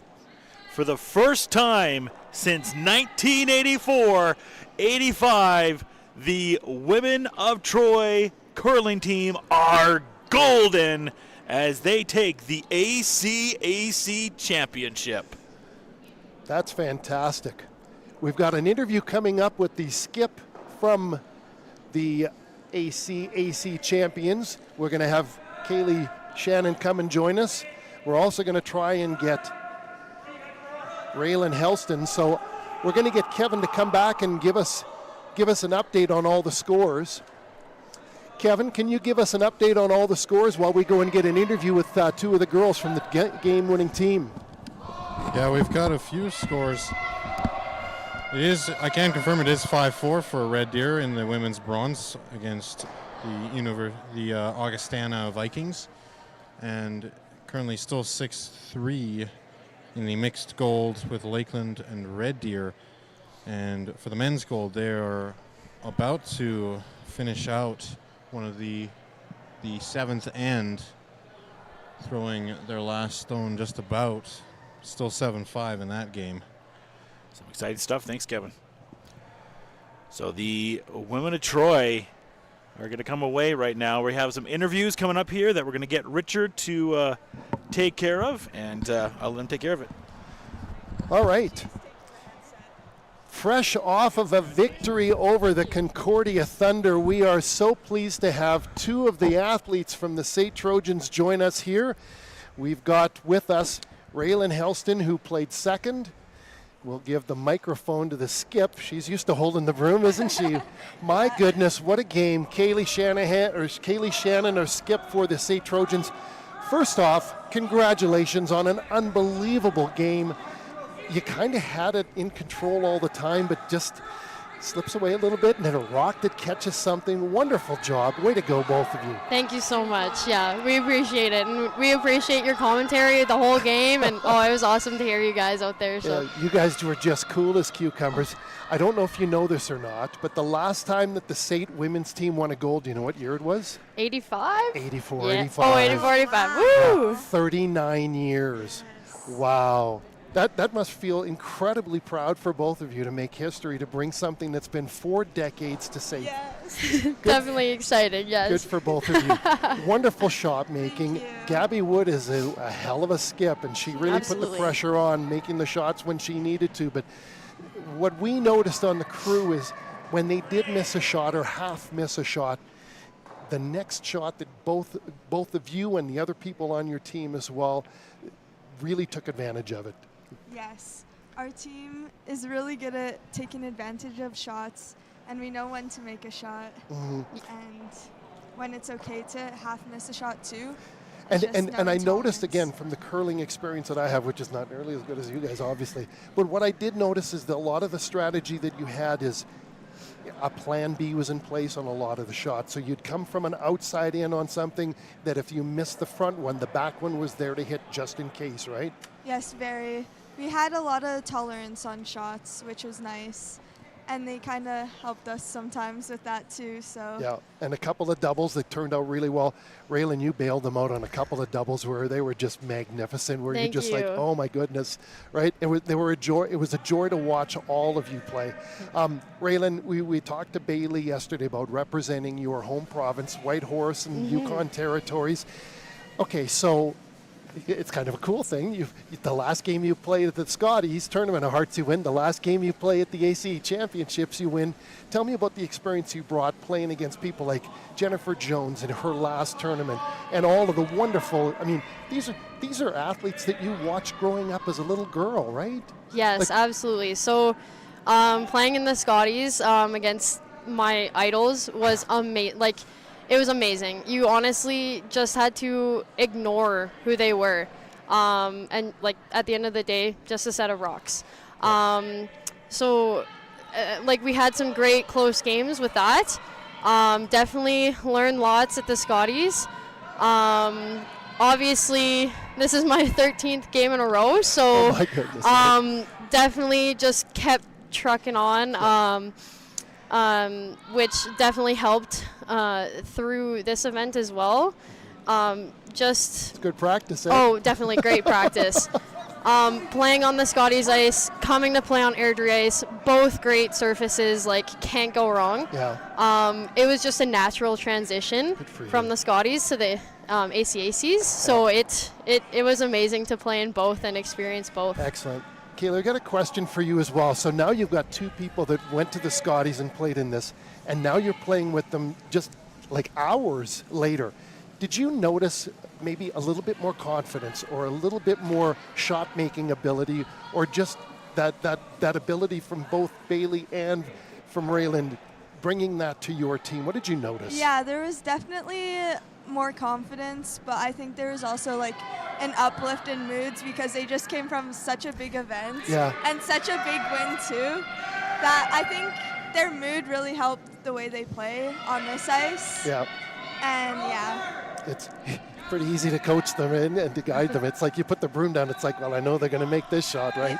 Yeah, exactly. Yeah. I was confident in them. They were confident in themselves. So. And we talked about this, Raylan, to Bailey yesterday, and we commented on it as well, that, here are athletes that are in college, in university, and they're playing here. And you're playing against the best in the world. You're playing against people that have won the Scotties, who have won the world, and now you're playing on the same ice surface as them. Any other sport, basketball, hockey, volleyball, badminton, all these other sports, you don't see the athletes from the ACAC all of a sudden playing for the Raptors for a game or playing for the Toronto Maple Leafs for a game, right? I mean, incredibly inspiring for not just your team, but also the other athletes in the ACAC for the curling to go, you know what? We can do this too. Absolutely. Right? So thank you for providing wonderful inspiration to all the athletes. Thank you for making SAIT proud. Thank you. I'm a SAIT employee, so maybe the bias is there. Kept the broadcast as nonpartisan as we can, even though the arm says SAIT Trojans on it. I had to stay warm out here somewhere. I had to borrow a jacket. Ladies, congratulations. For the first time in 39 years, the SAIT women's team are gold medal champions. You're heading off to Fredericton. Congratulations. Good luck there, and let's bring home the CCAA National Trophy.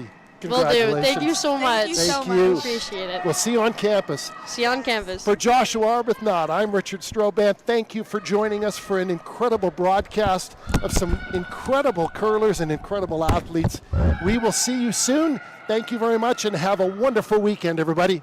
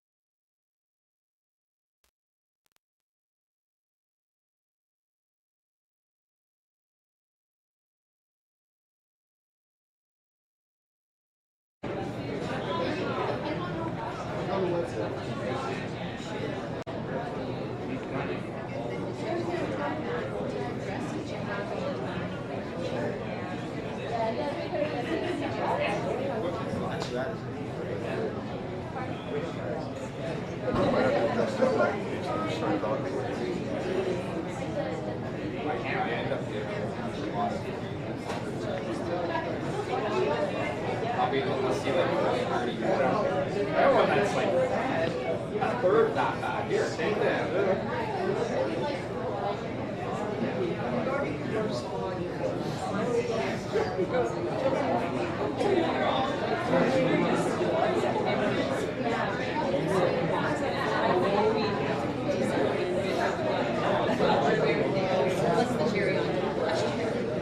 When they start talking, I might have to adjust on the side there, or is that something? Rob just told me to watch his audio.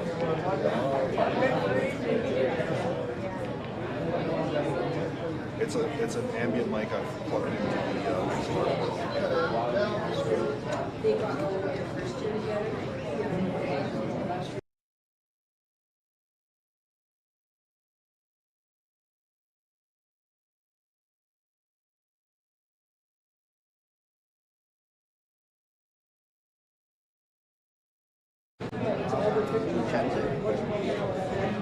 Do we do it? Yep.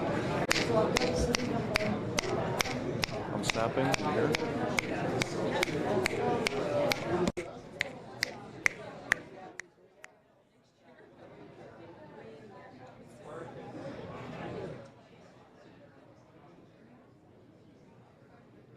Leave it on manual and you get the plus 48 because it's phantom power, right? And then you control the volume, the input with that dial. So if he's going to control from there, I'm going to leave it at 4. Is that okay with you, Calvin? Okay, is that good? Is it too loud? So I did. Yes, we're pulling all the audio for this now.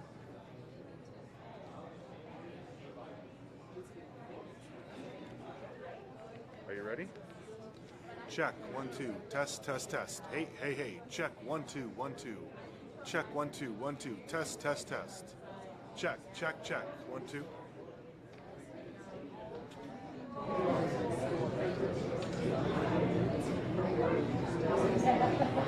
Check, check, check, 1, 2, 1, 2, test, test. Yeah, cool. It is a cardioid too, so it's shooting, it's getting whatever's in front of it more than anything. So. And it can be adjusted on the fly too.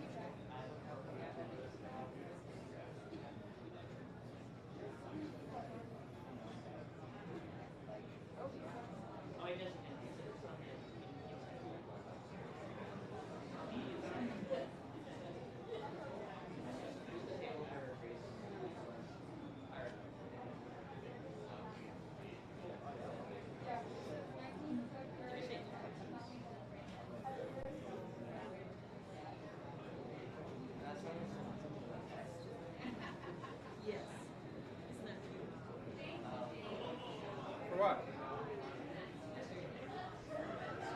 Is there stretch limo out there? That must have been for bacon.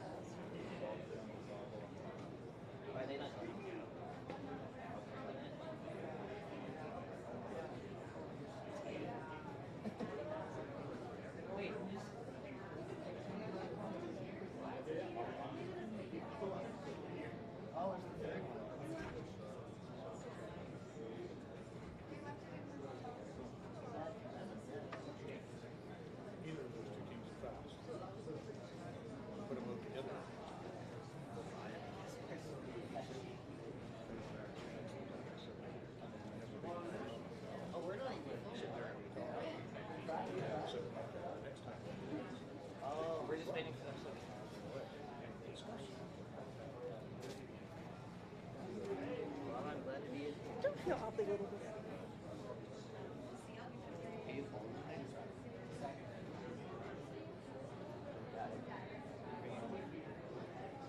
was told, no clothes. I was told it was cold, so I brought like an extra shirt.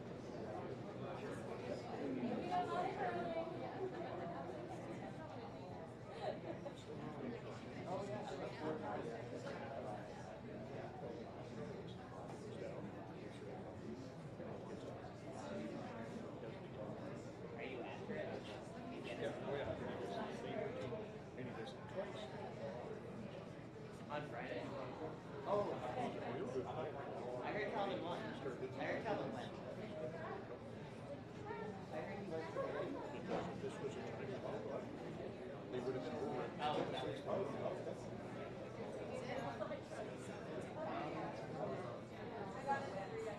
I heard Grace was there.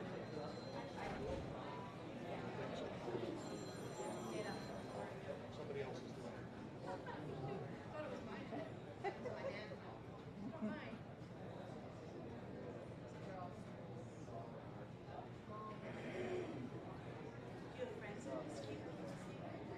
We're just grabbing the hotel. My daughter lives in South End of Edmonton, but she's here. You can go there and sleep on an air mattress. Yeah. Those are not flush. No, if there was a couch cushion. They were tiny, like just like more of a love seat. It's not a very big apartment, but they're horrible to sleep on. Yeah.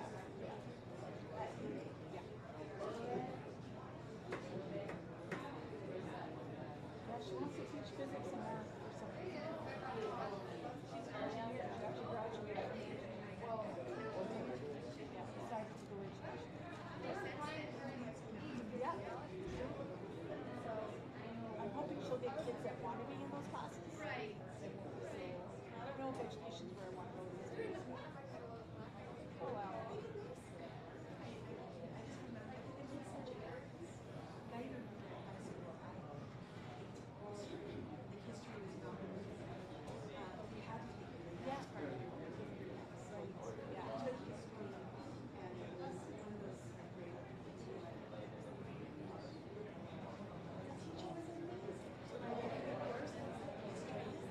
Yes, it's so true. Yeah.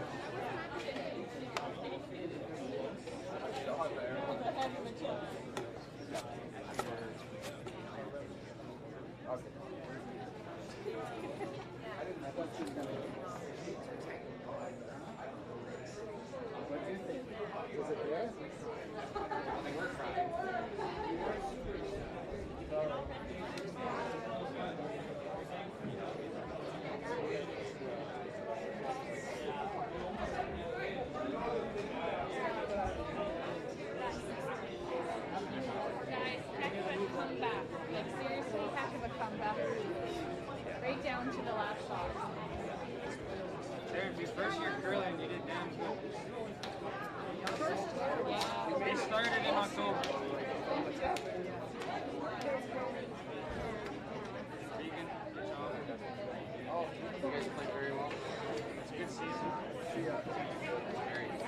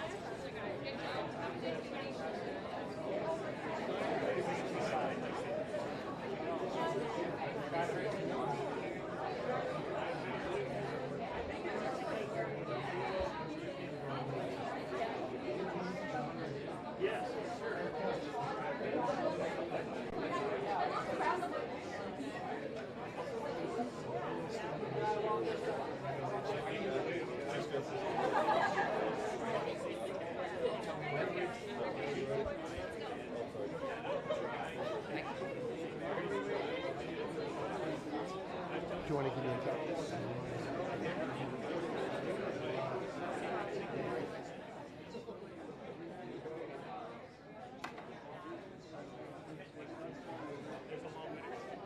Good afternoon, everyone. My name is Richard Stroban from SAIT, and I'm proud to be the MC for your closing ceremonies for the ACAC Curling Championships.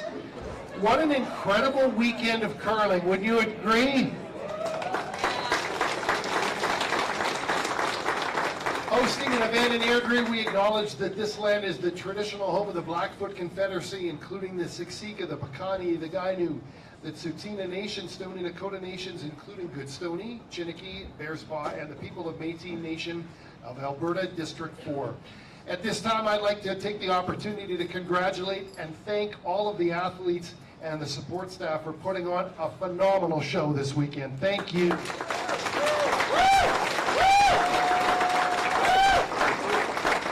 To the teams that represent the ACAC at the CCAA Nationals in Fredericton in March, congratulations and good luck. You know that we will be cheering you on.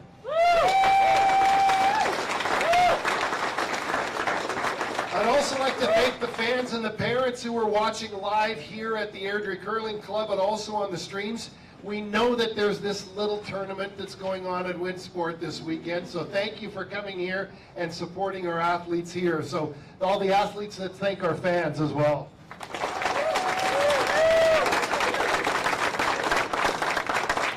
To start our medal presentation, we'd like to again thank the ACAC, SAIT, the Trojans, and a special shout out to the game day staff and especially the broadcast and crew and the on-air crew, not me, all the other people, for working so hard to provide family and friends who are at home a chance to watch the game live. And finally to the Airdrie Curling Club, a massive thank you for allowing us to host the event here. All right, it's time to get to the awards, what we've patiently been waiting for. We had to wait for the last game. We always start with the mixed team, recognizing the top 3 teams from each of the group. To present the medals, we are very proud to have with us convener Greg Moropoulos and ACAC CEO Mark Kosak. So thank you for joining us.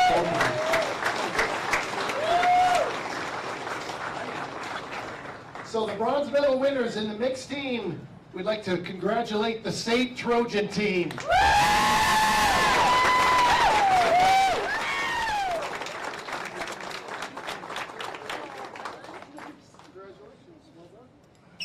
SAIT! Go Trojans! And then go to the left for a photo.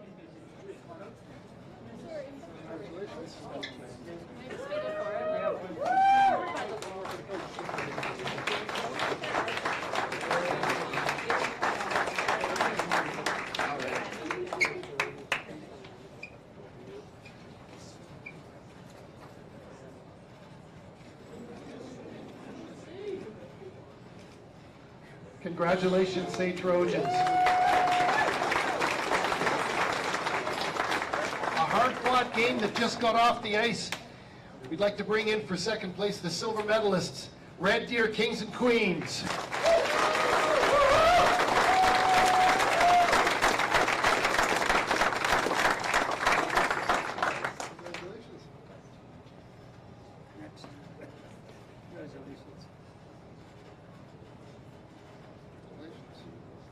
pleasure. Every pleasure, right? Yeah, thank you.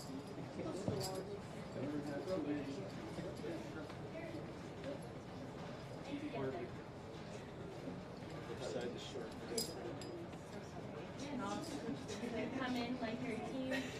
Thank you. Thank you. Yeah. Perfect. Thank you. Congratulations, Red Deer.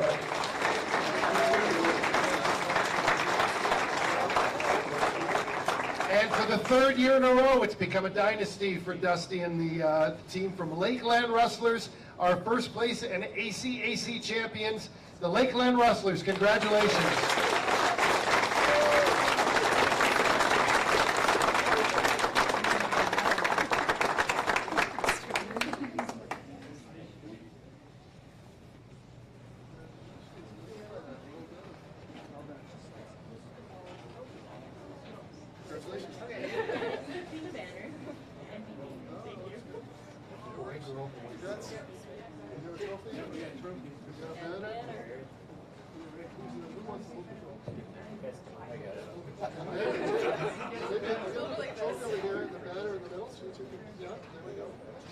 Yeah, we got it.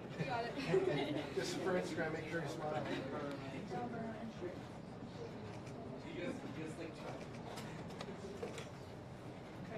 Congratulations, Red Deer Kings and Lakeland Rustlers.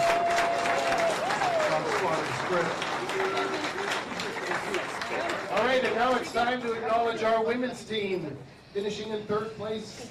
Congratulations to the Augustana Vikings.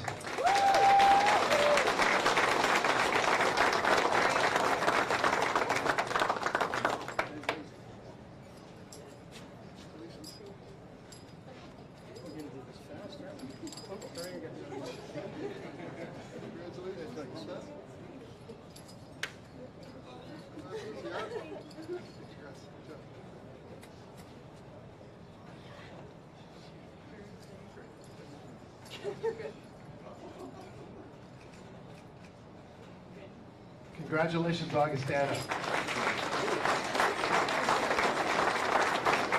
Our second place team for the women's, a hard-fought battle all weekend long, the Concordia Thunder. Congratulations on your silver medal.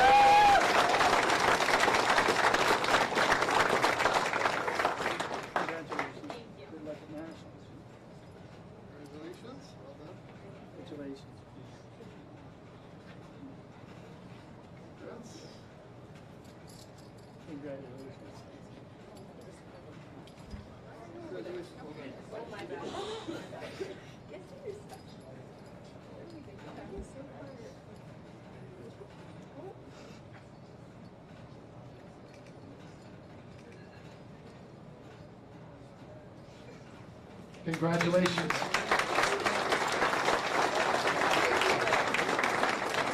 And for the first time in 39 years,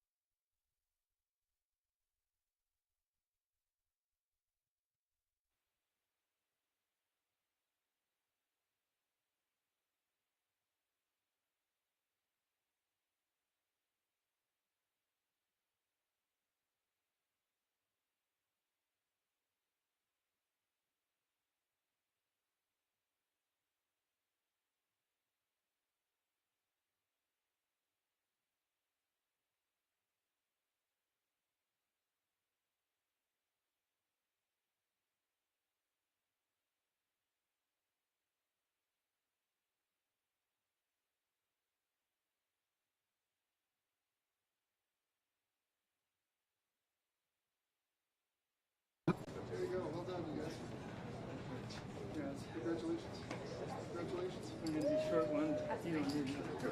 Well done.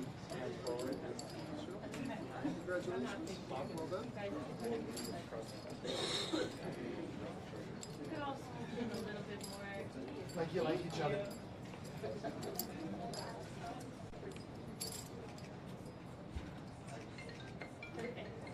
Congratulations, Nate.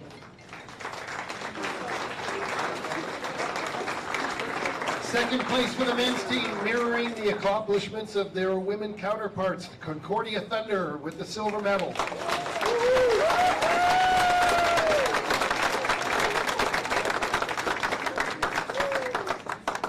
Thank you. Climactic Nationals. Thanks, sir. Congrats. Well done, you guys. Congratulations. Nationals.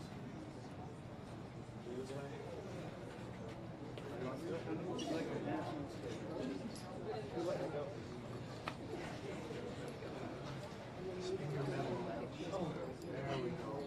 We don't want to see the makers.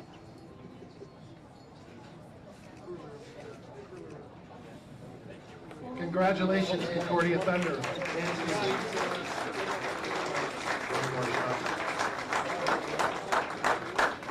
And the last presentation of the evening, the men's team, first place winners and the ACAC champions, also winners in 21-22. Congratulations to the Red Deer Kings.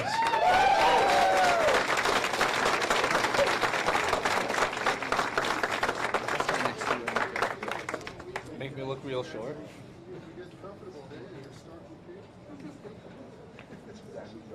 You actually played. Congratulations. Thank Well you so done. much. Yeah.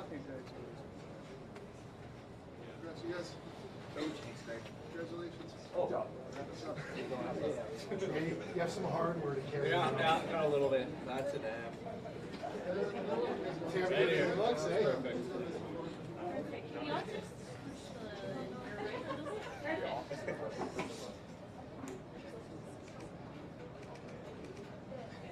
Perfect. Congratulations to all the winning teams.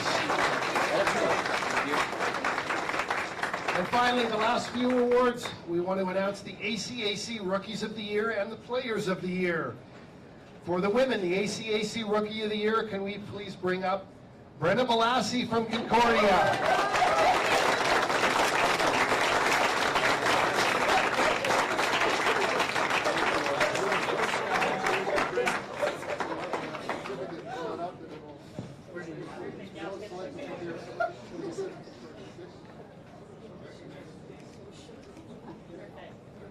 Thank you.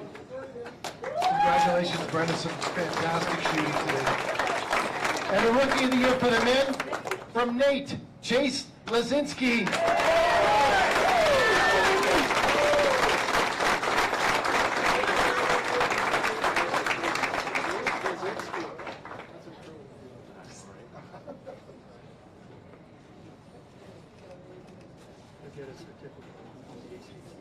And our last two awards, the ACAC Curlers of the Year, please put your hands together. Cassidy Blair from Red Deer.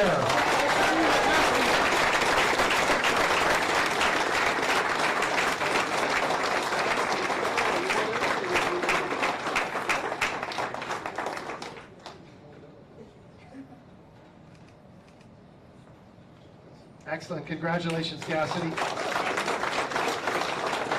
And the men's ACAC Curler of the Year, Sean Borovic from Concordia.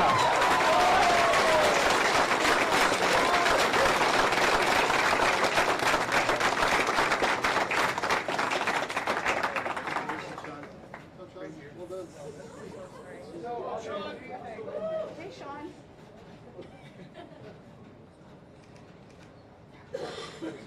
Congratulations, Sean. Thank you very much, Mark and Greg, for your presentation of the awards. With that, I can officially call the end of the 2024 ACAC Curling Championships closed. Thank you, everyone, for being here. Congratulations to all of you. Safe travels home, and we'll see you in Red Deer next year. Good night, everybody.